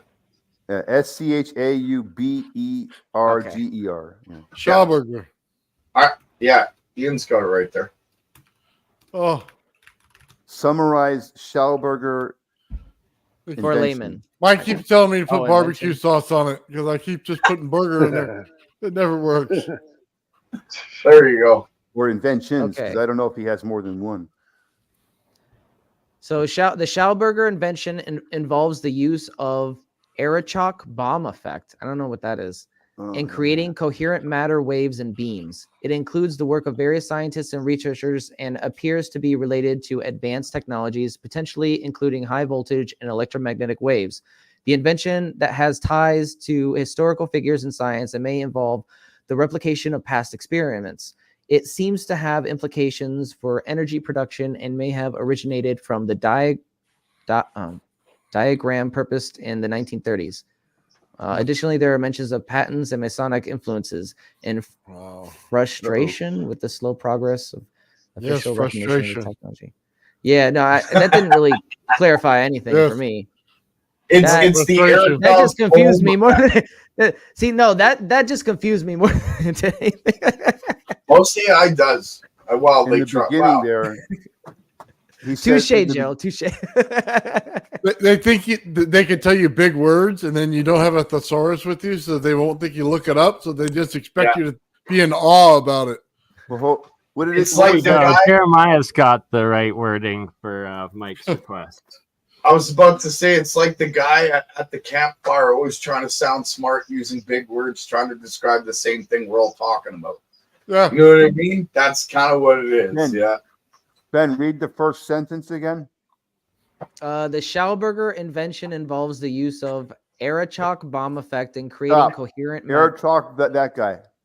Now, that's the ask Aerochock Leonard bomb Bott about effect. him. Ask Leonard So Bott about that. hold effect. on, we got a question from Exotic. He wants us to ask how the Victor Schauberger repulsine fly.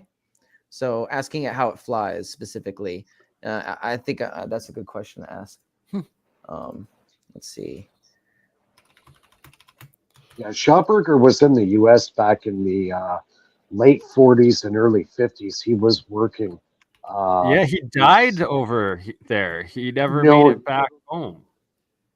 No, he did leave. The laboratory that he worked at, apparently, the guy that ran the shop or the laboratory, he didn't get along with him very well.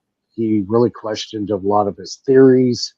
Some of the stuff I found out about 4 or 5 months ago, there was a really good documentary on Schauberger. So, yeah. Maybe it was as soon as he got back to Austria, he died or something like that. It was like... Yeah, it was shortly after he left because he was pretty much done in the U.S. because he had so much falling out with the laboratory director. And they were just like oil and water. They didn't mix. And, he wasn't able to advance because this guy was like holding him back, right? So out of frustration, he just kind of left the project and moved back to Austria. And that was pretty much it. Now, the guy that I've seen in the documentary is actually his great-grandson. And he's trying to trace back all the steps of his uncle, or his great-grandfather, I should say. And, it was a really good documentary. It's on YouTube. You could actually probably find it. It's about 2 hours long. It was really well done. So we have an answer. It says the repulsine is believed to operate using principles of fluid dynamics and vortex motion derived from Victor Schauberger's theories on natural energy systems. To delve into the scientific sciences and engineering principles that underlie the repulsine's potential flight capabilities, I recommend exploring information related to fluid dynamics, vortex motion, and Victor Schauberger's theories on natural energy systems. And then it has a in-depth look with a link to probably some more Bob Greenyer videos. So yeah, but that's basically what it gave us. I mean, Anthony. What was that effect? The guy's name that his Schauberger's whole thing is based off some guy's name with an Aerochock bomb effect. Yeah. So Anthony, I was showing off the 0 point energy generator. It's up there on the camera, but it's not on right now. I will turn it on in a little bit when I hook up the multimeters. Yes. So you didn't miss the full demo. I almost had my project done for the show tonight, but I'm not quite finished. What were you working on? It's called the Peace Corps transformer. It's a cross between Thane Hine and The Meg by Thomas Bearden, as well as my coil system. Because they all use permanent magnets. Well, I found that I don't need it, so I just gave it 3 separate paths, magnetic paths for it to follow, and I'm seeing some interesting results. So I'm almost finished testing, and then we can show it off. Maybe next Friday. There you go. Because I got to catch up on projects for Monday. Wednesday. And Wednesday, yes. For those who don't know, Gerald and Nathan have a new show on Wednesday where they build all sorts of cool stuff, and they show you how to do it. Point-to-point soldering instructions. So I love it. I'm going to be a big fan of that show. I'm going to tune in next week, obviously. Yeah. Well, John's going to show off some circuits for you, Ben, for your amp. For the sound system, so it stops doing what it's doing to you. And that's going to be really helpful. I appreciate that. Yeah, I've used the same circuit, so hopefully. Yeah, I got a whole bunch of Arduino and like a whole bunch of parts lying around, so I'm sure we can whip up something. Well, you'll need a FET, like a MOSFET. Right? That's probably the only thing that we'll get into it though. Yeah, simple circuit works really well. Yep, I got a bunch of them just sitting around waiting to be used. So let me know because I need to build one Waiting too. to get burned up. Definitely. Yep, that's right. Waiting to fry it. Well, you buy 10, you fry about 8. That's how much are those? Those sets are a couple bucks each, aren't they? Depending on which one you buy. Yeah, Jeremiah the recently. more amps, the more money you spend, right? Shout out to Exotic Propulsion. Jeremiah Pop gave me a name for a transistor that was just like, I think it was something like 200 amps and it was like 400 volts or something like that. I don't know. I got to look up the specs. He gave me the number. I checked it out. I'm going to order it. There's something like $35 a piece. Nice. So that might help. Yeah. But yeah, there's a few circuits coming up. Like I said, I got a whole book, all tried and true. Nice. Ooh. Yeah. You mean you're not going to experiment? They've all been experimented with. They've all been tested. All these circuits that are in here. Transistor. I didn't put a circuit in this book unless it was tested and it worked. If it didn't work, I didn't put it in here. Nice. Yeah. Otherwise, what's the point, right? Yeah. Yeah. We're gonna need some bulletproof circuits here because I'm getting a coil. We're gonna find out real quick how these things work. That's a good philosophy. I'm excited to see your coil. Well, I'm gonna build 2, so I'm gonna find out, and I have an idea for one. Ooh. I'm gonna make part of it a control coil. So what we got going on here? Nice. How do I present him? Solo. that's Mike's battery. There you go. Yeah, there we go. That's my battery Very cell. nice. It's next week. It'll be 1 month. Oh, So my bad. Wrong one. Yeah, wrong one. Dang it. My Come bad. on, Ben. We had it. There we There go. we are. There you go.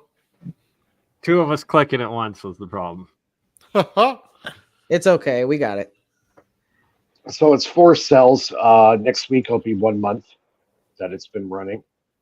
So yeah, I've been doing a lot of material science, especially with magnesium. And the key to a lot of these cells to make them last is how to stop the oxidation that goes on the plate magnesium. So there's several techniques that I'm working on right now to look very promising. So if that works, I could have this thing running well over a year. So Wow. How long you said it's been running a month? it'll be a month next week. Wow. Yeah. So like right now, these plates are on the inside, they're completely oxidated. And as you can see, it's still producing power. Mm-hmm. Is that the So blackness? Black. what's that? The No, black. actually, it's a hazy, kind of like a hazy white that forms on the magnesium. On the tips. So even after it being oxidized, it's still producing power. So what's going on inside is very important. Why this thing is technically this battery should not be producing any power anymore, but it is. And the question is why? So there's a lot of science, quantum tunneling, Casimir effect, all that's, definitely Now's possibility. now's the interesting part, Mike. You built a device and now you got to figure out how it's doing what it's doing. Well, yeah, because It's not galvanic, right? it's not, because if I So it put my shouldn't do hand, that. if I put my hand on the cell and put a meter up to it, the voltage increases. So I have a Yeah. thermoelectric conversion happening as well, That doesn't Oh, sound that's galvanic cool. at all. right? That's so cool. So So, if it's not it's- galvanic, how is it oxidizing? well, I that's don't the know. big question. Yeah. There must be That's something on there that's very small amount of galvanizing properties are going on there somewhere. Maybe Yeah. on the So surface. what I'm working on now is how to preserve the magnesium and still put out an ionic charge. If I succeed with that, these cells should last for years. So there's two processes that I'm working on right now that are looking very promising. I don't want to make any claims just yet until I actually have it in operation. But yeah, like if it goes 6 months and it's still putting out full power, I'm definitely on the right track. You need to do one in a Yeah. vacuum seal because maybe there's iron Well, particles that's in the air or something, you know? right. So eventually these cells are going to be hermetically sealed. They're actually going to be like super glued together. So if you try to open it, you'll basically destroy the cell. Mm. So because if it's completely sealed, it's not getting exposed to oxygen or nitrogen or Right. any of the elements that could have a detrimental effect on what's going on inside. So if you can seal it up and Mhm. close it in from all the elements, this There's thing no should oxygen. run for years. Right. Wow. So we've kind of outruled galvanic action when we found out if you put, just your hand on it, the power actually starts to increase. So that shows a thermoelectric conversion. Right. Mm-hmm. That is Right. not galvanic. When you have a response like that, you know this because the galvanic It's- response would interfere with a thermal reception like that. Exactly. It'll actually go down. It's You not. wouldn't be It's able to going to get be. thermal reception when you have a galvanic activity. That's right. That's exactly it. If anything, it would make it worse, but it actually enhances it. The actual So galvanic reaction has its own heat. That's what I mean. that's right. That's right. So there's a couple elements in there that are kind of the magic, what goes on inside. So I've been I've basically done like chemistry 101. In the last couple of months is just nothing but reading and reading and reading lab notes and research notes and what other companies are working on, what they're using for their dielectric and solid state and electrolytes and just pretty much the entire spectrum I'm looking into. So yeah, it's really, really interesting stuff. That's why I've really embraced this because I see such huge potential with this. So I don't look at this like a battery. It's not a battery. It's actually a solid state generator, Yeah, generator. right? Yeah, that's a 0 point energy generator right there. That's great work. I love it. I think you're really onto something. So right now I'm working on plates. They're 12-inch by 12-inch. My new cells are going to be huge. I have enough material right now to make 6 cells. Each cell should be putting over 1 amp.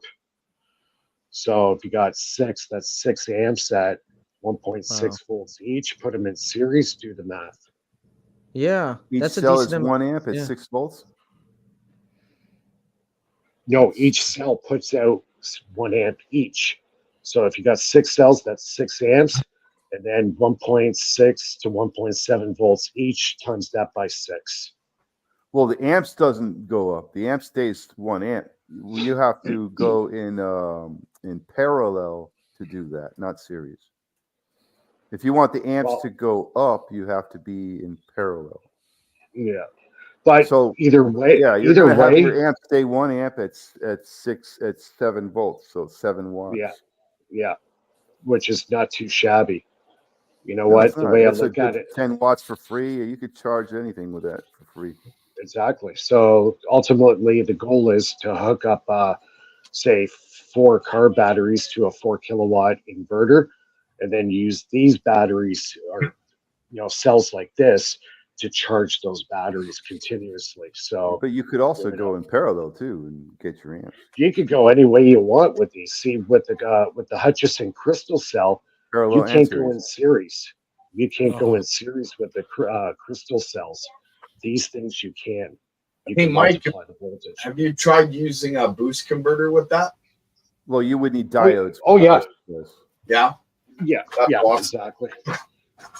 Now it's kind of weird too. I did hook this up to the scope at one point, and I was getting a back EMF, which I found kind of really interesting. That There is was a kickback, and there's no coil in it. You mean I wonder what it would do. I wonder what it would do with a boost converter. That's it. That's It would work. Or even you had that kickback with a load or without a load? Was it dead short? Well, I could do a dead short. It would hold. Was that kickback during the dead short, or was it with a light or a load or something? Usually with a light or a load, yeah, I would get a back EMF in it. But what's really interesting is there's no coil in it. Right, no coil. But yeah, So- the light, so that light has a little whereas- coil in it, you know. Well, yeah, this is different though. yeah, this Well, is different. everything flies back. All materials. It doesn't have to be a coil. You charge anything in one polarity, you remove that charge, even if it's a flat plate, it's going to reverse charge on you. Yeah, but Trust there me, has right to up be on this. something. There has to be some sort of an inductor there in order to create a back Anything that's EMF. polarizable. You remove your polarity from it, it reverses polarity. It doesn't have to be a coil. Well, you might be right on that. Because No, obviously, I recently, I don't know where I saw this or read it, but I picked it up somewhere. that's actually really cool to know that because I don't tend to yeah, repeat stuff that I don't, mark down as, affirmative. see, like if you put these cells under a load, you can draw the power right down to like maybe a half a volt. But the thing is, this light here is 12 volts, and you need 300 milliamps to run it. Okay, so if the cell's totally pulled down, it's totally exhausted. Why is it still working? Right? Why is it still working? It should be dead. It could be breathing the moisture in the air or something. Well, if the magnesium plates on the inside are completely oxidized, this cell should be dead. Well, no, the oxidization will actually be part of the galvanic activity. Because since the entire surface of the plate is oxidized, usually you lose it. Like most of the potential's gone. I mean, isn't that the breakdown of the material, the oxidation? Yeah. It It's the starts same thing as breaking down. galvanizing copper and iron. They break it. The oxidation. It's just corrosion, right? Right.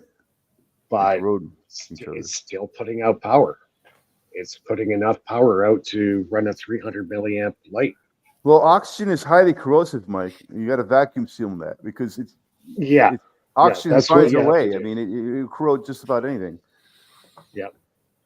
So Even that's the why I stuff really that's not been. zinc. Maybe zinc is not so easily. Well, see, a lot of magnesium, if you were to shop for it, You can get magnesium that has a mix, say like with zinc in it or aluminum, like an alloy, more of an alloy, that will extend the life of the magnesium. Mhm. So I try to go for the purest magnesium I can get. And now the trick is to make that magnesium last. So there's a couple of techniques I'm working on right now that look very promising. So You know who holds that hopefully secret? The ancient samurai builders of those swords. They know how to do that with magnesium and carbon and stuff. They mix carbons, like somehow they purify the it's carbon. Or well, what they do is they dope it. It's like putting a film on it. So I'm coming up with a special film that go over the magnesium, and that will retard or almost completely stop the corrosion process. But the other problem is you got to still make the magnesium reactive. So it has to be able to still transfer, the ions through that medium. So that's what I've been working on. That's kind of like the $6 million question is how to do it. So there's a couple that I'm working on that look very promising. So hopefully when I build the big cell, I'm going to actually use one of those ideas to preserve it, and we'll see what happens.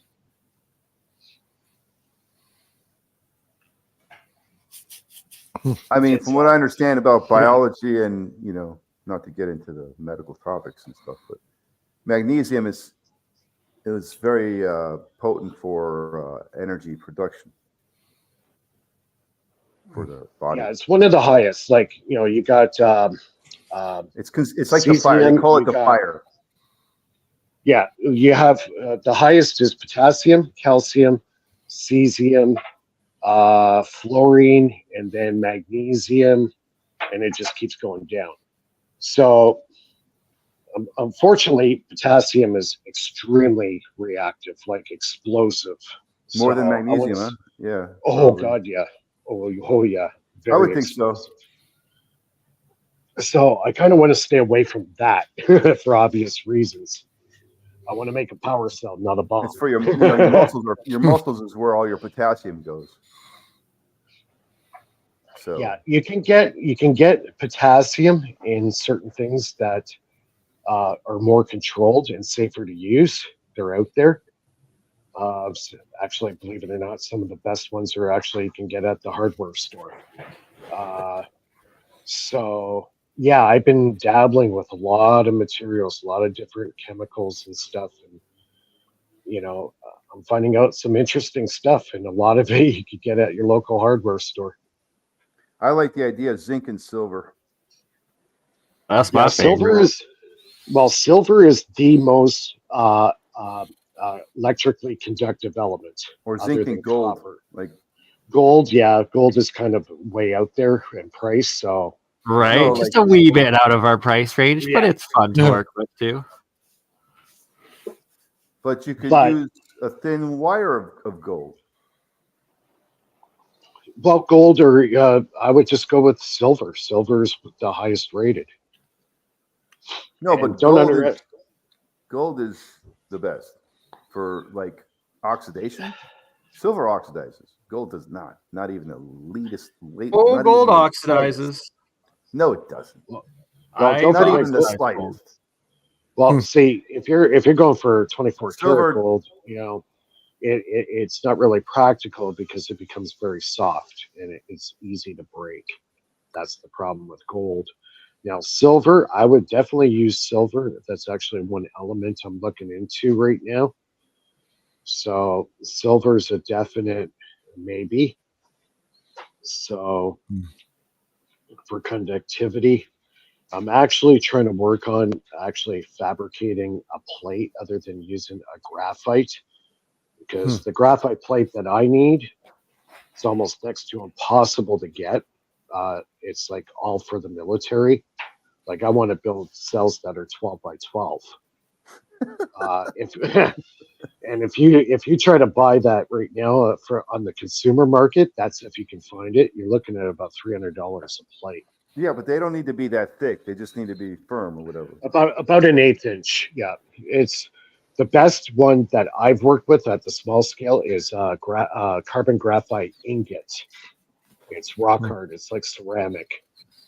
And if you want to work with small cells, like What is it about carbon? It just seems to it holds create it holds a charge. differential for a lot of materials, you know. Yeah, they're working with carbon a lot in batteries right now because they don't corrode, right? Right. No, it doesn't corrode. They make the ideal anode and cathode, but you have to do a little bit of altering to the anode. It has to have a little bit higher resistance than the cathode. So, like creating a cell, you dope the cathode, right? Right. Or the anode. Right. Yeah. So you dope one side, so the current tends to want to go that direction and not the other way. Yeah, the ideal material to dope it with is silicate carbide. And that has some pretty interesting properties. Actually, they use that in a lot of semiconductors. So, especially like MOSFETs and stuff like that, you know, they use silicate carbide because of the properties that it has. There's carbon in there. Well, it's carbon. It can handle extreme heat. It's got a really good thermal control. Carbide. Yeah, silicate carbide. Yeah. It's a form of carbon. Yeah, it's just thermo resistant, where a lot of materials can't handle that extreme heat. So, yeah, there's so much to know. It's like I just like my eyes I think are they bugging make out it of my by head. heating up regular carbon to a certain temperature, and then you got carbide. Well, all the leading research right now, they're all working with this stuff. They're all working with carbon. If I were to make materials for like cells, the first thing I would get, Mike, is a kiln, a miniature kiln. Yeah. Yep. I'm looking into that right now. You can start melting down, you know, your own materials, your own rocks. You could choose, you know. Yeah, I'm working on a fabrication process where I actually use an acrylic plate, and then I actually build a substrate on that plate. So, yeah, pretty interesting stuff I'm working on right now. Boys wanted to say this. Good evening, Mr. Anderson. How's it going, Thomas? I seen on the YouTube a video guy took a pencil, graphite, the graphite inside the pencil, and he turned it into a diode. He, I think he wrapped aluminum or something on one side. Yep. So, the other thing that I'm working on, hopefully I'll be selling this stuff. I've come up with a really cool conductive ink or conductive paint. I'll buy some. So, Yeah. So when Me three. Yeah, I'm just waiting for I'm waiting for one material to come in because it's like getting harder and harder to find. It's, the supply chain for some of this stuff is getting really elusive now. Like I've spent carbon-based material. Oh God, yeah, carbon. Even getting nanoparticles of silver is not easy to find. Like very few Jewelry people have shops. it. You got to go to jewelry shops, get the dust on the floor and all that stuff they sweep up. And It's we're an old silver coin and shave it. Or shave your own coin, right? Just a lot of these materials, like 10 years That's ago, probably the were easiest easy way. to get. They were easy to get, and they didn't cost that much. Now they're getting harder to get, and a lot more expensive. Makes you wonder. That's the problem. Those are the kind of things that make you want to go, Could you use iron pyrite to simulate what gold does in these type of? I know Hutchison did use iron pyrite in some of his crystal cells. A lot Was of he people using it don't for know the that. gold property in there? Because it has like a gold property. It acts, it has semiconductor properties to it. What is that though? It looks like gold, One but of it's not. Yeah, it's iron pyrite. Yeah. Is that not property of gold, or what is it? I mean, why does it look like gold? Honestly, I really don't know. I haven't researched iron pyrite. That's a good one for Leonard bought. But you know what? Yeah. I don't think No, anybody honestly, knows. That's I like a mystery question. but I think you know what Hutchison was definitely using it in his early cells. I know that for a fact. He actually told me that in 2005 when I actually was speaking with him. And yeah, so yeah, iron pyrite. You know, you have to experiment. You know, like there's so many experiments you can do, and you just have to see what works with each other, what doesn't work, right? You know, that's something that Chat GBT or all these chatbots can't do. You have to experiment. You know, you can get your ideas from there, or at least give you a clue, maybe. But That's how the you have to get semiconductor industry was born. They were experimenting, doping stone. How many years decades did they spend with exactly, different doping materials? They're still exactly. doing it. They still do it. Yep. Yeah, but especially with what I'm working with, it's all experimentation. It really is. Bedini was said something similar when he was saying put the high voltage potential over the battery to stimulate the chemical in the battery. It's kind of like the same concept when you're doping carbon See, for Bedini's semiconductor materials, you know? Bedini's magnesium cell that he made, nobody was using to preserve the magnesium. It's using that stuff you can pick up at the store. It's called alum for pickling. And he would dunk the piece of magnesium into the little cup that he had, copper cup. Put the magnesium there with a steel stem on it, and he would surround it and bury it in alum.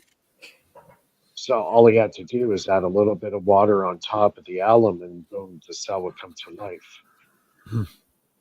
So what makes my cell different from his, if I put my hand on it, it increases the voltage just from the heat of my hand. So there's something else going on there. You know, you've got a thermal conversion going on. You're not using water either. No, mine's completely dry. It's a dry cell Yeah. tech. Yeah. It's a little bit more difficult. And that might explain too why, even though that my plates have completely oxidized, the cell's still running. Because you got no water in So there. there's no water at all. The only water that it could be is maybe what's in the In the air. atmosphere. Yeah. I think that's what's running it. Probably the air, but you won't know until Yeah. you vacuum seal it. See, I think, this is kind of predecessor to what Nathan Stubblefield was doing with his earth batteries. Because, he would make a cell using these coils, using iron and copper and, and wrapping it in like this mesh cloth. And then he would just bury it in the ground and the thing would come to life and run and just keep running, right? And that's how he's making his wireless transmitter using the earth battery. So it's like the earth battery was actually part of the actual transmitter itself. So you could say it's almost like it's not like it needs a power source. It's actually integrated as part of the system itself. So, and he was able to transmit, a signal, well, almost a kilometer away. He used like a cloth to separate the copper from the iron so it didn't corrode. Exactly. Right. And he didn't give it no water. He just buried it under the ground, let the ground moisture get in there. Yeah, exactly. But I think the craziest part of all is the distance he was able to transmit. Like he had a very large farm, and he would send his son it's to the AC. other It was side of AC. The coil was putting out AC, right? The coil, the Stubblefield coil. No, I think it's a DC, but it might have been pulsing. No, it's galvanic. It's galvanic. It's AC. It's galvanic, so it's like AC. I think it's not really DC, but it can become DC. I mean, if you, Well, the energy obviously is coming from the ground itself. I know this. It's an AC waveform that if you tied it to a battery, the battery would convert it to DC. Yeah, it's kind of like a pulse DC that I've been working with my pulse motors forever, because I could run an AC appliance with it or put it into a DC appliance. It doesn't matter. It's like a So you think the hybrid, signal off right? a galvanized signal is a pulse DC signal? I would, yeah, I would say that.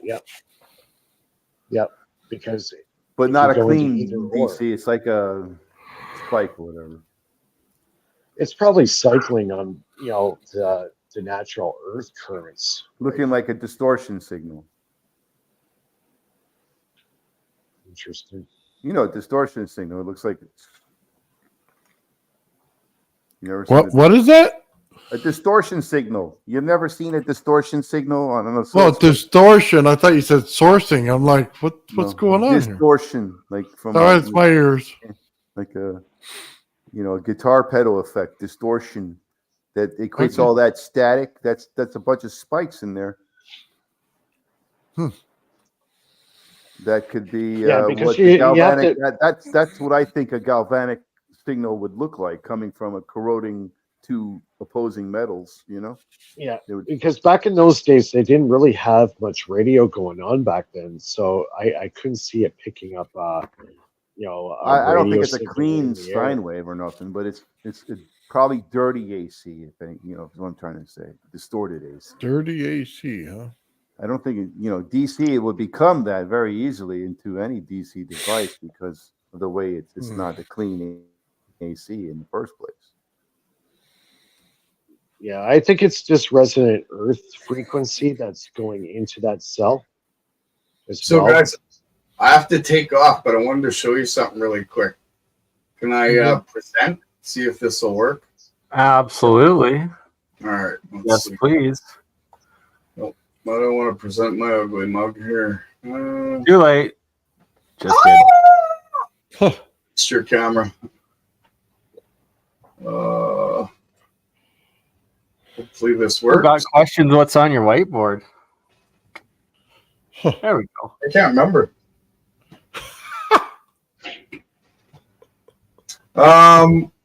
Wait, this is share screen. Okay, so There you go. yeah. Where is it? Window. Why isn't it showing up? Oh, I think you added an extra camera instead of adding a shared screen, maybe. Okay, so Yep. I suck at this. Give me a sec. You're learning. We're all learning. It's all good. Okay, so now I go present and I go share screen. Let's see. Might be under window instead of tab. Yeah, it's a picture. I've been using it for 3 years. I still suck. Oh, you can't get the link to the. I did send you the link if that's what you're talking about, Jeremiah. No, that's good there. No. I had good luck with those alum batteries and the crystal cells. They Sorry, still guys. work. Give me a sec. Well, yeah, the alum works good. It actually protects and preserves the magnesium. It protects the That's lead what- plates too. It doesn't Yeah. harm them.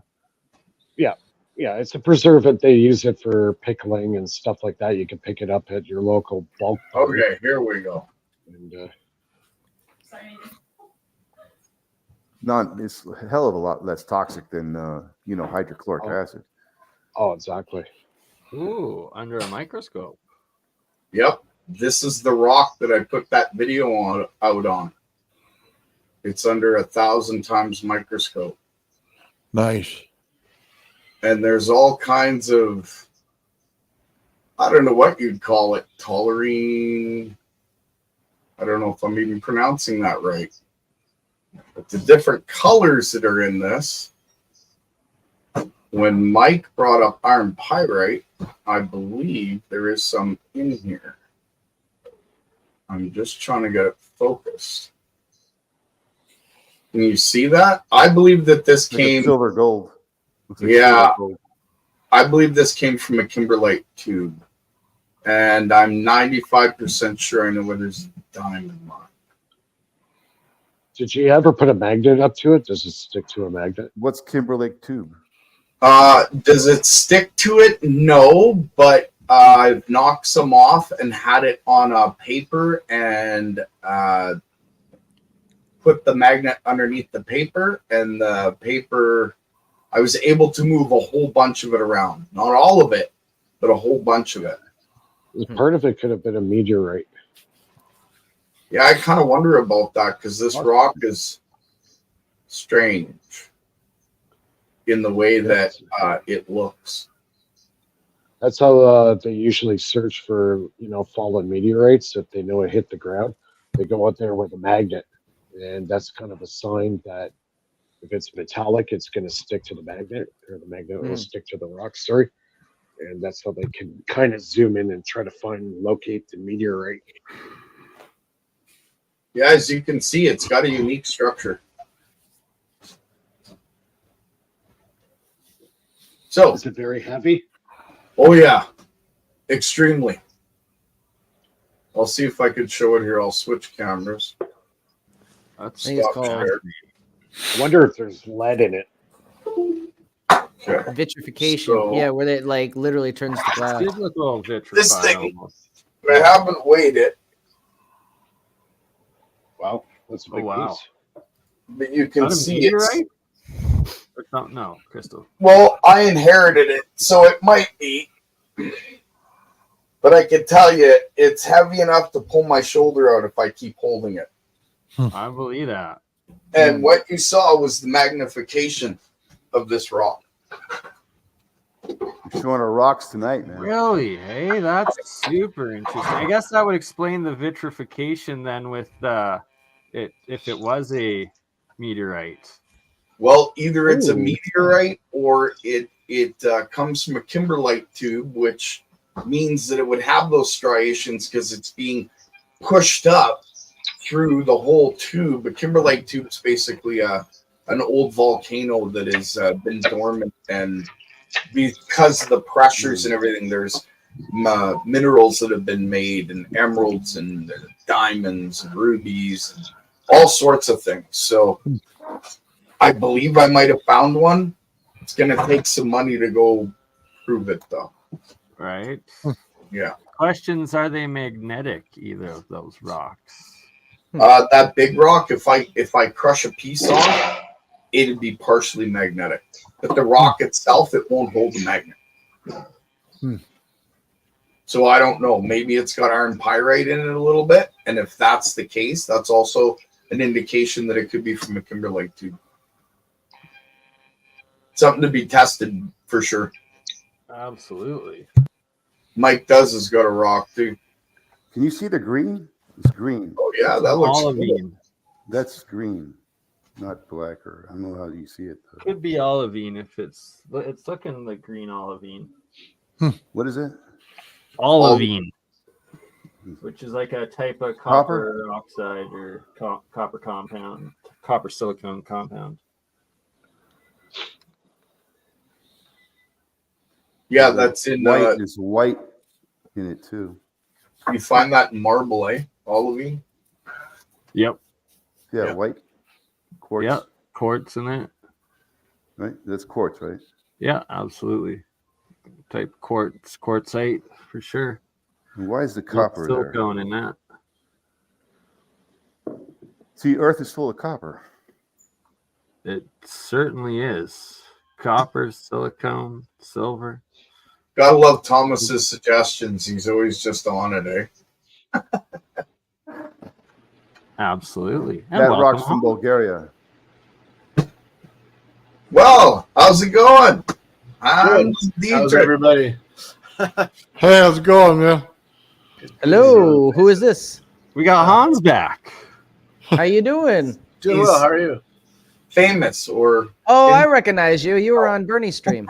Yeah, Woo Wednesday on a Thursday into Friday. Now we're back on Friday. Now back So on Saturday.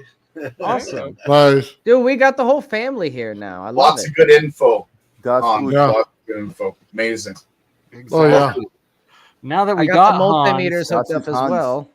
Hans can tell his story again about what he saw with at it was Nassim Haramine's Resonance Academy. Oh, He Lord. was in Hawaii there. And then if you tell that story, it'll bait Jeremiah on for sure, because, well, he's watching and has the link and definitely Well, come it's the happily same about story that. I always tell. So I was invited to the Resonance Project in 2013 on Kauai. It pretty much was a huge lecture series at a hotel. Nassim wasn't there until the last day. It was mostly Jamie Janover. But there were a lot of people there that brought their own devices. And one of them was this octagon-shaped scaffolding. It was like 3D printed, and it was wrapped with, fifth, I'm not sure the dimensions of the copper coiling, but it was wrapped and interwoven with this copper coiling around the entire scaffold. And in the middle of it were the two trodes that came off of both sides of the wrapping, and they connected to what looked like the trodes for a 9-volt battery. And the dude plugged the battery in, and the thing lifted off the table, spun up.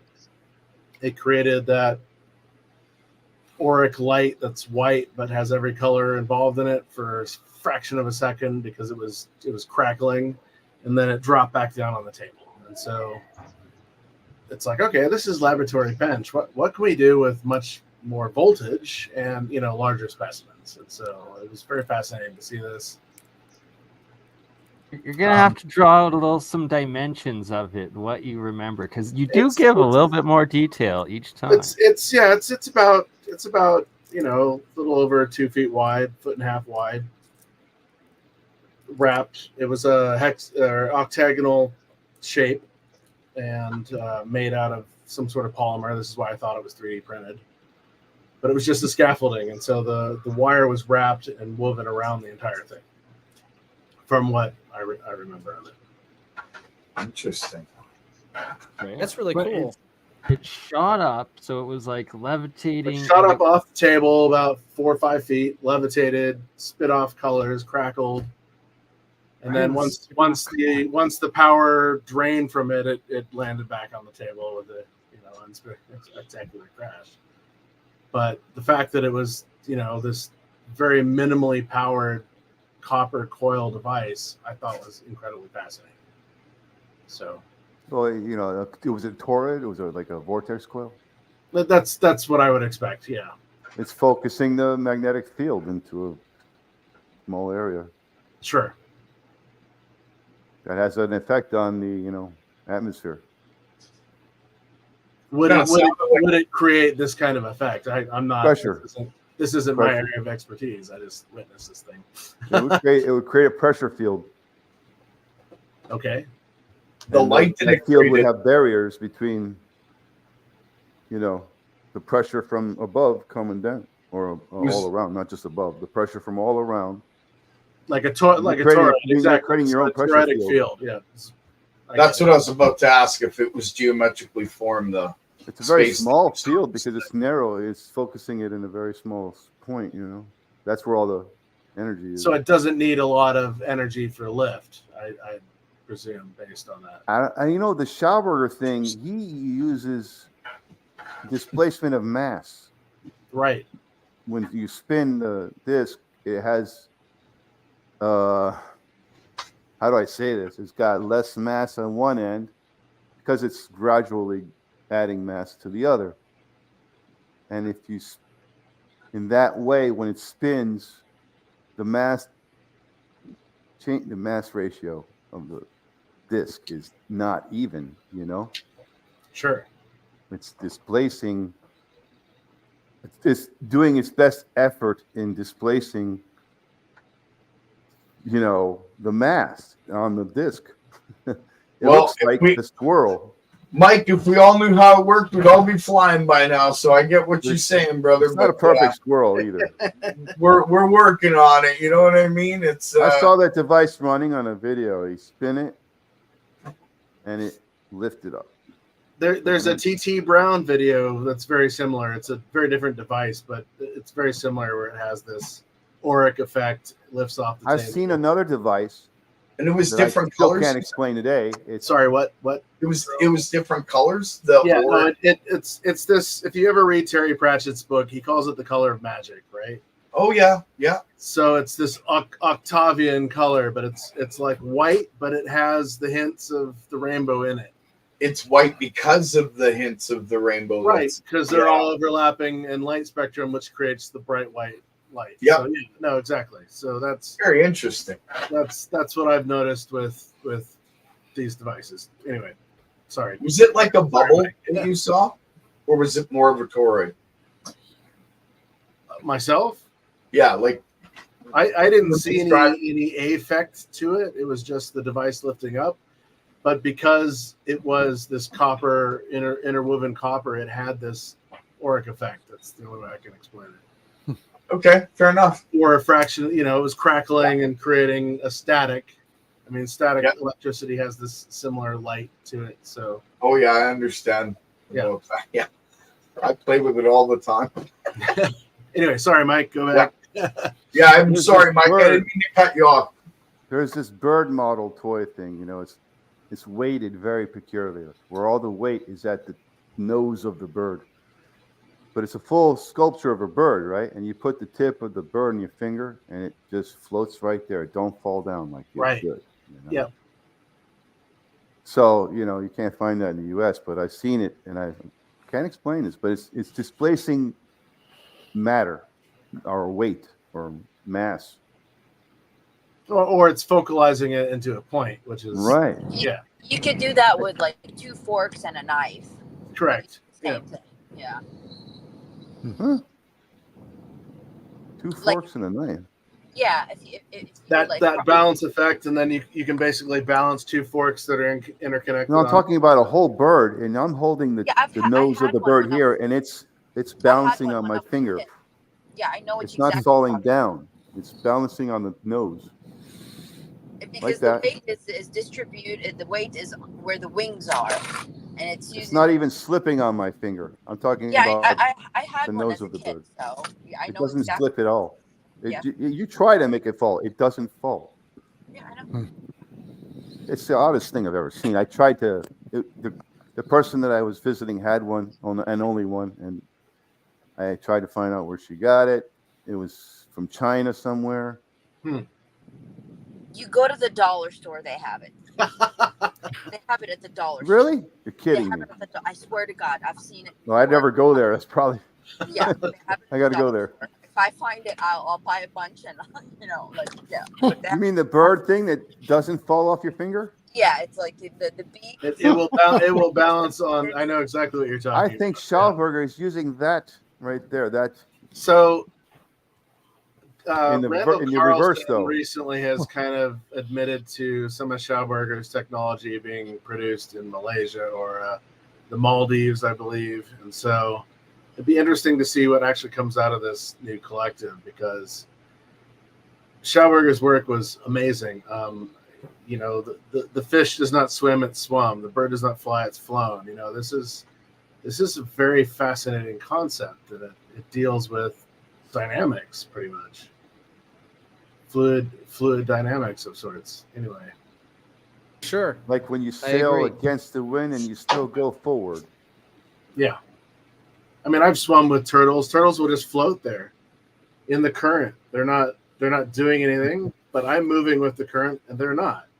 And then they'll just do one paddle, one blade, and they're gone. And you're like, what? Shit, what did I just witness?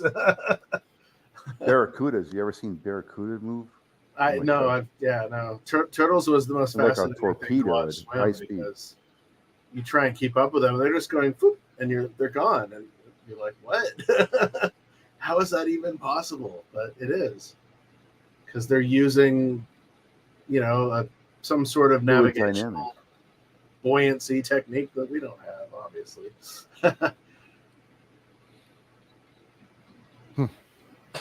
Very cool. Schauberger was using 99-cent store birds, huh? Somehow he figured out to displace matter on a disc and spin it in a way that displaced matter would create lift. And it's not that complicated. It's just you got to get the displacement accurate and tune it correctly. I don't know if it's matter. I think he was just charging it. It was just basically No. rotation It was for a a big disc, charge. no power. No power, sir. Zero. Just a disc Oh, you don't need a power source. with weight, with blobs of solid brass shaped like a swirl of ice cream, kind of. No power. You'd spin it, and the weight it loses weight. For one, and you spin it fast enough, it comes off the table. Very interesting. He did a lot of things with water too.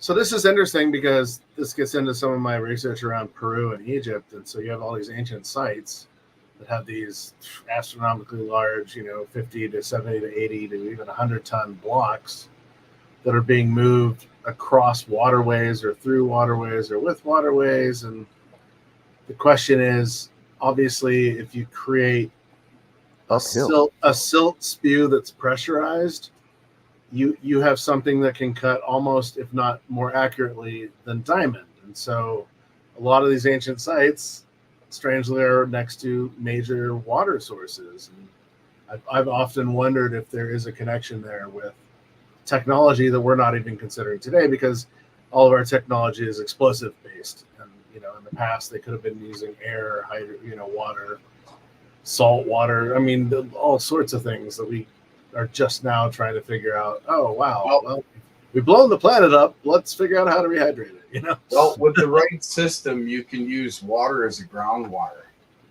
As a what? Sorry? As a ground wire. Oh, so you okay. can transfer energy between places long distances, providing you have the right high voltage and the right system operating.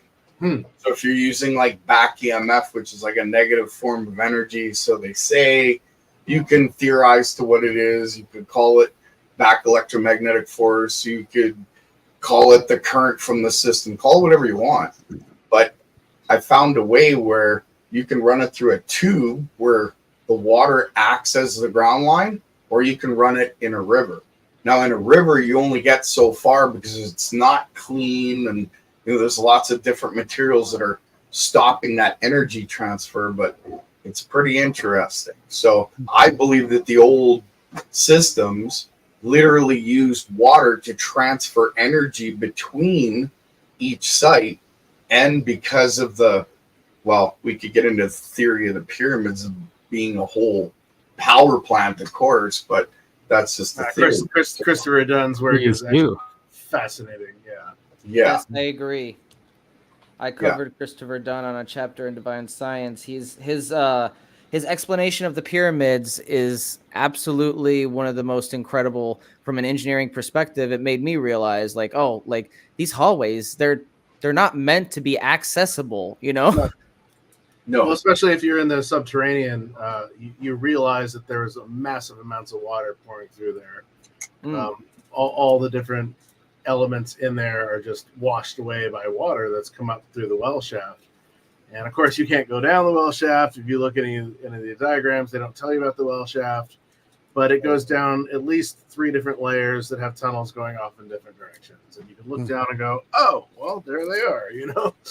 I've been there twice. So that's the most fascinating part of the pyramid, because you're deep, you're 500 feet under the bedrock. And when you climb down the dead-end shaft, it's about 65 feet to the end of it. It might be less, but it's only, a yard or a meter by a meter, and you're clawing your way across bedrock that's just chipped away. And if you don't have knee pads or anything, you're shredding your knees. But the whole way down, the ceiling is it's like a half-inch layer thick of salt, and people have carved their names and the whole 9 yards into it. And it's like, where's this salt coming from? Right? It's like, what's up with the salt deposits? And then you get to the end of it, and it's cemented off, and there's a hole drilled through it. So obviously it's not dead-end shaft, but that's what they call it. But you're down there, and you stop, and you turn off your torch, and you're there meditating by yourself. The 2 tours I've been on, that's the first place I built to once they opened it up after the King's Chamber. I'm going down there. I'll do the King's Chamber after, the Queen's Chamber after, but I usually want to go down there first. And I'll just sit down there for 5 to 15 minutes and meditate. And it gets so incredibly loud. But you're not hearing anything. It's all internal. It's interesting. Really? Yeah. Vibration. Yeah. Well, because you know why? Because you're in such a silent place. That's right. why. But it's just like, you know. Yeah, because you start hearing the biology now. It's Because you're in such a resonant. silent place. It's amazing, especially after doing toning. You have to tune out your own heartbeat somehow. So the King's Chamber tones at F, the box or F sharp, the box tones at A. So if you're in the box and you're toning and everybody else in the room is toning, you're enveloped in this weird bubble and you feel like you're having an out-of-body experience. That's the only way I can describe it. Plus, being in the King's Chamber, you're surrounded by that much thick granite. You don't feel the world around you. You feel like you're in the middle of a void in the universe. It's kind of, this is a machine. This is not, I think I probably have to go there before I die. Everybody should. I must make pilgrimage to Egypt. Do it, please. Yes, we're definitely gonna I'm gonna go. have to live Mike. long enough to get there. Bernie and I have talked about this. We want to do a crew and get a bunch of us. I know people that do tours there, When you so turn we 50, can you definitely start get a thinking. good good price and go to some amazing sites. Yes, And we are going to be doing and that. get private access, and that's the key. I'll send a coil with you. You turn it on, and I'll just You be will there. bring the coil with you, Gerald. Turn it on. We just need to hold it in the air. It turns on. That's what I mean. You got to open a door so I can come. I mean, what are we talking Yeah, about? Hey, that'd be great. Hey, speaking of coils, if anybody's wondering what I'm doing, I'm trying to rewind the small one so it's actually usable. Now the gloves make sense. Yeah, so that's what I'm doing. It's a long process. I use it a little more. Oh, it's just a donut with the grooves. It's very hard to wind, but I do it as a meditation. It relaxes me trying to wind these things. So it's this kind of winding, that was on that device. Obviously, it wasn't it's a small. PoE coil. Yes, this is a mini. This is a tiny one. Yeah, the mini. You're making. It's got one 4 of them now. wires. Yeah, it's got 4 wires by Fowler. So we'll be able to do 2 channels. What are you going to use? So do you 3D print I'll just these test and then wind them up, or? Yeah. Some people send me the frames. I actually printed this one a while ago using a service that I found locally. Scored. But, wow. All right. Honestly, this I didn't expect to be this small, but it was a surprise. I screwed up. I'm like, oh, it's a mini. We'll run with it, guys. We'll make it work. Nice. Yeah, you're in a room full of coil builders. Yeah. There should Yeah, be no, I'm just- on the. I ordered one online. Scale function. It's funny. After I went to the movies with my cousin on Sunday, we went and saw Alien Romulus. The 3 of us, my good friend George, my cousin, and So I. good. Man, people must be deaf these days. It was so loud in that theater. Oh my god. It was actually I've been in the theater before that I seen Romulus at, and it was pretty well mastered. I think it was the track. Whoever produced that movie is a good movie, but they made some parts really. Great. Yeah, they made some parts really loud though. Sometimes they don't pay attention to the DB. This is every movie. I have a home theater, and it's the same thing. I got to turn it up and adjust it every time I watch the movies. But I hate it was that, crazy. yeah. It was an amazing movie. I went into it, with a little bit of hesitation. I'd seen some spoilers, but I'm like, I'm gonna just see it for what it is, and create my own ambience around it. But So I got a quick question, and then I got to take off. It was awesome talking to you, by the way, Hans. yeah, thank But have you. you seen anything like this inside the pyramid? Not inside pyramids, no. No? What about like the Mandelas? It kind of looks like it could be a Mandela. It definitely looks like some of the Mandelas. That is very nice work, Gerald. I know. I like how he has it preserved in that resin. That's super. Yeah, nice. that That's way. what you need to do. Is it just sitting in it, or is it sunk into it? No, it's sunk into it. It's Okay. part of the coil itself. All right. That Does way that- it can't be does that- torn apart. Does that affect any output? Yeah, a little bit. Okay. Gives me a little bit extra. And if We're you gonna can see have to. bubbles in here that I've just recently found, the lighting may not allow you to see it. I'm not sure. Oh, can you see all those little If you holes? fire that up, will it heat the resin up and crack it? I mean, there is a crack. No, it doesn't get hot. Okay, interesting. Yeah, it runs cold, this system. It's a little different than most. We're It gonna have has to get Not you my to area of expertise. nano coat it next time before doing the Where I was going with the epoxy. cousin story real quick is he's got a bench in his uncle's basement, or my uncle's basement, that has 2 Tesla coils at both ends, and they use it for healing. And he's like, dude, come over and use the table again. nice. So, Oh, don't. Nathan's a talk about Tesla that. coil guy. He's good at it. He's got like 3 or 4 in the background sitting there. No, over that side. well, we talked about this briefly on Nathan's got one of the Tesla last coils hidden in shows. holes. But yeah, no, Everywhere. I'm now tempted to go back over because Got I remember the thousands of first Tesla time I coils. used the table. It was amazing. So. Yeah, don't talk about any medical stuff on here. We're not. Oh no, endorsing we're all any- good.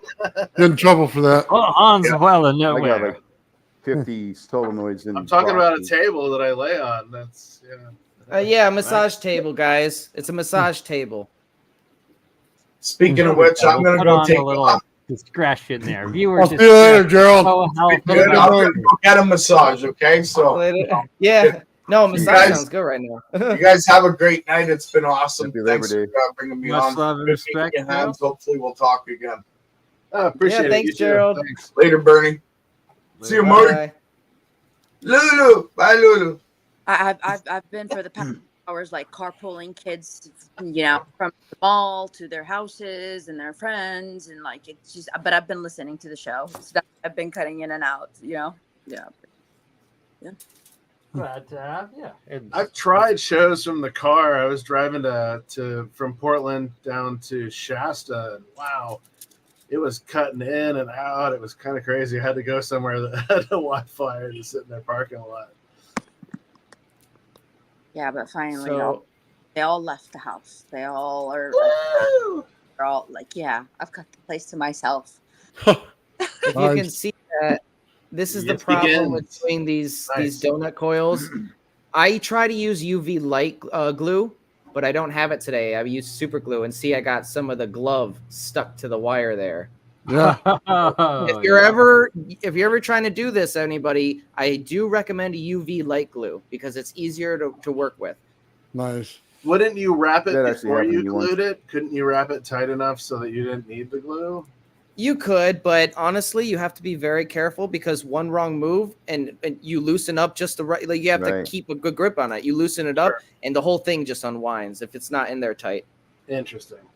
Yeah, it's very difficult, but I mean, like I said, it's a slow process. You use it. I use it for like meditation. If I need to relax, I'll just wind one of these coils. You have a hot glue Because gun? it forces you into a focus. That's funny. I fold origami, so it's very similar. Yeah, exactly. You did it. Yeah. Start my making OCD, right? Yeah. You need a hot glue gun, Ben. Yeah. Oh, actually, I could use my hot glue gun. That's a good idea. Temporarily, you can just because you could pull the glue off later. You know, Yeah. No, that's a good idea. I think I'll try that. it dries fast too. I do have the multimeters hooked up if anybody wants to take a look at them, but other than that, I don't really have Yeah. anything else for the stream. We can just go Absolutely. off the cuff or improvise at this point. Well, in the title there is, the bait of a demo of the free energy, and it being Free Energy Friday, and you have it set up. Why not? Yeah. Yeah. Do it. Oh, now it all makes sense. All right. I think I got a Is little on that my. your other screen there I should highlight? Yes. So highlight the Rodin coil, and I'll be over there heading to the mini lab in a second. Wow, what's that? That's fascinating. Oh, there's some real science about to happen right here. Real science. You'll like it, Bernie. We saw it earlier. It's really I haven't been in a lab in like 3 Oh, yeah. years, 4 years. My own lab, 5 years. I bought a digital microscope so I could look at my pieces from Egypt, but other than that, Ooh, that's what we got to do next Wednesday then, is hook that up and take a look, Mr. Hahn. uh-oh. All right. Well, damn, now I gotta figure it out again. There you go. You need more table space, Ben. I took a bunch of photos. I'll have to find them. Yeah. Because my friend that I was in Egypt with challenged me. He's like, dude, I've been doing this under an electron microscope. We're trying to find you know, how a piezoelectric effect would go through these. I'm like, they're plates, man. They're just plates. But the piece I have is from a plate that's probably a meter wide. It's just a small chunk, but if you All right. the radius, it actually has that to it. So I'd be interested in, yeah, sure. So if you can see here, we're at 800 hertz. We're in the resonance range. 0.037 amps on the input. 0.38 on the output, so slightly higher on the output. But you can see, and I'll measure the voltage in a second, and you'll see the voltage is actually increased on the output, which is why this is lighting up and spinning, and why this one isn't doing a dang thing. What is the output of what? Sorry. So the output is the it's this coil in the middle. Okay, gotcha. Yes. So the input is not hooked up to the coil at all. It's hooked up to the left channel of the stereo amp receiver. It's just getting the same amount of power, basically. Sure. Your control. Yes, my control. And it's something visual you can see happening instead of just numbers, which, you know, I think people need to see at this point, especially people who are more layman to this idea of free energy or skeptical. Neither, but I am kind of layman in some degrees. Yeah. But at any rate, you know, this is a good demonstration, and I'll show you the voltage in a second here. 3935.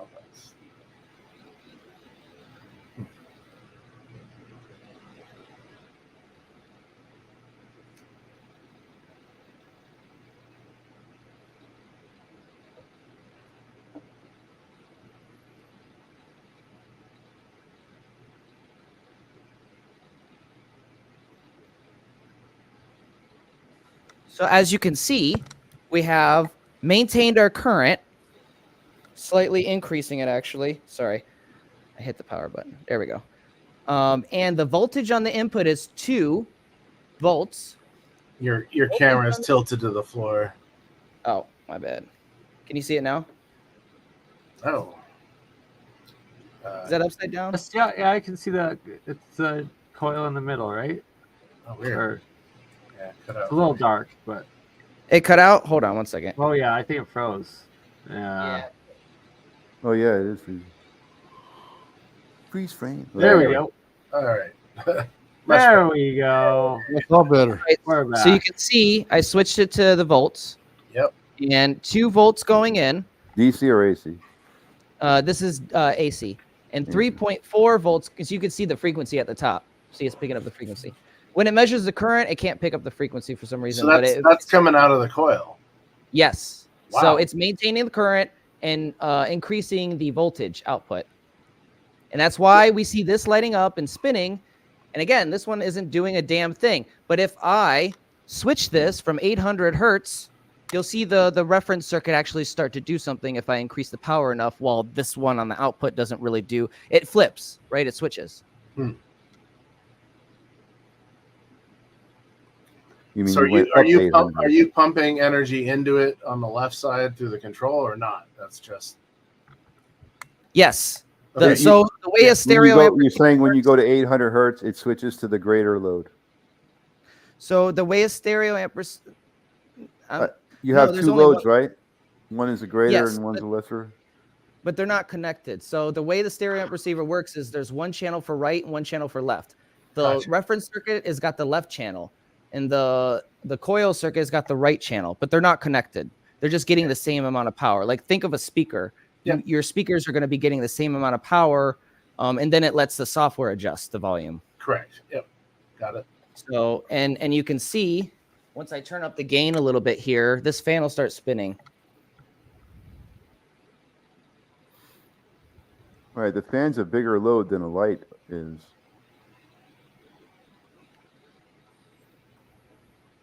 So you can see the fan's not spinning on the output because it's not getting enough power. Look at the voltage, 3.1 on the input, Wow. 1.3 on the output. Obviously, it's not getting enough power, Right. right? So it's outside its resonance range, meaning if we resonate the load at 800 with this system, 800 hertz, we're going to get more energy out than we put in. Right. I don't know about you guys. That's Frequency. absolutely phenomenal. I think Huge. that's incredible. No, that's Yeah. huge. And it's your because amplitude, it's building energy on its input, which is amazing. That's like, yeah, this experiment should be taught in schools, in my opinion. You know, like this needs to be spread It around, will guys. If be, you, and that's what you're doing right now, Ben. You're yeah, teaching it to the world with I sharing. do have a Just yeah, I that. do have a do-it-yourself guide. If anybody wants to try to replicate this stuff, and I suggest you do. If you have any questions, reach out. But it's very simple. It's not hard to set up. You know, I'm not an expert in any of this. That's why I come here for your guys' expertise. I'm just an observer, but I love what I observe. the frequency increases, so does your power consumption and your load, your ability to consume power or use the power. The current usually is based on the. I think the current is based on the load in these systems. So Right. you know, you put whatever your more load is, it can pull that much power, or it can pull no more than what it's able to pull. Right. It's absolutely fascinating. And I love messing with the system. The next phase is going to be introducing a Bedini circuit to it, seeing if we, you know, charge a battery with a battery. Super curious. What is the coil made out of? So the coil itself is a bifilar. It's got magnetic enameled wire, 24 gauge. Okay. And basically, I take a enameled wire, run it from one pole to another 24 times. So it produces 24 wires. Then I wind the coil with, you know, twisting that up, wind the coil with that. And then I put 2 channels in series, 12 wires in one channel and the other 12 in the other channel. So basically you're producing 2 coils in this one design. You have a 1-to-1 ratio transformer, essentially is what that is. It's the simplest explanation. But you're able to build power on that. That's impressive. That's really yes, by all conventional means, this should not happen. 1-to-1 transformer ratios should not exist if you're going based off of academia, right? You have to have an asymmetry there for the transference of energy. Well, you have a point there. The Q is silent in quackademia, but so regardless of the numbers of the output being more than the input, just having the voltage increase, regardless of the current. So your gauges are the same, Yeah. right? Okay. It's super big. And I'm not doing anything special. I'm just doing what other people have done, you know? So your primary is getting 2 volts and your secondary is getting 3.5, and they're exactly the same wire thickness and length and everything. Yes. And what it is mostly about, and this is my opinion, this is just my theory, but about the combination of the right frequency, you know, resonance, and the geometry, right? The field geometry of the coils compressing on top of each other in such a way where you actually produce a pseudo monopole. Right, a 1-to-1 transformer shouldn't do that. Mm-hmm. Absolutely not. And that's why I try to tell people, they're like, oh, your multimeters are wrong or blah, blah, blah. And like, regardless of what the multimeters are saying. Is this with or without the magnet? This is there's no magnet in the center of this one. And you still get 3.5 out. Mm-hmm. And the coolest part is, and I'll do this in a second, we're going to do the Nunez method where I crisscross the output. And, you know, the primary is being pulsed, stimulated per se. Mm-hmm. And the secondary is picking up on that stimulation along with whatever else is in the environment. That's the best way I can explain it. Yeah, we're gonna hook it up this way, which is the Nunez method, the open circuit. There's all kinds of radiation in the environment. Your light bulb on the ceiling, your fan running. There are environmental effects for sure. Even the sun or the moon or the ocean waves are a form of radiation. The ground has its own radiation. The stones, everything radiates at some level. This thing in your pocket has its own radiation. Right, the plastic rubber on your tire. It's all radiating. Everything has a frequency. All the colors have a frequency, and therefore you have just solid state oscillations in the matter itself. That's why I was curious what the material is made from. That's really fascinating. Thanks for Well, they're just 2 copper windings, the same length, same gauge, and he's getting 2 on the input and getting 3 on the output. That doesn't add up because You know, if you wanted to step up the voltage, you would have the secondary would have more turn or more length of wire than the first wire. So the first wire would receive 2 would volts. it- If you wanted the 3 volts on the second wire would have to be longer than the first wire. That's the fundamentals of transformers. If you want to bring the voltage up, he's not doing that. His wires are exactly the same length. He's still getting an extra volt on the second wire. I know that's sunk in Well, that was slowly, my but it's curiosity there. with the metals of the mesh. That was why I was asking about that. What, the mesh? Yeah, it's not just copper. There's mesh in there, Ben? no. The weaving of the wires. The wires. No, they're all The copper. meshing of the copper wires. Yes, the It's way not it's just wound. copper. That's what he was saying. Yeah. The frame It- holding it is just a plastic frame. It's It No. has- I'm talking about the wires themselves. They're copper. They're insulated with enamel coating, so they don't. So that's the question: is that enamel coating having a resonance effect? It's just insulating the wires from touching each other and shorting each other out. Hmm. Because then you wouldn't have the effect. But for the actual resonance of the whole unit, you would have to add that atomic mass in to the frequency. Well, if the wires are shorting out, you're not going to be able to send an electron from one end of the wire to the other. I got you, Mike. We're just what Hans is saying for like the mass of the actual resonance of the coil to get it into coherence with the resonant frequency. It would then be the mass of the copper wires as well as the coating. That makes sense. Yeah. Well, that was my The only mass of the curiosity. copper. Is there another effect happening with the coating? Because the coating has other micrometals and magnetic metals within it. So No, the coating is no metals. They're Coating is insulated. straight insulated. Straight insulated. I thought what he had said earlier there was other materials involved. So The enamel coating is a pure insulator. don't know. No conductive properties at all. Okay, interesting. That's the whole goal of insulating it with that, to keep the wires from conducting to each other, so that you can make them close to each other without And conducting, then put them into that vortex geometry, which then creates without needing a plastic, like a regular plastic Right. shield over a Sure. regular wire, and you want it to have more turns in a smaller space. You need to get rid of that plastic housing. It's just going to make a bigger space with that on there, right? So they figured out a way to insulate wires with just a thin coating, which is ingenious. It really revolutionized Thank you. Had no the whole idea. thing. Yeah, no, this actually makes a lot more sense. I don't know how far back that goes either. Honestly, someone should do a full report on that whole thing with the enamel coating copper wires, when it all even started and everything. Because Probably when they needed to re-insulate the telegraph wires, I'd imagine.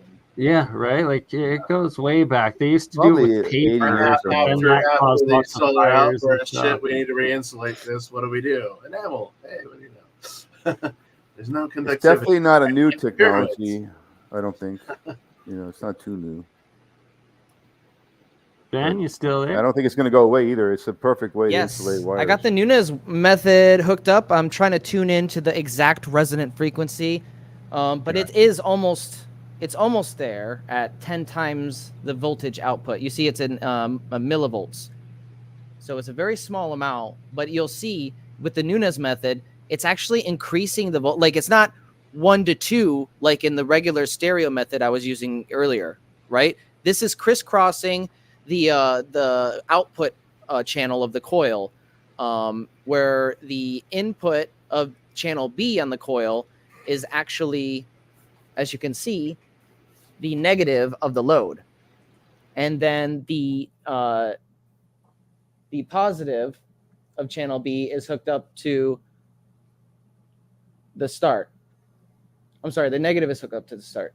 So it's crisscrossed. You see the yellow and the black are crisscrossed. And right now we are resonating at a higher frequency range, and I can only go up so high with this. You can see it's almost at the end, but there's a pocket of energy here at 200 hertz, 20,200 hertz, and the voltage is significantly increased. So you have 15 millivolts on the input and 64 millivolts on the output. That's way more than double. And if I tune in a little bit more, I can find the 10 times voltage output. Now, again, if you have a powerful enough system, this is very, very dangerous because you can be outputting high voltage. The system is meant for high voltage, so be careful. If you do that, it'll start producing ozone. As long as you can keep the current limited, you add resistance to the coil. But And yeah, then you you can can turn up your see, voltage. you know, tuning it a little bit more might get us there. Let's see, 20. If you want to go up in more voltage, you get a Yep. higher voltage So supply, that you kicked can it up add a little bit resistor. more. Here we're at 16, 17 millivolts, and then 83. And right there, we adjusted to 20,100 hertz. So there's some tuning in you can do to get it, you know, but it seems like, at least for my system, it's a range. You know, you tune into that initial start of it, and you can see the spike on the output.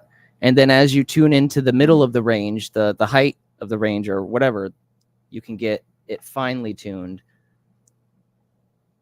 If you're able to control your high voltage, the current behind the high voltage, you're going to have all kinds of phenomena in a coil and its field output. I know you guys can't really hear it, but the fan is spinning faster on the output.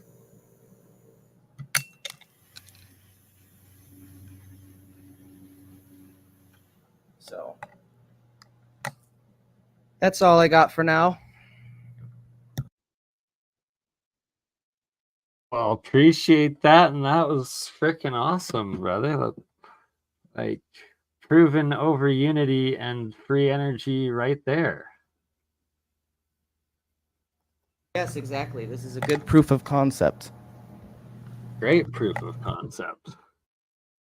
Real Occasionally, proof I'll of see like 1 volt or a little like around there on the plugs that have no power on them in the walls.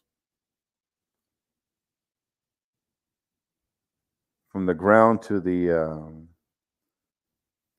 return line, you can see a few volts, but not from the, you know, using the hot leg.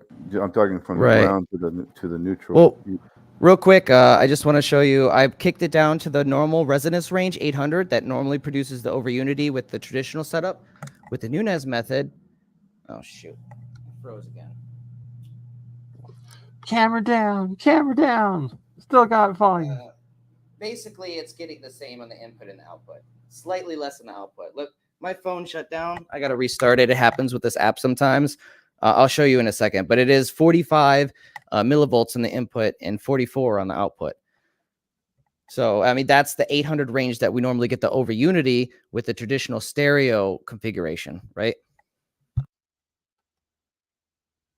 Right, and yes, Nunez did, and then their channel got disappeared, essentially. Like, it's still there, but then all you the should get videos a disappeared. battery and a PWM and plug it into that coil. Like, that's easy thing to do. Like a 12-volt battery and a pulse width modulator. Hook the battery up to the power the pulse width modulator with the battery.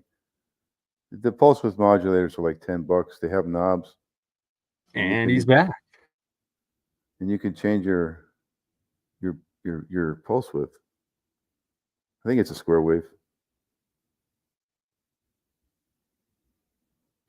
Oh, are you So muted? as you can see, yeah, as you can see, it's 44 on the output and 45 on the input. And that's within the normal range that we get our over unity using the Nunez method, because we're resonating at a different range. We're expanding that cavity.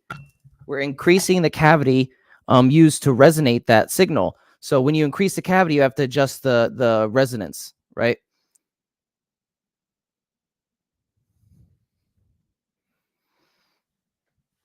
I got a good experiment for if you want to try it. Sure. You're using 5 volts now? Right now, we're in the millivolt range. I mean, you've brought that coil up to 5 or more volts? Oh, I brought it, you know, way higher than 5 volts. I just don't want to blow the fans. So and the 12 volts capacitor, is I good blew for the you? capacitor the other week. So you're safe with 12? Yeah, should be. I got So like get a 12-volt battery pulse Yeah, the I got a dead primary one. with it and using a pulse width modulator. It's like $10. The PWM, the cheap one. Send me a link to one on Amazon. I'll order it, and then All right. we'll hook it up. Yeah, for sure. I'll do that because I got a couple of dead 9-volt Well, batteries. let me finish though. That's not all. Okay. And then pulse the primary, and then put a high voltage diode on the positive end of where you gave it a positive.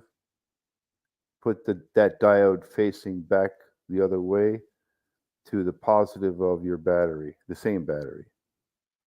And you need to also protect the PWM with a diode. Yeah, you need to put another diode on the PWM, the same high voltage diode, just a high voltage diode to prevent the flyback of the primary from hitting the PWM circuit. 2 diodes. I'll draw it out. It's an easy one. Experiment. It won't burn anything. If anything, it will burn the PWM. $10 will bye.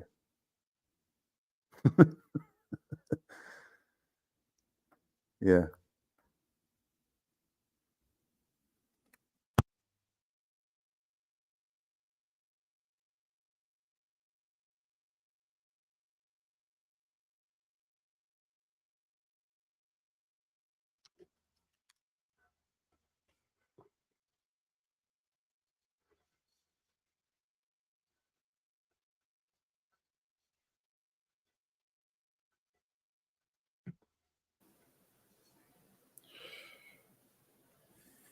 We got Nathan back. What's up, I think guys? I just blew my fuse I again. had to eat. Right? Welcome back, Food Nathan. central. Yeah, I'm about to do that in a minute. Been up since 1 this morning working on geometry for that coil.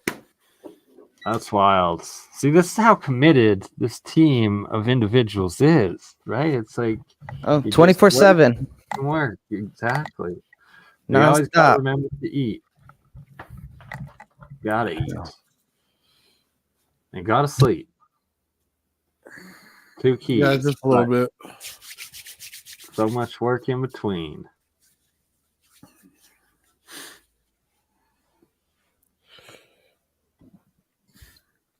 Yeah, I'm gonna build a 9-layer coil, so it's gotta be correct, and it's gonna have what was it? I think it was 7 different drive coils. So you can drive the 9 out of any of those 7 to the whole thing. So you'll have that, and then anyone that's hooked up with it will resonate with it, and then you hook them all up. So it'd be pretty interesting. So we'll see. I'm going to do it. I was telling everybody based on a Christian mandala is what it is. So I basically took the geometry of it and put it into a coil. And I've been sitting here doing my notes, putting in my lines exactly where it's going to be, how many coils in each one, you know what I mean? So Okay, show us close-ups of the blueprints. Oh, yeah. Lucky. you can see over here where I tell you, you know what I mean? Whether it's an individual double or it's 4 coils or whatever it is. Anyway, I worked out the geometry on my CAD program, so I know exactly where each wire is going, which one overlaps, which one flips 180. So it should be wild. Yeah, he's ready to go. Nice. Yeah. I'll start winding. I got a bunch of wire sitting in the cupboards behind me, man. How are you I going to wind it? Are you going How to do use a you? bifiler or just individual? There's going to be bifile in there. There's going to be individual stuff in there. It's going to be able to hook up. Basically, it's going to teach you everything that I wanted to know about a coil.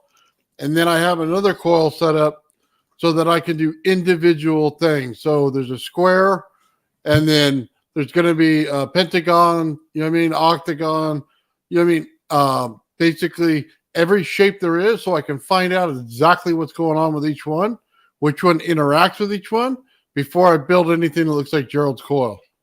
You know what I'm thinking? We should also look into an infinity symbol shaped coil as well. Wouldn't that be cool? Absolutely, the Mobius coil for sure. Yeah, a Mobius coil. Yeah, exactly. I don't know if anybody's done that, but that'd be interesting too. But yeah, you've got a lot of different designs and incorporating into the same thing, which is exciting to see. Maybe we should be able to test out a lot of different things. I gotta send you guys these ones to try as well at some point. That was given to me by a former Navy guy that did some experimenting. But he says you got to use a bismuth aluminum wire amalgamate for it. Huh. What does that specifically do for it though? It increases the magnetic current that goes through and fields of the coils. Theoretically, with that, you could probably get way more than 200% efficiency. Shout out. Or at least higher than what I'm getting. Oh, it's Rick. It'll come to me. But yes, I gotta get a hold of Rick and do another episode with him or have him on here to fully explain what he was doing with these and the results they got once he retired out of the Navy, because he can't really talk about what he did while with the Navy. What are they going to do to him? He's out already. NDAs. So you sign it, you can't really break it, or they will break you essentially legally because you signed it away. Nice. You know, I think the other day something called a family trust or a private trust, and this is for financial, wealth building. If you create a trust, nobody could tap into that. Not the government, not the IRS, and you could shelter yourself from taxes, because it doesn't belong to you; it belongs to the family. And so, if a person passes away, the government doesn't take 33%. It just it stays in the trust. So even if you have an NDA, nobody could liquidate your assets anymore, or even if they sue you, okay, even if they get a judgment, if you don't have anything to give, what are they going to do to you? Or they throw you in jail because you broke the NDA. So check it out, guys. This is the mandala I'm going to use. So you see each layer as you go around it. That's pretty. I like this. Each layer will be a layer on the coil. So there's 9 altogether. So the idea is when you wind it, you can't cross the one below it. So everything has to be the one above it.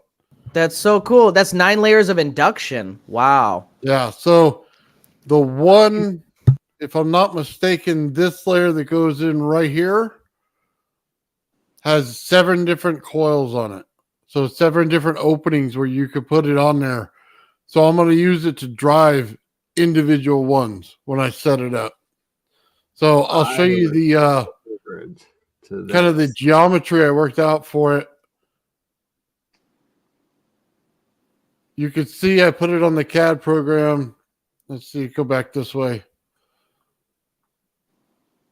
And each layer, as you can see it there, it's a bunch of layers put together. But I build them individually, and then that's it when in the end, right there. You can see the center one. Just all the different layers I put into this thing. So we'll do it this way. So you see it in the center, and then we pop out. There's 1, 2, 3, 4, 5. It keeps going. Wow. Until you get back to that. That is really detailed, Nathan. I might open a portal or two, hey? Or at least create some sort of field that we see, feel, and... Yeah, well, I've been working... Like I said, I've been up since 1 this morning working on the geometry of it. It's trying to get every layer laid out. You covered every little bit of space possible, with layering them like that. You can't miss any, any dimension in that. I think you've got it all. No, but the cool thing is when you look at it, you can actually see the inner circles of it. Yeah. Right? That's so wild. You know, they say there's 11 dimensions. So you've got like right there, maybe 9 already. Break on So- through the other 2. Yeah. And then Well, probably have the whole set. yeah, you got Gerald over there showing off his coils every week, man. I gotta bring it up. You know what I mean? Gotta bring up the level Yeah. over here on my side. I feel it. That's what it's all about. And wow, man, that's interesting because it's like you're literally bringing ancient sacred geometry to life in new technology that's possibly very ancient technology. Yeah, that's the best part of it. You know what I mean? What were they thinking when they did it? Did they purposely put this in there? You know what I mean? Is there a reason Right. for it? That's what I want to know.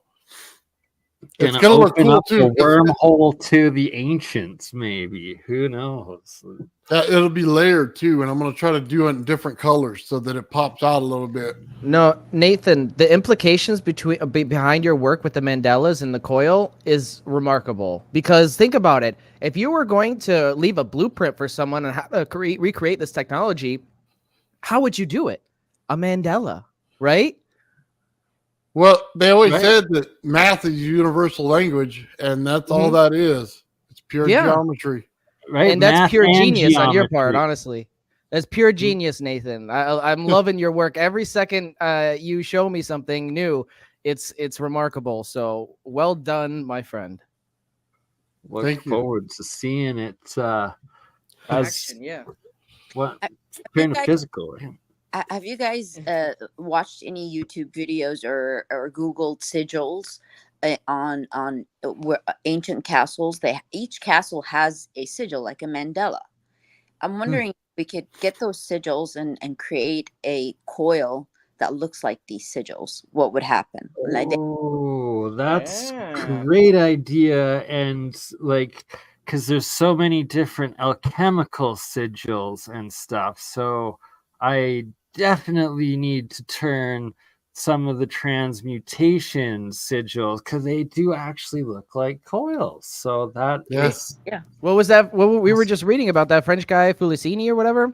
He was mixing alchemy with medieval architecture. So that really Absolutely. plays in there. Yeah. Yeah, I mean, if they're leaving any blueprint, the ancients, it's in that sigil. That's the key to it. I mean, I would, Right. Just Passed down whether don't the recent make generations any wear. coils out of Solomon's sigils. That's all I'm gonna say. yeah. I mean, because that's not a particular language. It's a shape, it's an image. So that would be easy to pass on rather than a textbook that's in a language that could be lost through time. Yeah. But images, those stay. Yeah. I Yeah. agree. What do they say? Image is worth 1,000 words. Yeah. There's mandalas under the Viyamanas that are on temples in India, and you see the actual Viyamana, and then right under it, directly under it, is a mandala. Yeah. So that would be something to recreate right there and find out what the resonance Yeah. patterns are. Yeah, maybe that's the blueprint for it. Huh. That'd be That's cool. great. Yeah. It'd be interesting to try to do some of these coils designs and create new ones and see what happens for sure. Well, I want to get the inside coil and one of the outside coils to be perfect to each other, so that the exact amount of wiring, so the capacitance the same. If that's right, then I can hook them up together and let them resonate together, just like a Tesla coil. And then I can create that vortex in the center and let it flow. So Right. have an outside, have an inside, and let it flow. And with then- those unique then we got geometries, something. with those unique geometries, you're gonna be creating different compiling field geometries that are gonna compress the different the poles in different ways. Yeah, we'll have to, when I wind it, to see how much is on there each time, and calculate it and see if it comes out right. See if they're even close enough to get a resonance. I really interested in the time dilation factor. Nathan, if you do this, like get two stopwatches, put one like in the vicinity and Yes. put one Good outside call, Lulu. and see if you know there's a difference between them. If there's a difference, it means you are creating, you know, either like Great time dilation. like yeah, if it's inside, you're in the future. If outside, like if the inside is faster, like in the vicinity of the coil, it means like you're resonating time at a higher oscillation, which you're in the future pretty much versus the outside world. But if it's the other way around, it means you're like you know the future is going faster than you are. So just but I would assume it's the inside would be faster than the outside. I mean just you know Yeah. an interesting thing to experiment with. And just I think n- that you're right. a little stopwatch. Don't use your cell phone, you know, like because cell phones have they're connected to the network, so they self-adjust. Yeah, they'll even if you play with them, they'll still Yeah. adjust. Good Right. call. But if you use a stopwatch that's not connected to any, you know, Wi-Fi source or you know just a regular little one, like how the coaches have in their hand, like the little one with the battery, those work really well. Yeah, and Or an hourglass too, even like a small hourglass. Yeah. If you have two of them the same size. yeah, but that won't tell you exactly how much the time difference is. No, Yeah, no. you'd want, Yeah, I guess, at least digital. But yeah, even just two actual watches, right? or two Analog watch, watches. but like they can't be digital stuff, you know, like connected to anything, you know, like you can't time it on your computer or your TV Can't be an iWatch, that's for sure. Yeah, they have to be mechanical. yeah. Yep. Like Let's try it. let me tell you, like Analog. I was thinking those two coils behind me right there, something they're like about 20 kilohertz off of each other. So I'm going to actually take a little bit of wire and put it down the coil and get it to change to be exactly the same. I'm going to see if I just can't turn on one with the other one from across the room. Oh, yeah. So we'll just resonate them together. And then one will be a pickup, one will be a drive. And we'll see how many light bulbs I can light up in my garage. I got a whole pack of them. You know what I mean? For the 4S and 4-foot ones. Yes. Oh God, yes. That's like my dream is just to have like my room all my setup lit up with the resonant energy of Tesla coils. Yeah, it'd be cool. If they don't work, I'll just build another one and then do it. So try again. It's all we can do. But that's what real science is. I could change the resonance in them though. Just add a little bit of capacitance here, take a little away there, we're good to go. Yeah, it's just I do the same thing with my gravity flyer. That's how my Tesla coil works. It's specially built for that. It's not average by any means. So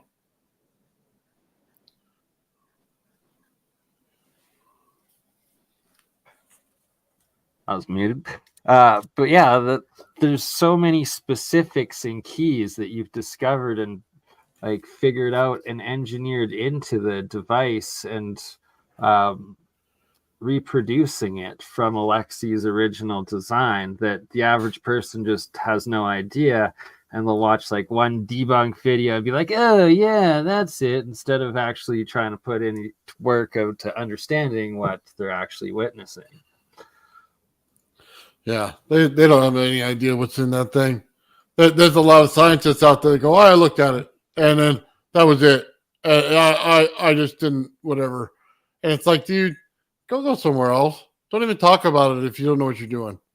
I don't talk about your guys' stuff because I don't know. You know what I mean? Right. So, that's okay, man. That's what the coil's for. Once I get it right, it'll be this, another solid state version for me, better than the one that I already have. So, you know what I mean? That's kind of the reason to do it, because I want that coil to lift and I want to put it in a frame, kind of like this one here, and we will just rock on. You know what I mean? We'll get another UFO deal here, bro. Wow, you got that all ready to go. That's awesome. Oh, dude, this in that my little fun project over here. I was telling people earlier I failed on it. I absolutely miserably failed on it. So Dude, Nathan's garage is like Willy Wonka's chocolate factory. Oh my god. For nerds. For Oh, dude. absolute nerds. There's so much Yeah. cool stuff in here. That's amazing. Literally, you could sit in here for weeks and never get bored. And then when you do, I'll just come in and light it up. You know what I mean? Give you a show. I have to grab the guitar and start playing and hook up my high voltage to it, and then let Yes. it rip. Got to do a Science of Sound episode together on this. Any Some news on live that solid jamming. state sand battery? Heard about it a few months back. I'm not sure. Was that like a kinetic battery, sand I battery, don't or know. I'm wondering if he's maybe referring to something like the Hutchinson battery, or Mike Faraday or Mike from Faraday Research was on here presenting his solid state device, which was amazing. yeah, it's his graphene battery. Hmm. Not sure to be. What's Yeah, I'm- that? and Nancy through one of these YouTube, like the streams. They're an extremely interesting couple. Like, but my God, like these two are. It just feels they're not from this world. They're out of this world, from a different world. And quite honestly, like Nancy scares me. I don't know why. She really does that. She's an intimidating lady. That's that one.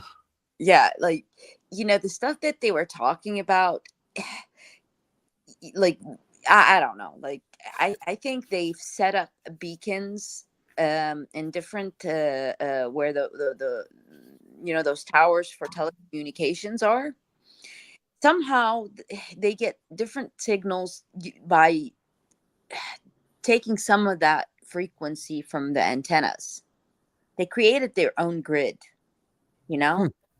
something like, but Interesting. yeah, and it's kind of, you have to understand how networking works, like the grid, for you to understand what they, I probably understood 5% of what they're talking, but that's what I got out of it. Like they tapped into the the telecommunications grid somehow, and that's where they're using part of their energy. That's how they're funneling that energy through their system. Like using it as a big Tesla coil, to how Tesla imagined, like the power stations, but they're using that. But I don't know how they're using that. I did a lot of research on this, and it makes sense. It could be done, but it would take so many years for somebody to go in, around the country to set up these little, beacons to connect them. And they don't have to be anything big, no more than bigger than Maybe their Johnny balls they were talking about has to do with this, I'm thinking. Maybe, I don't know, but they have a cool, whole grid system. They can tap into anybody's, phone. They can tap into anybody's, these two, I think, are one of the geniuses. And they put, like John Hutchison plays that he's, doesn't know what he's doing, like like a wacko dude right now. But no, this is, I think, it's just a front. I really think it's a front. But the guy is brilliant. He was trying to send energy from the United States to Giza, to the pyramids. You know that? Like, he had an experience. I had heard about that one. I know that he remade the Ark of the Covenant in Japan, and that was pretty epic, but it was like a private project, so it's like you can't really talk much about it. Well, the project was, I don't know what search I went in, but he had his work hidden through a website called Flickr. The videos are like his secret projects are in there, but it took me about a week to dig into the work for me to find it. It's a weird website. I don't recommend anybody going in there because there's other like really weird things in it. But he had his research hidden there. You know, Really? being hosted through Sorry, this. he had it hidden where? There's a Flickr? website called Flickr and Flickr. or something like that. If I find it Huh. again, I'll search for it again. I took Yeah, send it to me. I might have to scrub through it, and I'll make sure I wear I my think my we all do. goggles. So. but I'm telling you, he was creating a communications line, a private communications line between lab and there was a girl in Egypt was trying to pick up on the signal through the pyramid of Giza. It was that. Wow. So you know, yeah, very cool. Whatever he was doing, I don't know the research to it, but he tapped into something out of this world. Let's put it that way. I was watching the Hutchinson's wife's channel. She has a YouTube channel, and she put some of the stuff on there. It's a really clear video of the stuff lifting up in the air. And then as she's talking, here he comes in the background in his 90. And I was tripping out. I'm like, dude, this is more than just a front here. Okay, this is more than just he's crazy. There's something more to that. So I thought I'd tell you that. But some of the best videos I've ever seen at clearest on the stuff lifting. Not his 90, but the now I remember. stuff. I actually searched through the people that videos, his old videos, and there's a person there that I followed from that person. You know, I did a search for me to find. It's like he embedded his videos. You know, like really you have to hunt for them, like deep. I don't know what it's called. Yeah, even in his own website where I subscribe to for like $34 or whatever, he has a whole archive, but a lot of it's mixed in with just nonsense. Yeah. Yeah, I think honestly, now that I'm thinking about it, now that you said that, I think he did that intentionally. I think so too.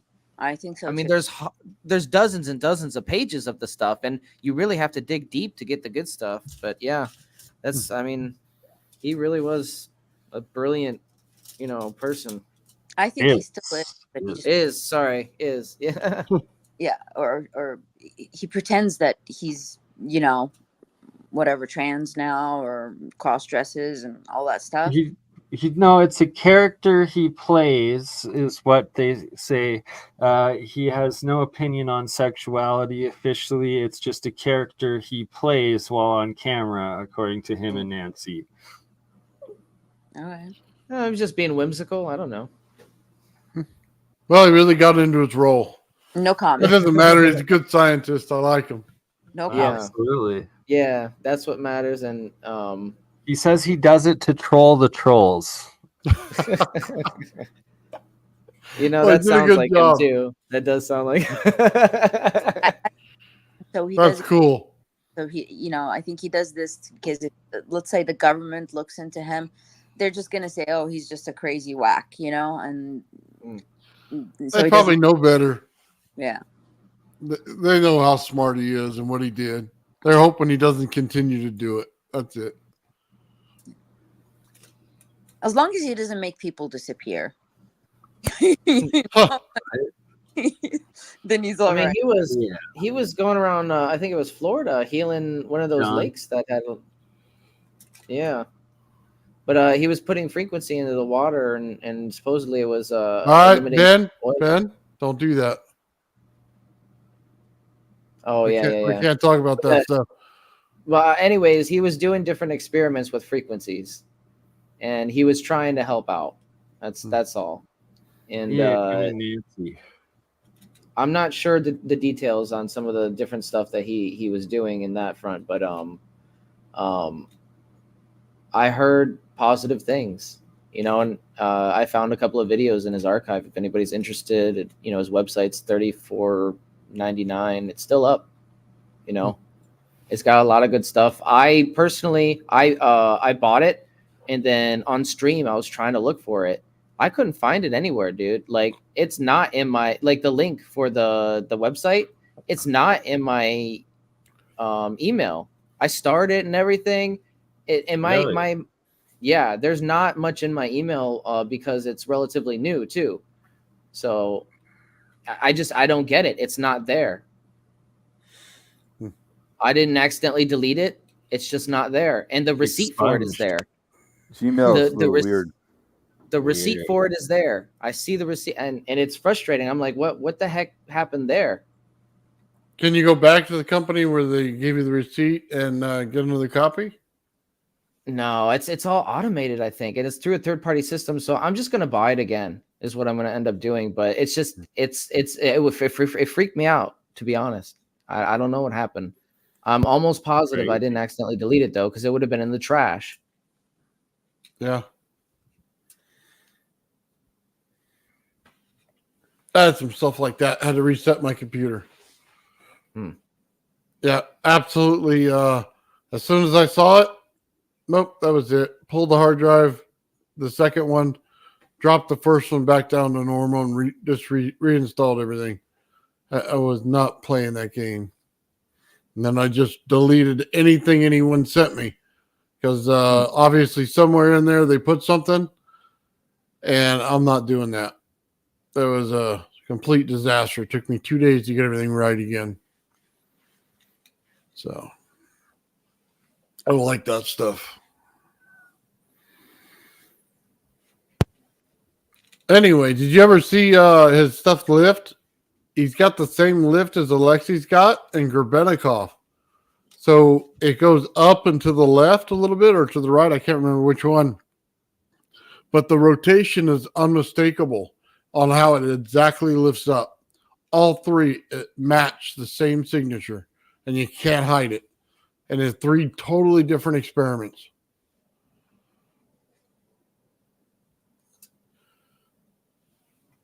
Sorry, just on the phone for a second. What happened? Sorry, just on the phone for a moment. I'll be right back. Oh, gotcha. Anyway, I just thought it was interesting that they all lifted it the same exact way, even though they were completely different experiments. And the only thing I believe they had in common is that Tesla coil. So, and that and some static electricity. So I thought that was really interesting.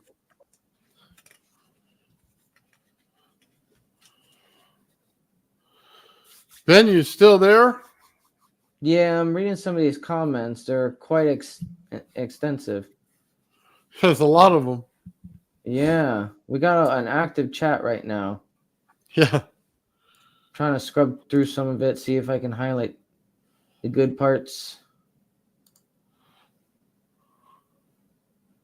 Huh.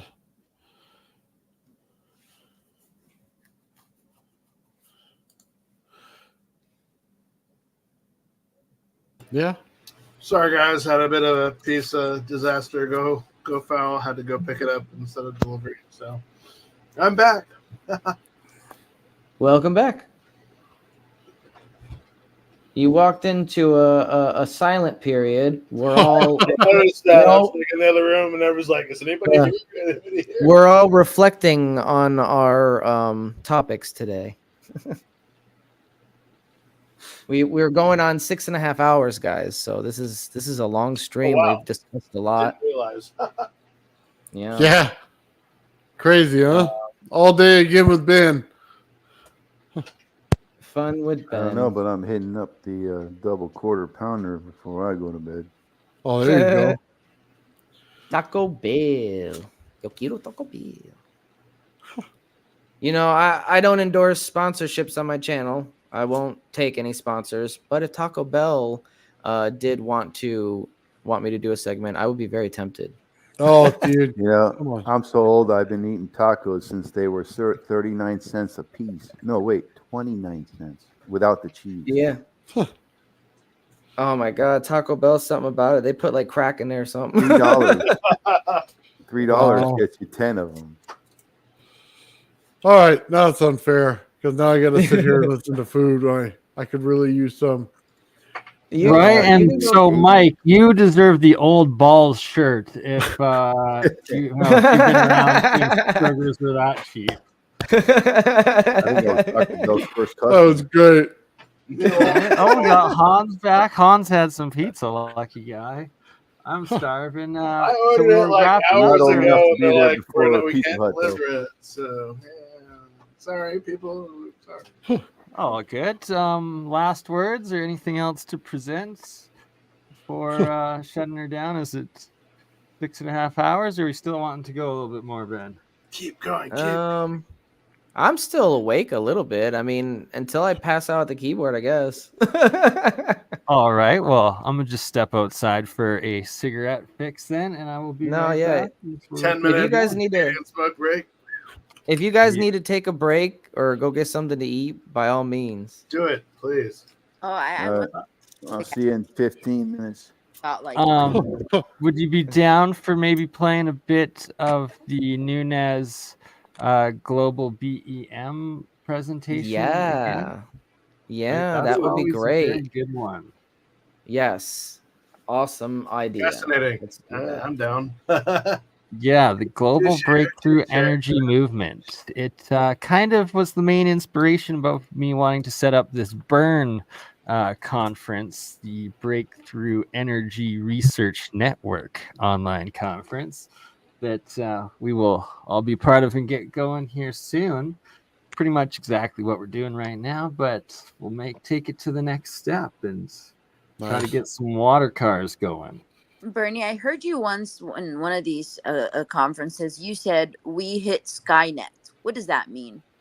What? We hit I- Skynet? Yeah, I don't like think I ever said that. Something Or to do with AI tech. creating Skynet. We're one step away from creating Skynet, essentially by having AI control the drones that are used in the wars, as well as having AI now being selecting targets in humans that Israel is doing in Palestine. You connect those together. As soon as it gets intelligence, like actual intelligence, we're all doomed because we've already programmed it to both operate the weapons killing humans as well as deciding what humans to kill. Well, then it's just going to decide to kill everybody. And it's No, all it's just- based on programming because it can't break its programming, which I've allotted to in my Yeah, lectures that's on one step AI away. in the movies. Even all the AI that we're afraid of in the movies, they all have programming. So it's like, huh. All right. Mm-hmm. And who programmed them? You know, was that programmer? What was? Yeah, but you have to look at the individual programmer. What kind of morals or ethics or lack of there did they have? You know, yeah, what no, are- bingo. Yeah, you nailed Yeah. that. Yes, Exactly. correct. So yeah, so the creation is a reflection of the creator. So yeah, the only way just something to consider. I would think the only way to bring like to shut the whole network down is to turn off the electricity everywhere and then reboot it. You know, like have it That's like actually a smart idea because Pretty much. if yeah. electricity exists somewhere, then there's some node of it somewhere alive. way to like is to Dun, shut down dun, dun, every.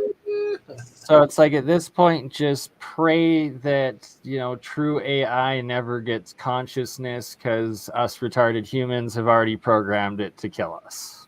Yeah, Basically, pretty much. Well, look at what we're doing. I can't even say this on here, but with modified bugs like mosquitoes, and all of a sudden, certain prominent figures are coming down with mosquito inborn diseases, and you just gotta scratch your head and go, well, maybe we shouldn't fuck with nature. the thing is, Absolutely. It's the descriptive oh, go language ahead. taught it, and Sorry, what? it's the descriptive language that we taught it about. Exactly. Like, that's the problem when we're defining what being human is, and setting the parameters on like what's a good human versus what's a bad human. Wow. Yep. And this is where the problem is, and we're not realizing that it's a homogeneous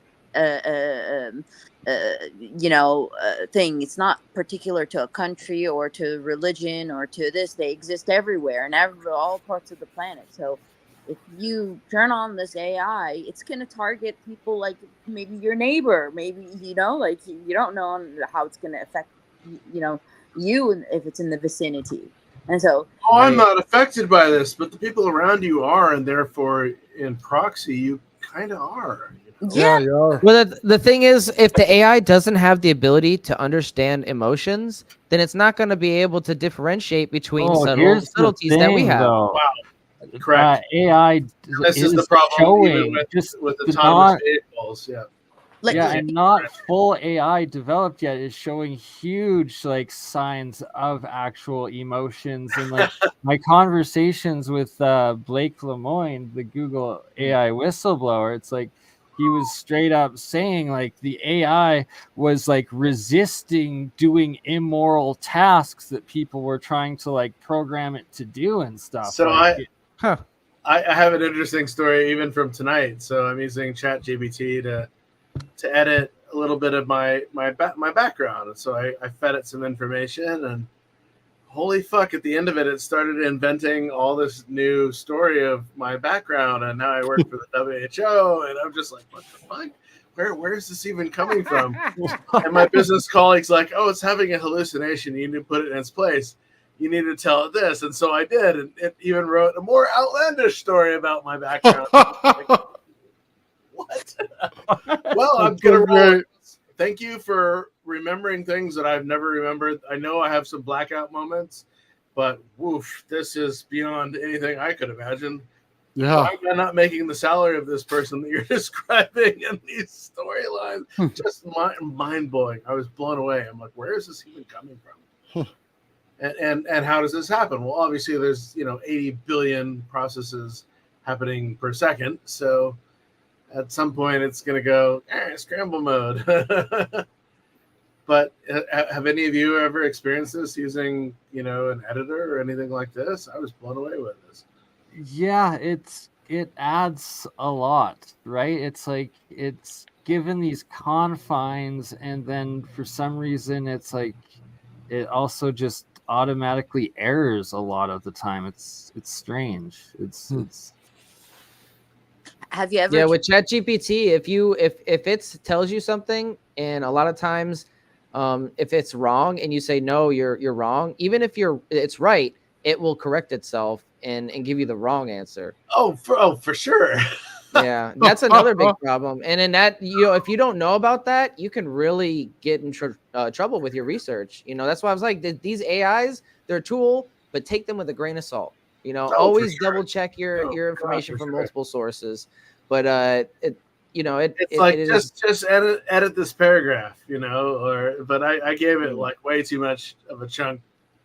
And so when it got now things like Grammarly, like Grammarly earlier, I'm just gonna start inventing this history about you. And I'm like, oh god.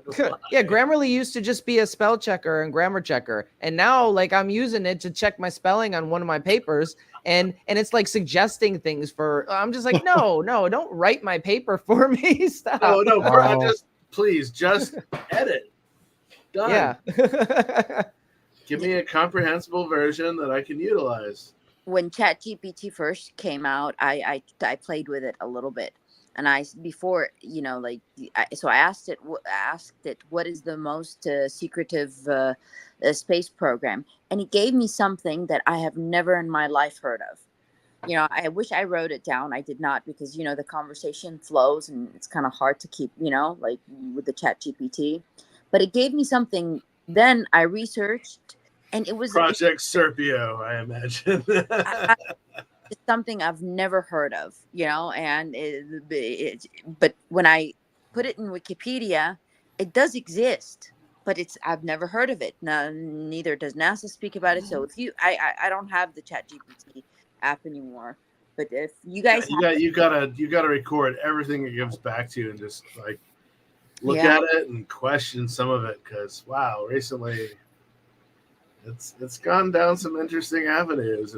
Because this thing has been fed information from scientific sources. It's not, it's not something that it came up with, on its own. No, of course not. And I wonder if it's something like, the old phone codes back in the early 90s when you could record that,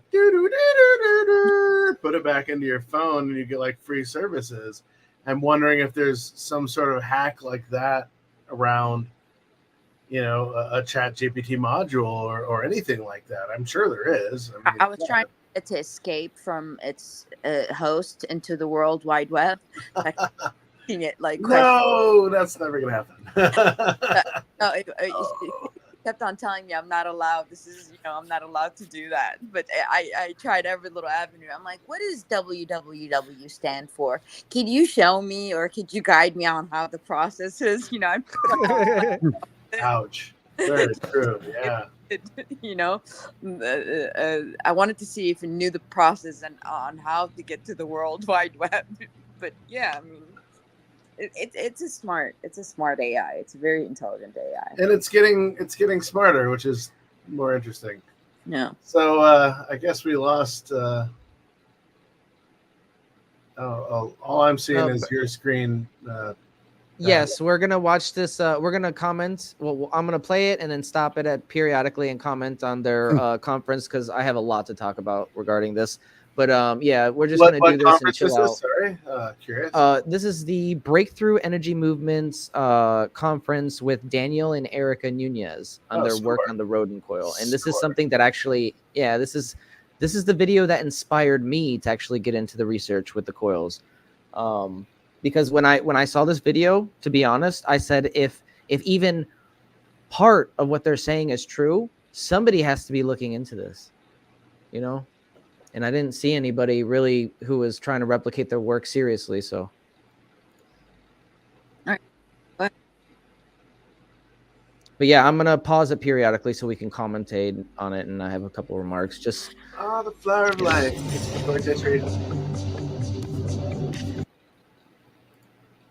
Nightlight project, because Yes. And I'm Erica Nunez.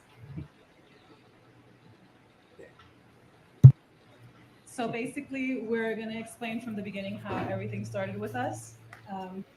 We're independent researchers, but approximately 5 years ago, we were very superficial, bartender, model, actor, and we had no idea about anything about sustainable energies or anything about self-healing, very conditioned, basically.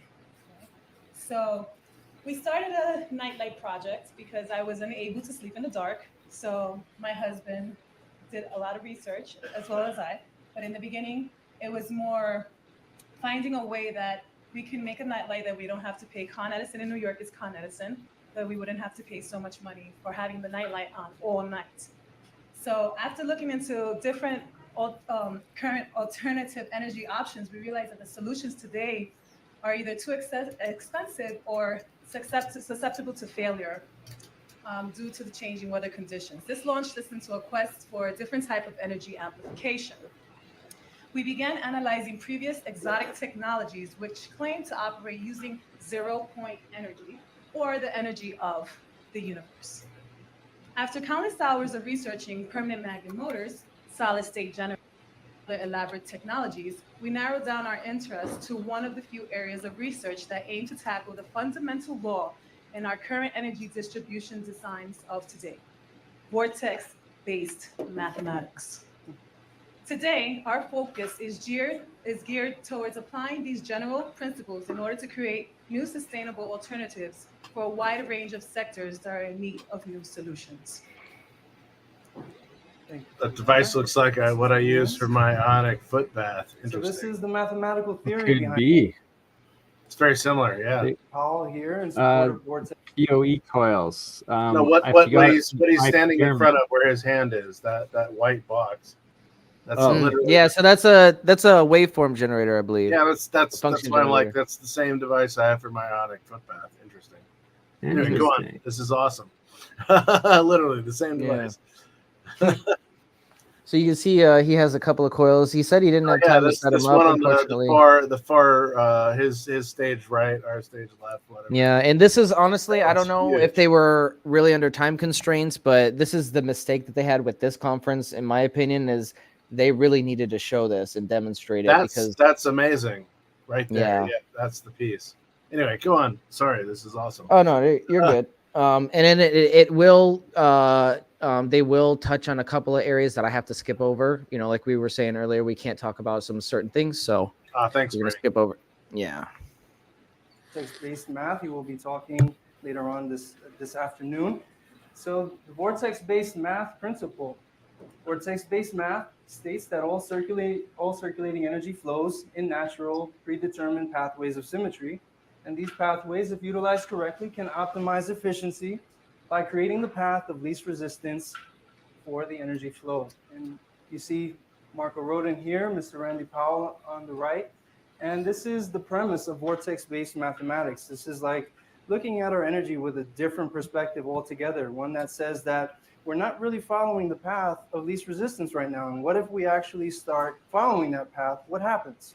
So that was primarily the focus of where we wanted to gear towards, because again, solar panels, they don't work during the nighttime. Wind turbines won't work when the wind is not present. So the only thing that we saw as a viable solution was to tackle the fundamental. So that's Real quick, there was based on Dr. Stephen Greer's movie. What was the name of the movie? No, it wasn't serious. It was the Lost Century and how to reclaim it. We will be doing a movie night on Twitch. By the way, I still plan on doing that where we watch that movie. Hook me up. Heck yeah, I got Twitch too. We'll multi-stream Twitch maybe, and we should also do Rumble. Rumble allows that sort of stuff. It does? Okay, yeah. Well, we could do that. We'll do a movie night. That's an amazing documentary. I love it. I've watched it 5 times already, and I can't wait to watch it again, to be honest. So, but I'm sorry, go ahead. Oh, I'm saying this is super fascinating. Thanks for sharing. Yeah, we'll start doing weekly band movie watches on Twitch and Rumble and Odyssey, right? The 3 that allow it. Well, definitely. That's great idea for us to continue with. Yeah. And also, real quick, in that documentary, they do mention that there was a patent for a super efficient solar panel that got hit with a national defense order or some BS. And it wasn't like getting enormous. It was just like, I think 50% efficient or something, 55. So when I lived in Nepal, I was there. It was like my senior year of high school. So this would have been 95. There was a solar project in the upper villages that had a incredibly efficient solar panel, like beyond. Yeah, and so I've always wondered, it's like, why are they holding back tech when we have these micro solar projects for villages that can power an entire village off of, 4 panels? I mean, really? Right. The technology is there. It's been invented. That's the thing. We don't have to. 90s, so yeah. Yeah, we don't have to invent anything here. We just have to research some stuff that's already been overlooked. And that's what I did here, and that's what they did. Honestly, I believe they had a copy of the Practical Guide to Free Energy Devices too. Now, the Rodin Coil has been taken out of the guide because I have the most recent one, the 2017 or 2019 version. What's the Rodin Coil? Sorry. Oh, so the Rodin Coil is the PoE Vortex Coil. Okay. It's the first version. Yeah, gotcha. Right. It's one version of the Rodin Coil. Rodin Coil comes in a lot of different versions. But yeah, let's continue here. Go on. I just wanted to interject, and I just want to. I'm gonna be pausing the video just because I don't want it to be like a straight up us watching something. YouTube doesn't like that sometimes. We are scrutinizing, and it's for the purpose of education and correction, right? Yes. This all falls. Educational video, folks. Yes, this all falls under fair use. So. Vortex-based math. Some of the supporting avenues of research that I'm sure many of you are familiar with are, again, vortex math. Dan Winter's implosion physics. So Dan Winters is talking about fractal geometry and how fractals basically create the 3-dimensional reality that we exist in. So Nassim Harameyn's grand unified field theory, many of you are familiar with that, talks about the torus, again, as the most inclusive energy source altogether. And if we were to engineer ourselves into that type of reality, we would be having a much more sustainable today. So torsion physics, that's also the same avenue. Cymatics, we mentioned that because cymatics talks about the effect of sound on matter.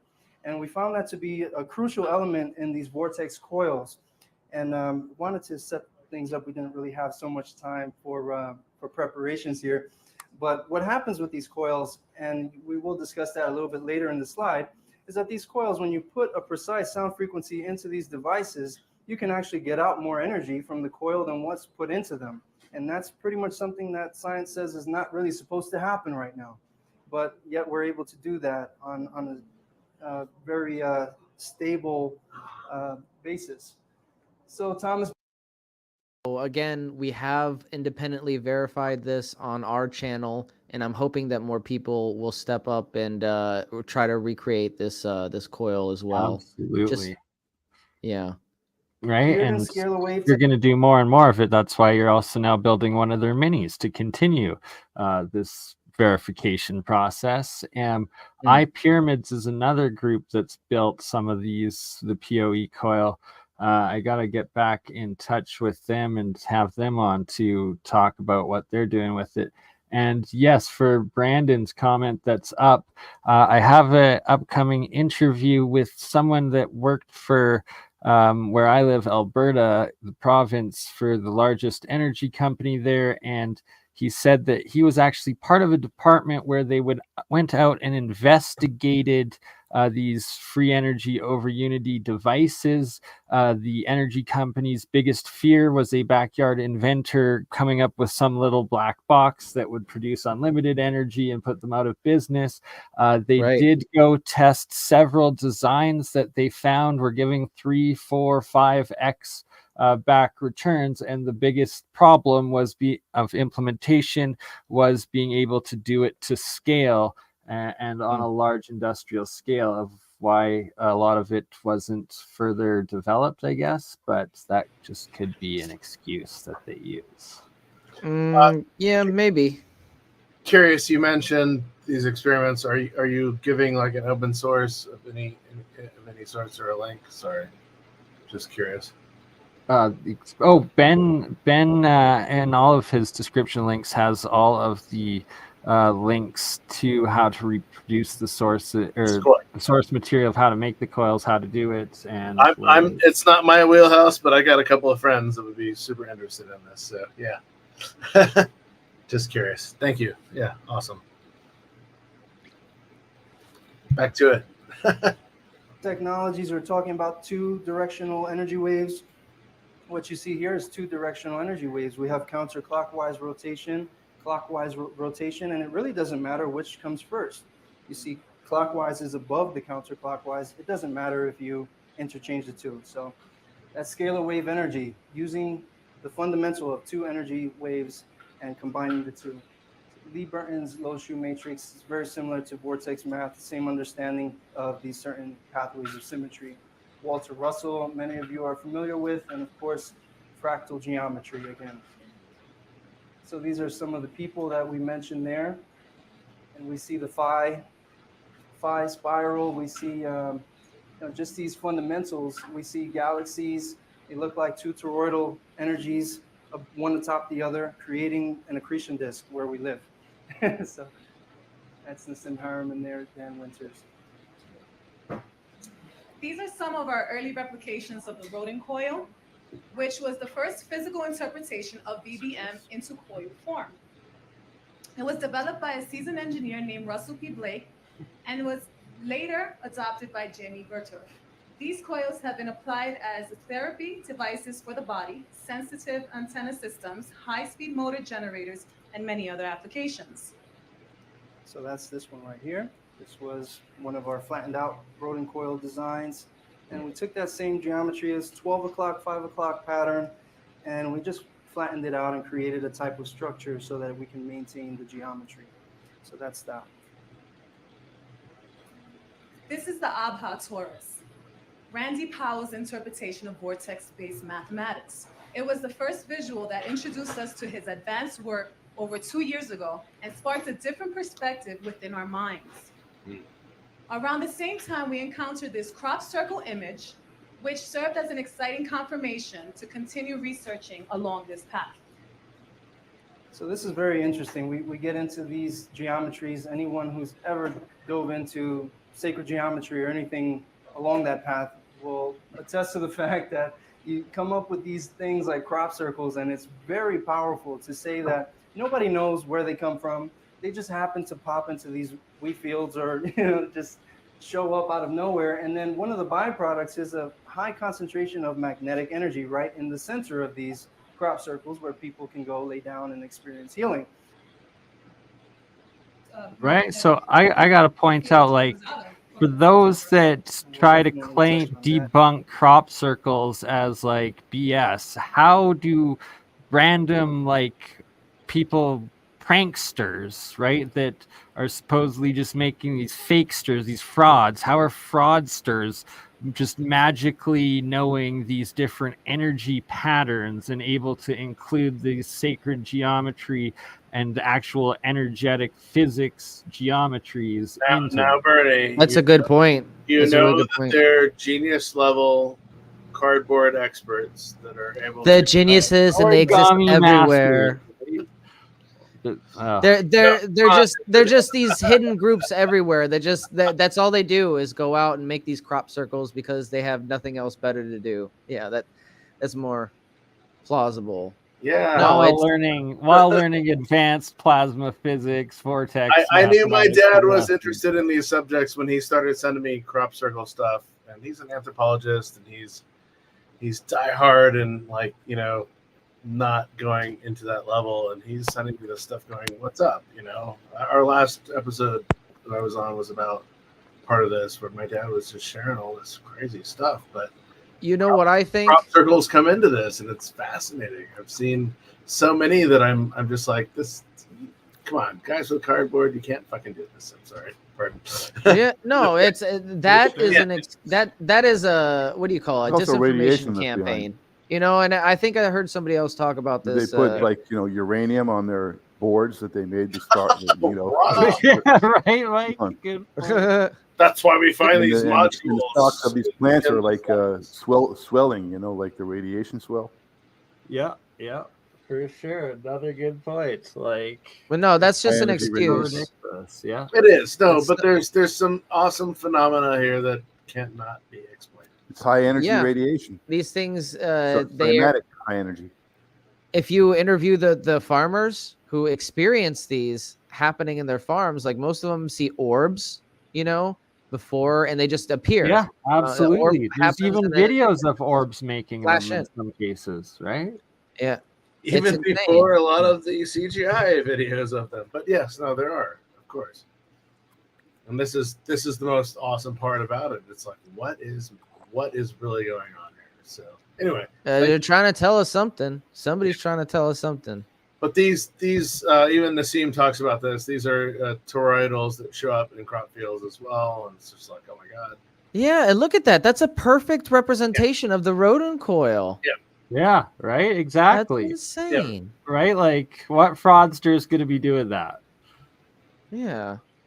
No one. that's It's from another source. It's like, it's once you look into it, it's undeniable. yeah. There might be like 5 people in the entire world who have the time and they just have nothing better to do than to make these crop circles. And with they're a like the board, most you know? basic, like, they make like bunnies and like faces and like the most stupidest Yeah. shit ever, right? It's Yeah, you pranksters, can but tell which it's ones this is are too human wide. made. Yeah, this is too widespread too. There's too And many. it's not just the crop circles. There's also sand formations, glacier formations in the Himalayas. I mean, there's a lot of these things that show up. So You guys Wow. that the crop circles are an intersection between 2 dimensions, and that's the evidence left. You know, wow, Maybe. right? Yes, Yeah, maybe. Lulu, 100%. yeah. Some people say it might They be use a different code to scorch enter the markings of dimensions UFO. each time. I mean, Yeah. sorry. No. And some people say it might be the scorch markings of a UFO. Like that's the pattern they make. Who knows? They're all very different, and so that to me beggars the question. You know, what is the technology? What is the message? And why? And yeah, and when I think about What's that the call to question, action? I always go back to that. Yeah. Yeah, I always go back to that case where you know, they sent out that message and they came back an answer in a crop circle. Remember? Oh, they had an answer a with while us. ago. Yeah. I think they're bragging. And it I was think right they're next to a bragging. telescope, or like the place that radio Which is telescopes what they broadcasting alluded messages. to in the message as well. Correct. Yeah. You have the Yeah. I think technology. the crop circles are advanced climatic tools for drawing yeah. on the ground. Yeah. Right. So Yeah, They're that's just in cool. regards writing, to that as they're well, showing Mike, off. I gotta Hey, it's find like the there's draw. one Look what we can do. researcher. They're There's not one crop researcher circles that that has entered in a bunch of the crop circle geometries into a software like modeling program, and he found that each one was like an overbalanced system that like kept accelerating and accelerating. Like some of them are free energy devices, literally. Yeah. Huh. It's like they're like we have the answer, maybe- guys. It's right here in their the crop art, circle maybe we put all of down. their art is based off of energy machines. Yeah. That would make How sense, else would you or at least some of the how communication. else would you guarantee your civilization to Oh, survive in this we were cosmic thinking realm, if not teaching them in every way, shape, and form, even if it's subliminal. We were discussing how art. the hieroglyphs could have been sound waves. Correct. You know? Yeah, exactly. And I we just also think they're using discussed earlier cymatic that technology to create the perhaps- images, this advanced stuff, advanced cymatics. Well, perhaps they had a different technology than our combustion technology. There's water form, there's energy form that we're not familiar with. We're just now going, well, combustion technology sucks. Let's figure out a new way. So, Field propulsion technology. bingo. There's some math hidden in them too. Yeah, for sure. I mean, these things are placed there in that pattern with a purpose. It's not just like somebody willy-nilly, oh, let's put this random, pattern here. There's trying to send a message, give us some kind of information. So at least that's my belief. Well, and the Nunez's. So let's hear what they got to say more about it. Yes. In a moment as well. So this was the first Abha coil that we see here. It was created by an engineer named Jack Scholes. With it, he demonstrated prolonged resonance. So what does that mean? Well, Jack Scholes had a different type of rendering of a vortex coil, Abha coil, and he turns it on, and he has a magnet just like this one spinning in the center or above a glass plate. So you see there as a glass bowl. So then the gentleman walks away 15 feet or more, and that magnet is still spinning in resonance with that coil. So how does something like that happen? How is it able to quantum lock so that this magnet can sustain that type of rotation? What we're talking about here is what I was trying to get done with the neodymium sphere earlier in our experiments. It's called magnetic synchronicity. So we're synchronizing the two magnetic fields, right? The magnetic field of the neodymium sphere and the electromagnetic field of the coil. Something never before seen by any other technology. So we just found that to be very, very important. And again, that's the first Abha coil that we made. So as you can see there, we basically took this out of a plexiglass plate, and we carved out by hand every one of the notches for the wires to lay in. After that, we figure, how are we going to keep the wires in place? We used clay for that. Not the most practical thing to use to create your structures, but it worked. And with it, we demonstrated energy reduction purposes, so feeding energy through it so that you can conserve energy, high-speed magnet motors, and other applications. The unification coil. This was a construction which combined a new framework for winding coils, an advanced Abha coil design, and a classic Rodin coil pattern laid above it. The resulting unit could create a 20-foot magnetic field while stepping up energy in new and exciting ways. It used a total of 578 wires and took quite a long time to construct. I stood there 18 hours sanding and soldering this coil in particular because of the 578 wires, and it took 2 months to complete. With it, we learned that the concentration of energy isn't in the core of the vortex coil structure. Rather, it is focused into the center hole of the torus. This observation was made after our embedded plasma ring did not activate in the way we had imagined. So I'm not sure if you guys could make this out, but right in the center there's like a reflection. That's an actual plasma ring. It was blown by Bill Chebb, who does the Hold the Clock Right technologies. And we expected that we were going to create a type of plasma reactor, desktop plasma reactor that would rotate plasma around. Didn't happen. inside the cavity of the vortex is a null zone. So we could almost imagine creating our housing structures and living in there. And that would be a safe place to live where all the magnetic energy is compressed. Oh, that is a good idea in theory, but in retrospect, now that I'm thinking about it, they don't know about the supposed time dilation By the effects. way, that looks like Andy Powell right there, bottom right. Oh, Randy Powell. That is. Oh, Holy crap. yes, That's that Randy is. Powell because he's That here is at this Randy Powell. conference. Yeah, that definitely is. He looks like Dude, he that's a. CGI'd in based on the Is it I Randy know, or Andy? right? This was halo like around this his was head. 2013. It was You know what it actually is? You know what it is? I have the upscaler feature for NVIDIA. So it's upscaling this. That's why it looks like that. Here I That's am. why he looks AI'd in.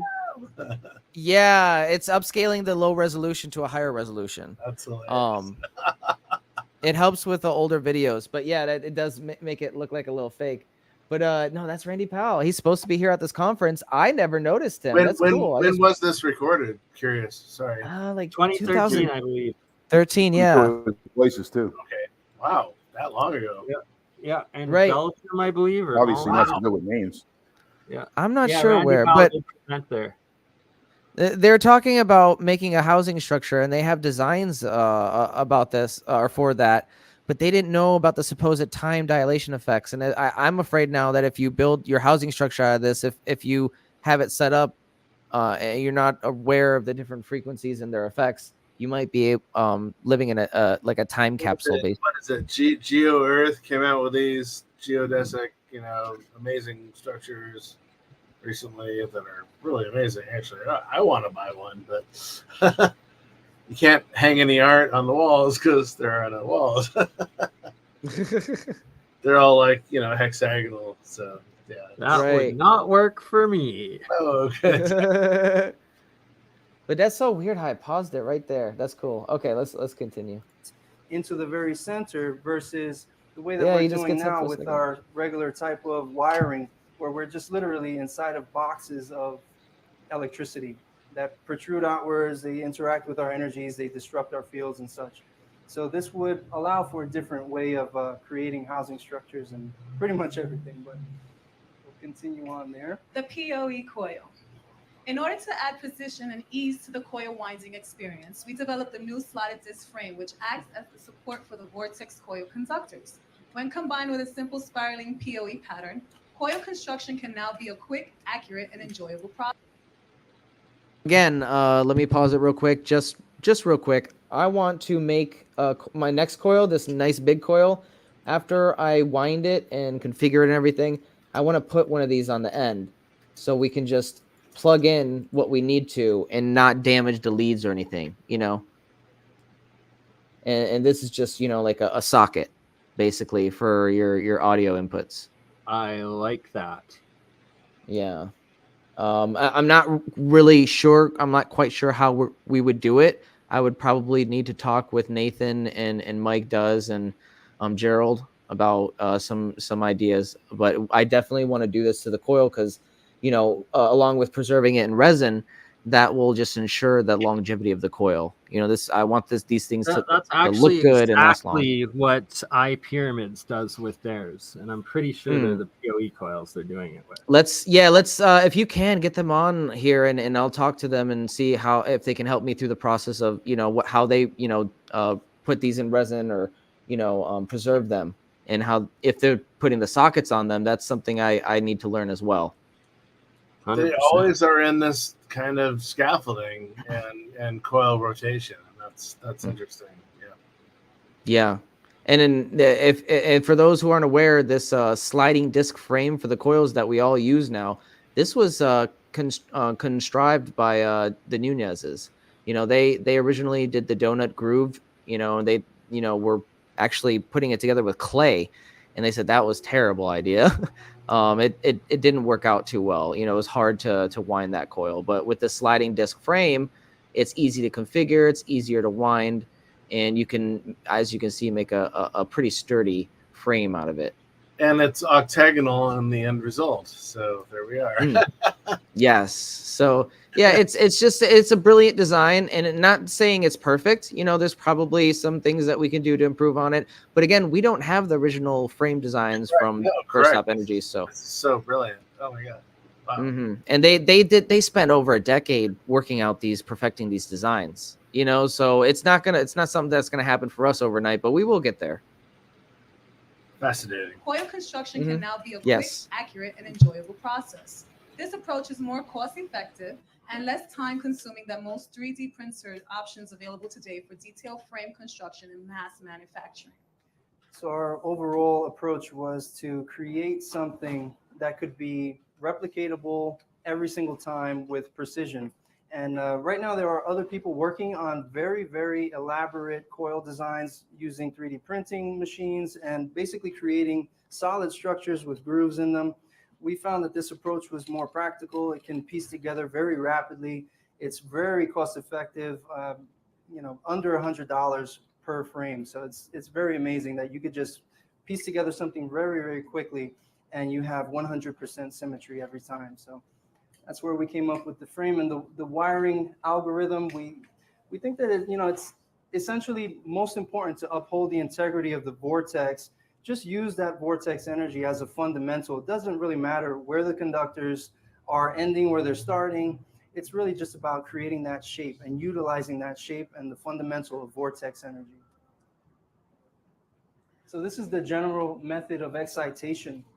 So in our standard configuration for electrically testing a vortex coil, channel A and channel B are powered in reverse direction via stereo amplifiers. So we didn't have a chance to set this up yet, but we can talk you through it. Once the resonant frequency is reached, the vortex coil generates a high voltage oscillation, which is perfect for lighting and battery charging. In most cases, the measurements indicate an ability to maintain current while amplifying voltage by at least a factor of 10.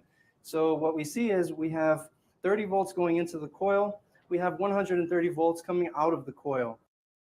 So if you're able to input 30 volts into my system using the Nunez method, technically we would get around that output. Right now, we're not able to amplify that with our system at the moment, but I do have a desk, a bench workbench power supply. If I can figure out how to get that working with a tone generator, I can definitely do some more experimenting with this system before I get the equipment for the Bedini circuit. Nathan might be able to help me out with that, or Mike. But I believe I could just attach the negative and the positive of the power supply to like the audio cables for the tone generator for my laptop, and then also attach that to the you need coil. a trigger circuit. Trigger circuit. Cost So you explain. about $5 on Amazon. Okay. So explain to me what a trigger circuit does. It takes your higher voltage, 0 to 30 or 0 to 40 volts, and it adds a rider to it. So it adds a 5-volt frequency, whether it be PWM or whatever you want. You put music on there, anything. It's like I said, they sell a bunch of them, like $5-10 Amazon. And then that way I can use the power supply with the tone generator. Yeah, so it keeps your voltage side, the voltage, and just adds on to it without anything feeding back. So it won't kill your stuff. That's the whole reason to use it. The way you're going to do it, you're going to blow everything up. Yeah, so I have this. Let me pull it up just to make sure it's the right one, and then I'll order it, and then we'll at some point, I guess you'll walk me through the process of hooking it up, or just explain it. But I'm sure it's not that difficult. Let me pull it up real quick.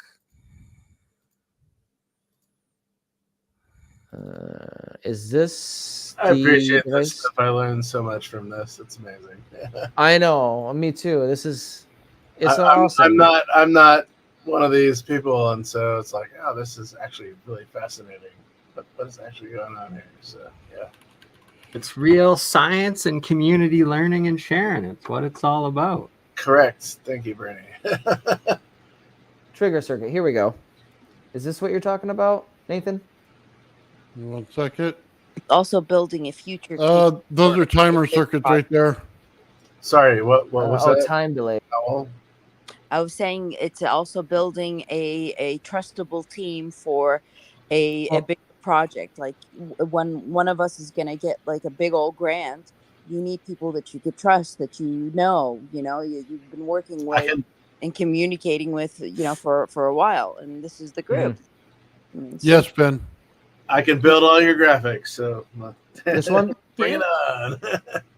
Right? Yep, that's the cheaper one, and if you need more voltage than that, they have a bigger one. You know what? Since it's gonna multiply the voltage output, I might need a bigger one, right? Because this is 36 volts max. Yeah, I'd get the biggest one you can, and then you see, here's the thing: you see the little blue tabs that you're looking at. The main voltage goes through there. So all it is the positive and negative, and the voltage goes through there. There's two little holes on the opposite side of it, and all they do is that's where your PWM goes in and a 5-volt trigger. So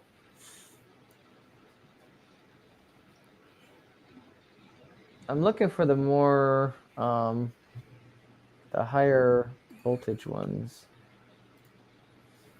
Let's see. Dual high MOS transistor driving. hey Ben, look at my camera. It looks just like this. Oh, here, let me pull you up. How the heck do I pull you up? Oh, like that. Okay. Solo layout. Okay, so it's a little bit bigger than the one that I was looking at. Yep. You see the power MOSFETs are right here. Those two. Right. Okay. Yeah. You got a big capacitor right there. Yeah. So I'm just looking for it on here. I'll find it. It's on here somewhere. Oh, there it is. Got it.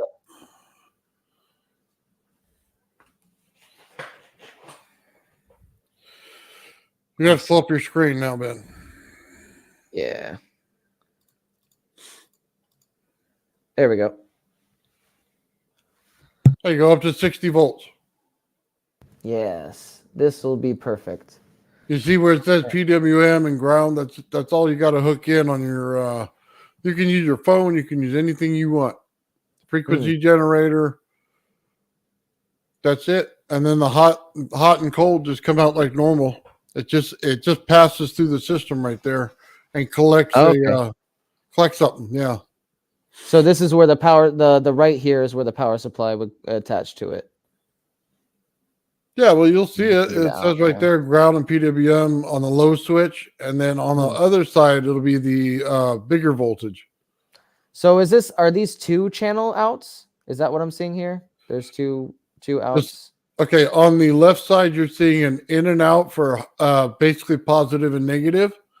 Okay, they put your positive and negative from your voltage, your power supply, and then put the out to whatever you're going to. And then the other side, all you do is connect into your tone generator or whatever you have, your amplifier, and that's it. Interesting. Yeah. Okay. That sounds simple. It's just a rider circuit. It basically rides a frequency on top of whatever you got.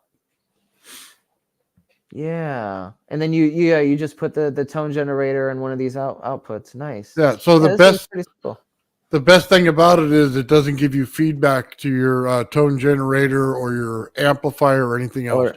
So I'm not going to blow anything up. No, that's good. It's good. It's good. Exactly what you have to have, and they're cheap. Yeah, it's only $7.99. Yeah, no, I'll get this, and this will be a good experiment for next time because this will be a nice small step towards the phase 2 testing because it's going to take me a minute to get all the parts for that one. So we can have some fun in the meantime. Let's sorry, we went off on a small sidetrack there, but let's go back to we're gonna go back to the sorry, I helped that anyway. Right on. I'm learning, it's advancing. No apologies necessary. I'm just super fascinated by all these subjects. Oh my god. Wow. Yeah. You can see here they have the Nunez circuit, or the Nunez method as I call it, compared to the closed circuit method on the left. And this diagram was actually very hard to find. It was on their website, unlinked, but it's in the do-it-yourself guide if you're interested in getting a closer look. Now, what's happening to the amperage is the question, because a lot of these Tesla technologies, they step up voltage, but at the expense of current. You have no current. You have high voltage, but no current. There's no power there. So what this is doing is it's compensating maybe 10 milliamps of current, no more. So what we're seeing is at least a doubling of how much energy is coming out of the coil versus what's going into it, which is groundbreaking news. And I believe what he was saying there is that he's experiencing a small, like a little small decrease in current on the output side, right? Whereas the system that I'm running, I don't know, because again, there's a couple of differences between my system and the Nunez's. I experienced the North Pole. They said that they never experienced the North Pole. And this, oh, I'm getting a thing in my headphones saying it needs to charge. That will happen 7 hours and 20 minutes in. Yes. Yeah. Hey, Ben, they're saying that because their voltage is much higher than yours. So that might be okay. Yeah, that makes sense. If they're saying they're getting 100 volts out, they're talking about milliamps coming out with it. So you basically have a high voltage line where you're going to experience, what's that stuff? Ion wind and stuff like that. That's going to be starting to come out of this thing. So that makes sense, and that's where the draw comes from a little bit. So until you reach that high voltage, you probably will see the current just be relatively the same. Yeah, current's very, very low in these systems. As a matter of fact, the more current you have, the worse they work. I prefer to call it a pressure wave instead of an ion wind. That makes sense. Thank you. I don't know what ions are anyway. I mean, I'm going to electrons or something. Put my headphones in the charger real quick. Plasma wind, maybe. Ion wind? Ionized gas is plasma. Yeah. Oh, ion wind. Pressure wave is definitely, right? I have an ion in the morning, but we won't talk about that. No, ion wind is something pressure different. field might coalesce or what's the word? Consolidate. A pressure field will consolidate ions probably, but it's not the source of whatever the high voltage pulse you give the coil is creating. It's not. It's the ion wind or whatever is a byproduct of the source of the result of that high voltage pulse. Yeah, it's a pressure wave, not ion wind. I think it's a pressure wave, but but in the circuit, it's leakage. In this circuit, it's leakage. So the less of it, the better it is. And you want to capture the energy in the center where the vortex is.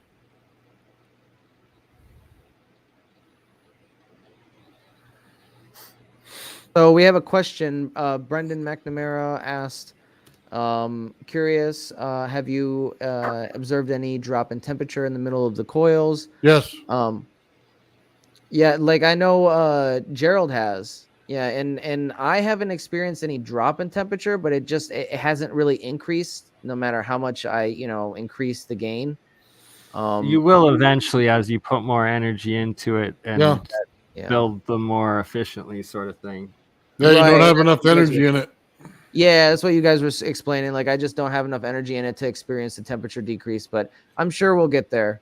With this, if I hook it up to the power supply with this trigger circuit, then we definitely can get there for sure. It's going into it, which is groundbreaking news, and it allows us to engineer devices on this principle instead of looking at it from the sense of let's give energy here and extract energy here and lose all of that inductive coupling and we waste power.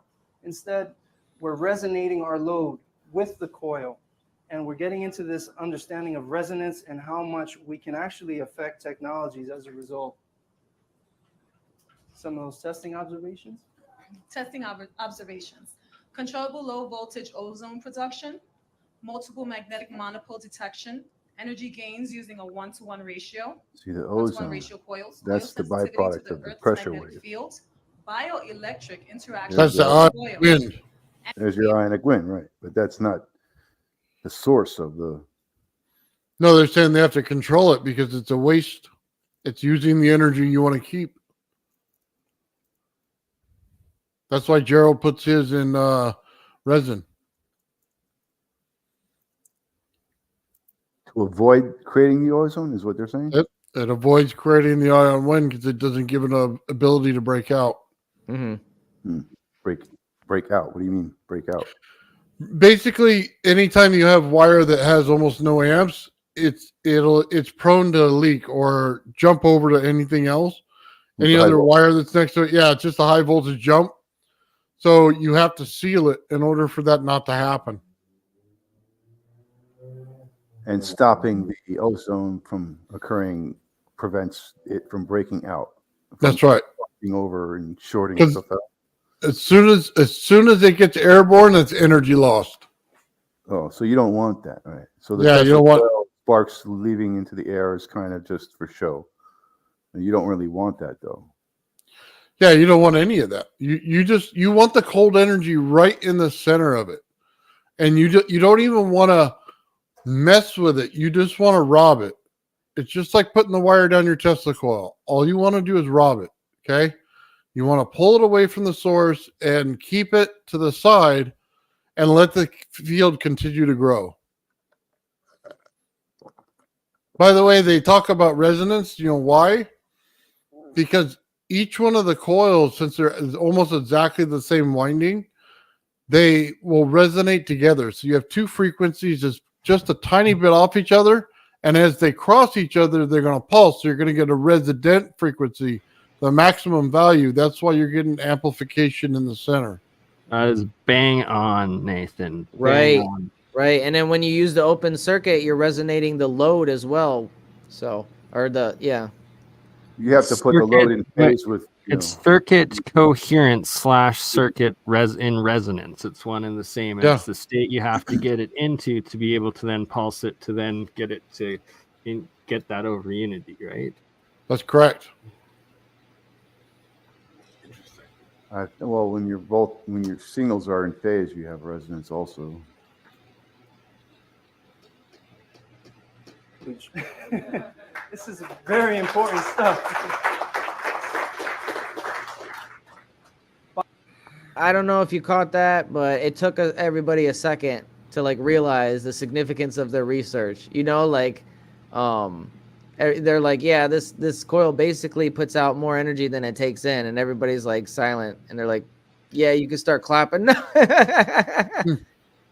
It's not something that's easily accepted. You know what I mean? But at least these conferences give people like this a platform. Well, you know why, and I talk about this when you do high voltage. When you start using amps, you're burning, so that's explosive, right? They're not using amps, so it's implosive. So they're getting cold energy. So that's the biggest difference. All amps do is waste energy. Interesting. No, that's a good take. I like that. All right, let's continue on. Bioelectric interactions with the coils. What does that mean? That means that we could literally replace the sound frequency generator with our own bioelectric energy. You can, any one of you don't have to have special powers. You can come over, grab the input source with your own bioelectric energy, and your bioelectric energy will trigger a response in this coil to generate high voltage and over unity. Oh no, that's amazing. So that's just one of those things. And plasma reactors, main problem with the plasma reactors, they have to turn off in 2 minutes. What if we can run our plasma reactors indefinitely without ever overheating? Phone call. It's a big deal. Maximum ozone detection. This is the unification coil rewired. With it, we tested the strength of ozone produced by the vortex coil resonance. On a scale from 1 to 4, each result indicated the maximum concentration of O3. Now this one is the new rewired unification coil. Our frames, this is when we changed our frames for the second time. And if from the research we've done, ozone is made from 7 to 30,000 voltages, and we're getting ozone at a set frequency coming out of the center of this coil. Maybe 40 volts. In most cases, O3 is used as a sterilizing agent for water, foods, and high traffic spaces, which are prone to contamination. We use it ourselves in our home. We'll turn on the coil, clear out the air. And light, but that also consumes a lot of wattage. So what if we were able to create ozone generators using maybe 30 watts of power? What does that mean for sterilizing food, sterilizing water? So many different things. Not only will this coil structure the water, but it will also sterilize it. Oh, let me describe it. To any different type of agriculture purpose. Did you say it was growing on an angle? It grew literally at an angle, What yes. what degree? I couldn't see. It was away our magnetic. So it just shows that's I'm the, skipping that's the over a same couple thing parts. we can do right here with this. Thank video. you. We can show that when this coil is Can't get on, them health and actually this one's strikes. driving, so we could see that we're at max potential, and as we go away, our magnetic field is tapering down. So Should be good for a this minute. actually, the last slide indicated the same exact thing, which was the linear slope. So the wheatgrass that was close. Nightlight that was. This is where it all started. All right, this is the part. We don't see it finishing here. Oh, is this the growing? But this is where it all began, and when we finally got. Yeah, so this is their origin story basically, and how they got into all this research and all that. The nightlight story, and this is one of my favorite stories because it just resonates with me personally because you know, the lighting and electricity is so expensive, you know, especially if you're in specific areas where, you know, Anywhere in the world today since they created the freaking Russian energy embargo and exponential inflation that's happened over the last few years. Yeah. So I mean, like, it's just, you know, any way of saving money, you know, or for me personally, is a good thing to look into. So that's, I mean, that's where part of where I came in, you know, like if I can, you know, maybe make something to, you know, save me some energy or whatever. But at any rate, yeah, at any rate, I don't think I'm going to hook it up to the grid because that's a bad idea. I don't recommend you hooking any free energy device up to the grid. After researching it thoroughly, anybody who hooks these things up to the grid immediately gets a phone call or a raid by, yeah. Like just ask John Searle. But not good. Yeah. Got that accomplished. This is 3/4 of a watt, putting out 1,300 plus lumens. And what's it normally? What it would be normally is maybe around the same consumption, but a lot less intensity. So we're getting much more intensity. Philips currently has 200 lumens for 1 watt of power. So we have 0.75 for 1,300. You know, you had said that obviously we can touch it, we can power the coil ourselves. Amplified with an amplifier, of course, yes. She just said 200 lumens for 1 watt of power, and they're at 1,300 for 0.75. That's a significant gain. Yeah.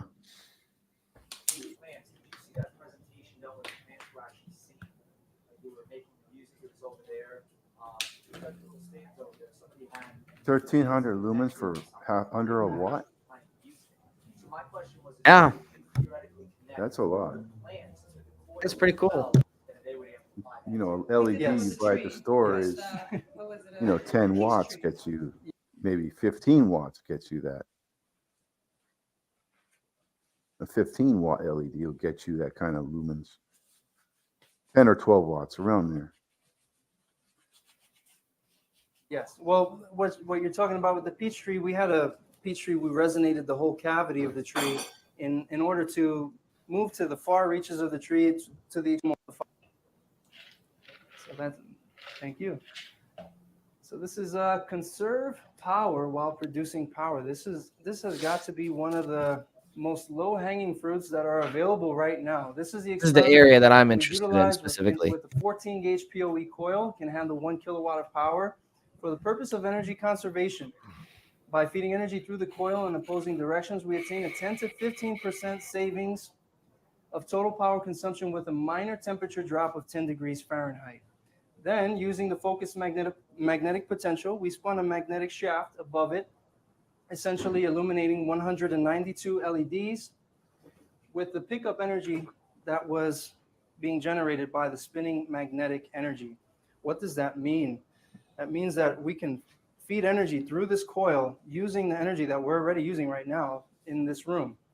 Just feed the energy through the coil, and now you can have a generator that runs off of the energy that we're already using. So why not maximize the energy that we're already consuming in a very simple way? So this is not just one coil we're talking about. We can build generators around the energy that we're already consuming. It's all pulsing at 60 hertz. Why not generate more with what we're already consuming? So that's the concept here. So 10 degrees Fahrenheit, for those of you who are not aware, it's not very much of a drop at all in temperature. So 10 to 15% savings. You save on your power bill, produce more power. Vortex coil plasma excitation. This was an experiment using the PoE coil to excite our previous plasma tube using the electromagnetic compression of the center hole.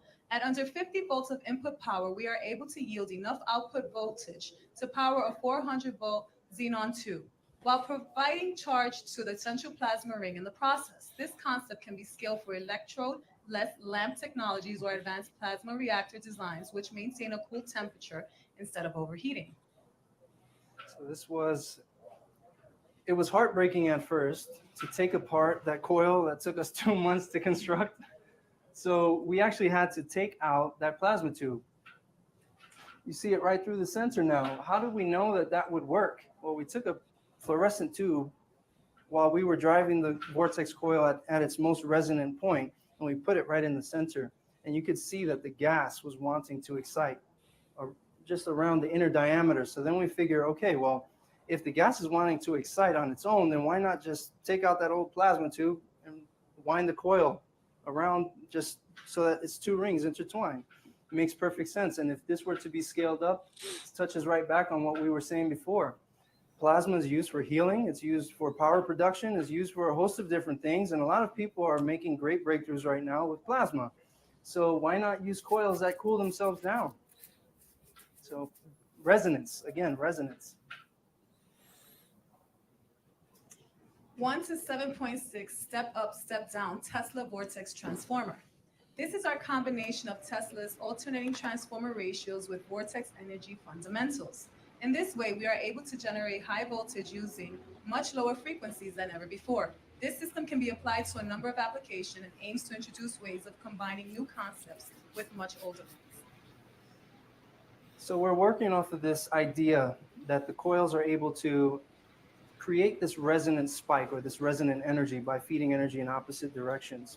So now what happens when you take the same concepts that Tesla was presenting using the fine gauge wire and then the thick wire at the bottom to create that different ratio. So when you do that, you find that this coil is able to put out even higher voltage. So it's able to work off of that same resonance, but amplify it even more. So that could be used for lighting purposes. We could be pulsing our lights or charging our batteries while we're using our electricity. It just gives a different option for how you can apply this fundamental. Hey, Ben, did you understand that? You said what, Nathan? Did you understand that? Honestly, I was trying to read something in the chat. Okay. He just told you they just took a Tesla coil and made it into that coil. Yeah, it's basically a Tesla coil. Well, then you understand why it's cold energy in the center of a Tesla coil then, right? Yeah, no, that makes sense now that I think about it that way. It vortexes in the center the same way a Tesla coil does, which gives you the same cold energy in the center of it, which means that you can take it out and use it. And it's not going to stop its oscillation. Yeah, so for those who aren't aware, the Rodin coil here, the PoE vortex coil, you can take a coil and sit it down on top of this coil plugged in, and it'll just wirelessly transmit the energy. I think it's some kind of inductance, right? I think it has to be, I'm not sure if it has to be sitting directly on top of the wire or if it can be like close to it, but it does seem to have some kind of like Tesla coil effect where it just will transmit the energy.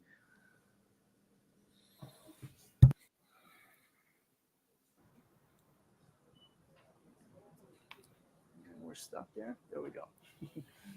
Some early applications: low wattage lighting inverters, magnetic pulse therapy devices for plants and animals, 3D sound speakers, solid state battery chargers, energy efficient wireless induction mats, low power induction heaters, efficient motor generator designs, low power induction lamp technologies, advanced step up, step down transformers using 1-to-1 coils. So all these things are really, really viable solutions right now for how we can integrate these coils. And there are many more that we didn't even touch on. HHO is one. We had a gentleman replicate our coil, and he actually applied it for low voltage HHO. He was using 1 watt of power, and he was able to create or separate the hydrogen from the water in order to use it as a fuel cell. So that's something that's possible. So magnetic pulse therapy. We already know that PEMF therapies in VBM, and we want to use that to our advantage, create a bigger magnetic field that can hear, you perceive the sound, you're going crazy. But it's magical. You can corners of the room almost. And when you play tones, it's quite magical. You can hear different things coming from different places. You think you're going crazy. But it's no surround sound. It's just one coil, one magnet put on top of it. You can amplify it with aluminum, but it's very basic. And that coil can produce a very, very unique type of sound. So that's 3D sound. Solid state battery charging. This is the same thing that we talked about. This is the same thing that we're seeing here. Instead of running these lights, we could be charging our batteries, serve as backup systems that can run off of small solar panels. You're out and about, your car stalls out, you need 12 volts, you don't have anywhere to get it. Well, now you can carry around with something like that in your car and saves you a Talking lot from of personal experience. It actually worked. So wireless induction mats, it's another thing. Wireless induction. Imagine being able to like jump your car with this coil hooked up to a 9-volt battery or something, you know? Mats consume a lot of power right now, but that's also because of the old design. We're again talking about this old circulating, just one layering above the next. That is not the way energy wants to flow. And we will have deeper insights later on today by Mr. Randy Powell, and he'll talk a little bit more on why that's like that. Because all energy wants Randy to flow Powell in confirmed. a natural way, and that's Yes, the legendary Randy Powell, who they based their designs off of. And Randy Powell and Jack Scholes did a lot of work on the Rodin Coil, trying to map VBM onto a Taurus for practical uses. And they just, they kind of took that and developed it one step further, and that's what we're doing. We're just building off the work of other people, Exactly. Standing on the shoulders of giants, making more giant moves. Yeah, exactly. Yeah. a different type of circulating pattern. So low energy induction mats, it's possible. So we'll just move right along there. I'm gonna play too much more of this. I'm gonna end the stream maybe right at 8 hours probably. 8 yeah, in like 15 minutes sounds good. Oh, show 8 hours. That's a heck of a shift, my man. Yeah, I Man, mean, I should say. I got excited when I got Yeah, this, absolutely. system working again, and there were a lot of people who were asking about, another demonstration. So I wanted to give the people what they wanted, Right. Right on. In the name of science. Yeah. Real We science. have come to the conclusion that it is possible to engineer a whole new line of technologies around the novel fundamentals presented here. Now, our goal is to incorporate these designs into introductory applications in order to generate the support necessary for further R&D. With most efficiency of our energy in order to heal ourselves. Not this is a very low-hanging fruit that we've also never do further and broaden the understanding, because we don't claim to have all the answers, but we know that if we give out the information, then other engineers can come together and say, hey, listen, well, there was something very, very fundamental that you overlooked, and this is how you can apply it. So that's very crucial to our development. And that's basically our presentation. We wanted to open up for questions right now. Yeah.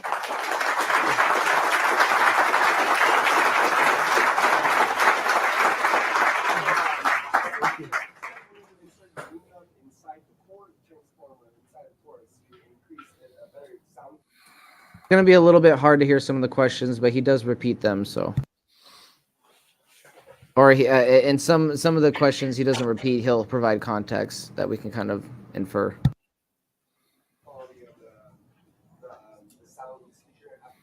We haven't done it. We haven't. The question was, how is it that aluminum is able to amplify the sound frequency quality? I'm just curious because aluminum is paramagnetic and it's a conductor at the same time.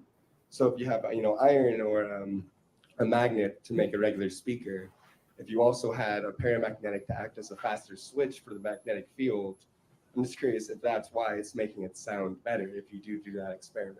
To my understanding, aluminum conducts electricity in the opposite way from the copper, so that when we bring the aluminum close to the copper, what happens is it amplifies because there's friction against the copper, the energy that's coming off of the copper, and what's going through the aluminum. So when you place the magnet next to it, so just sitting it on top, it doesn't have to be internal. I think we suspect that when you use it internally, it will disrupt some of the resonance because, again, the electricity wants to flow in the opposite direction from the aluminum. So when you put it right on top, you're able to amplify sound in a unique way.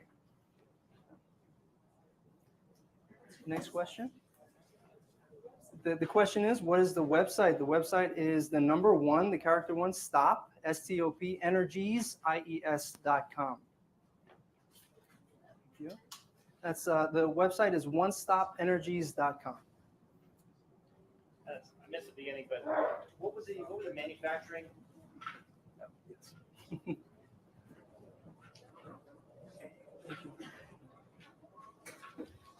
I was asking, what are how are you manufacturing them? Are they being made by hand? Do you have some sort of a jig or something that you're using to build this, or do you use it?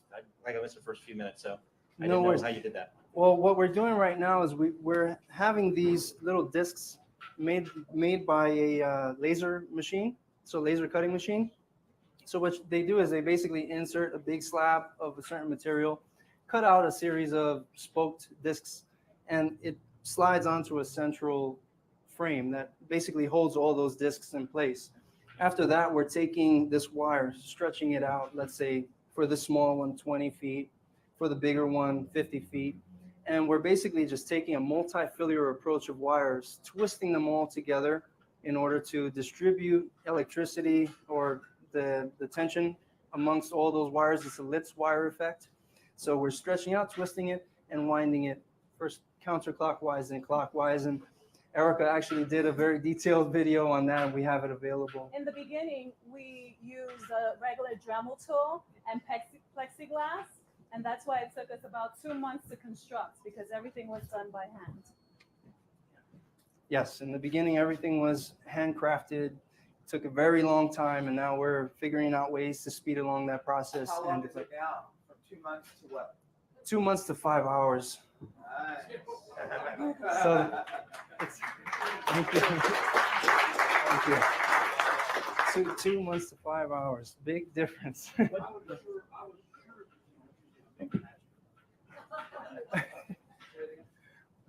I was absolutely sure she was using a mix master to twist this together.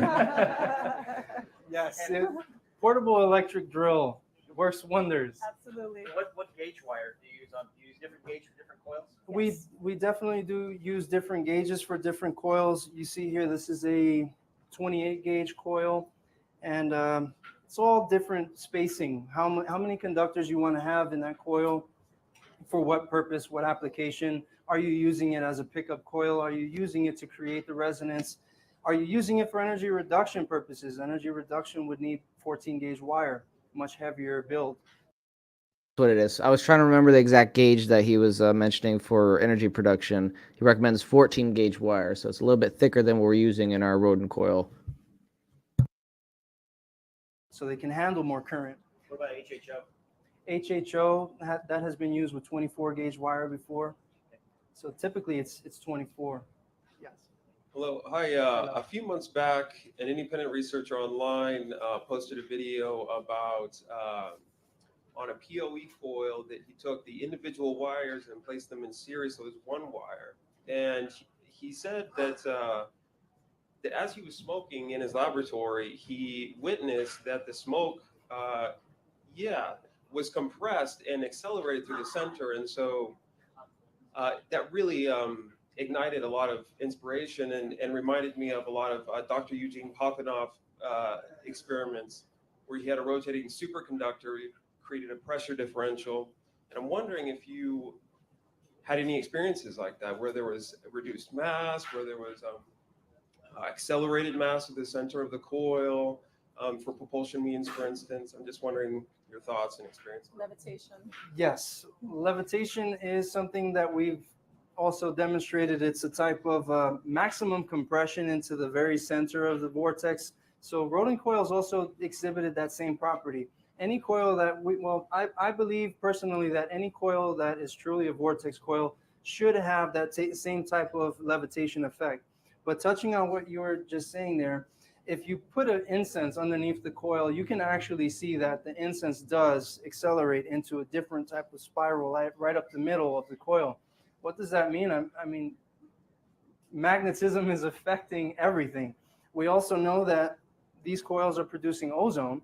So if we're able to separate the oxygen molecules in order for it to bind to a united pair to create O3, then we know that it has the ability to interact with actual molecules. So it should be interacting with everything. If you submerge it into water, it will actually split the hydrogen, and you could see the bubbles coming up. So it should work with a number of different things. We Creates haven't tried electrolysis everything. on But its own. I'm sorry, you said what, Bernie? He's saying essentially that it's creating it. If you place the coil into water, it creates electrolysis all on its own, or it generates electrolysis all on its own, which that is fascinating. Right, because the coil itself is a resonant circuit, so it's resonating and it's causing that resonance itself. And absolutely, shout out to APEC in the morning. Don't forget, we got APEC all day long. Ooh, APEC. Oh, I'm excited now. So I'm excited to get to sleep, everybody. Sure, exactly. So on that note, a couple minutes left, and we will shut her down. And an epic 8 minutes left. What? Yemen just got nuked?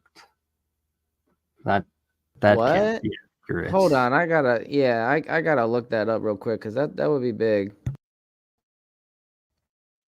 Right, it's wild. Hopefully not. What is he looking up? If Yemen just got nuked, apparently. Well, that's not good. I don't, or something. Yeah, what? I don't see anything on it yet. I don't know. Not sure. Hopefully that's not the case. Yeah, I hope not. Big boom mushroom cloud. Yeah, I've seen stuff where it looked like it's happened before. Hopefully that's not going on. But anywho, prepper channel's all talking about it. Okay. Yeah, I don't know. I'm not seeing anything. Yeah. Anyways, let's end it on a good note. Yeah. Pray for Let's the leave the people of the trolling world. for another Really. night. All right, last words.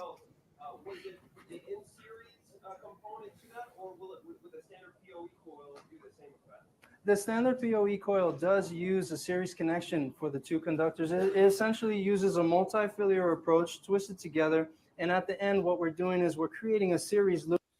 All right, I was using bifiliar. It's multifiliar technically because it's more than two. So Looping effect, so that essentially it's multiple progressions in through the center of the vortex. The more progressions that we do, the more magnetic energy we're able to collect, and we're getting a bigger resonance as we increase those conductors.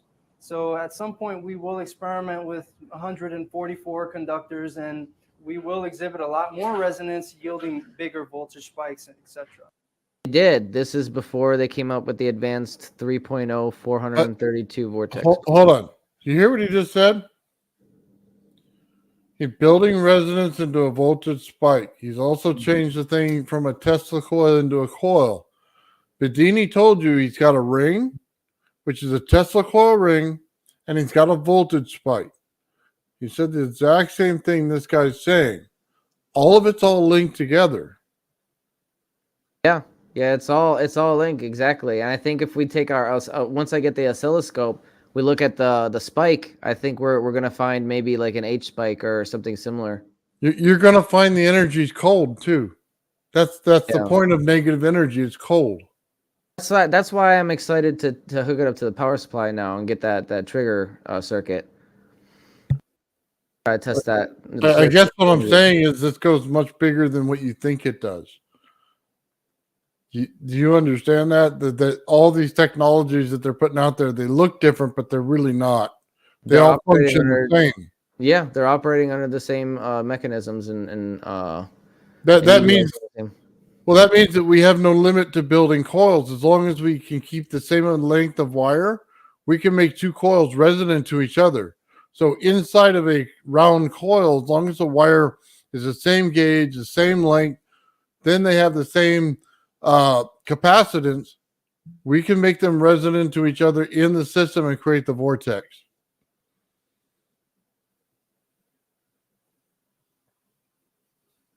Yeah, that these coils, they're really remarkable things, and I'm really eager to test different geometries. You know, like especially the designs that you're coming up with. I think that we're gonna, well, we'll probably be a little surprised, but you know, I think there's gonna be some interesting effects. I was thinking about that vortex with the heat and the cold thing. I think the cold is in the inside because it's the implosive area, and the outside is the explosive area. So you have the heat on the outside. That's interesting. I never thought about it that way. Maybe. You got implosion and you got explosion. Well, the implosion is definitely happening on the inside. Yep, that's exactly right. Yeah, I mean, at least, you know, you got definitely more implosion on the center. And due to geometry alone, it's the only place the implosive force could actually be. If there were, you can't put the implosion on the outside. It doesn't have the right geometry. Yeah, the but explosive force is on the outside. What I'm saying is, when you build these coils, it's no longer, do I need to get this special frame? Do I need to get this special look? If you can understand resonance of what it actually is, it's game over. You could build it however you want to, however you want it to look.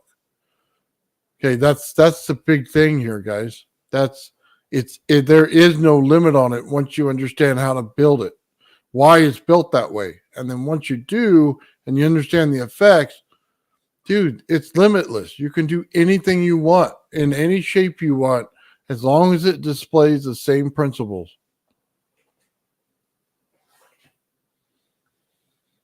Hi. My question is about the magnetic field. I'm really curious. Have you guys mapped it out? Where's the north, where's the south? Is it in motion?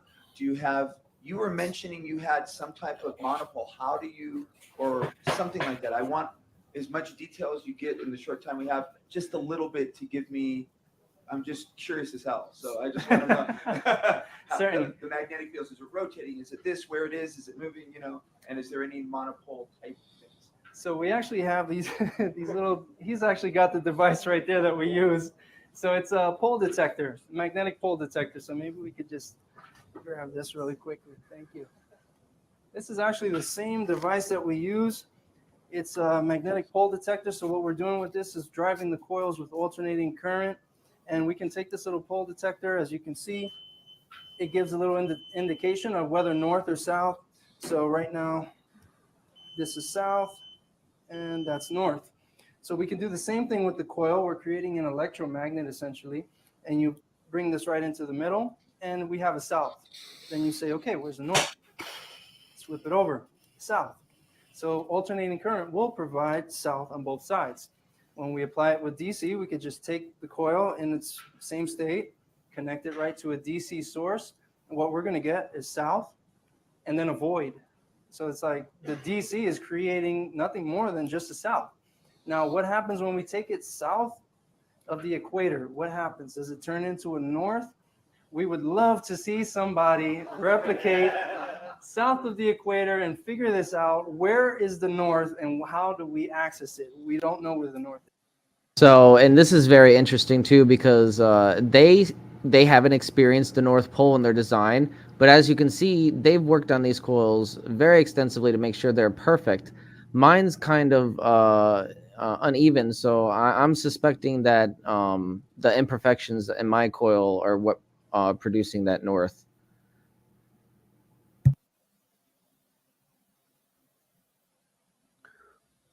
But it's always field. It's not a.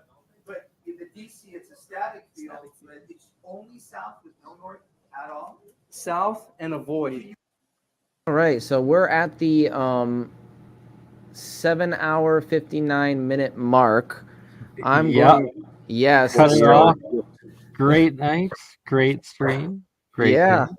We'll see y'all at Apex tomorrow. Thank you, Ben, Yeah. Nathan, Mike, Lulu. Right on. Thank you, everybody. Appreciate it. Have a good night. Yeah, thanks, guys. Thanks, everybody. God bless Thanks, y'all. Lulu. Thanks, Nathan. Thanks, Bernie. Thanks, Mike. Thanks, both Mikes. Yeah, so I'll try to stream some Apex tomorrow if I can. But if not, I'll see you there in chat. Sounds good. Much love. Ta-ta.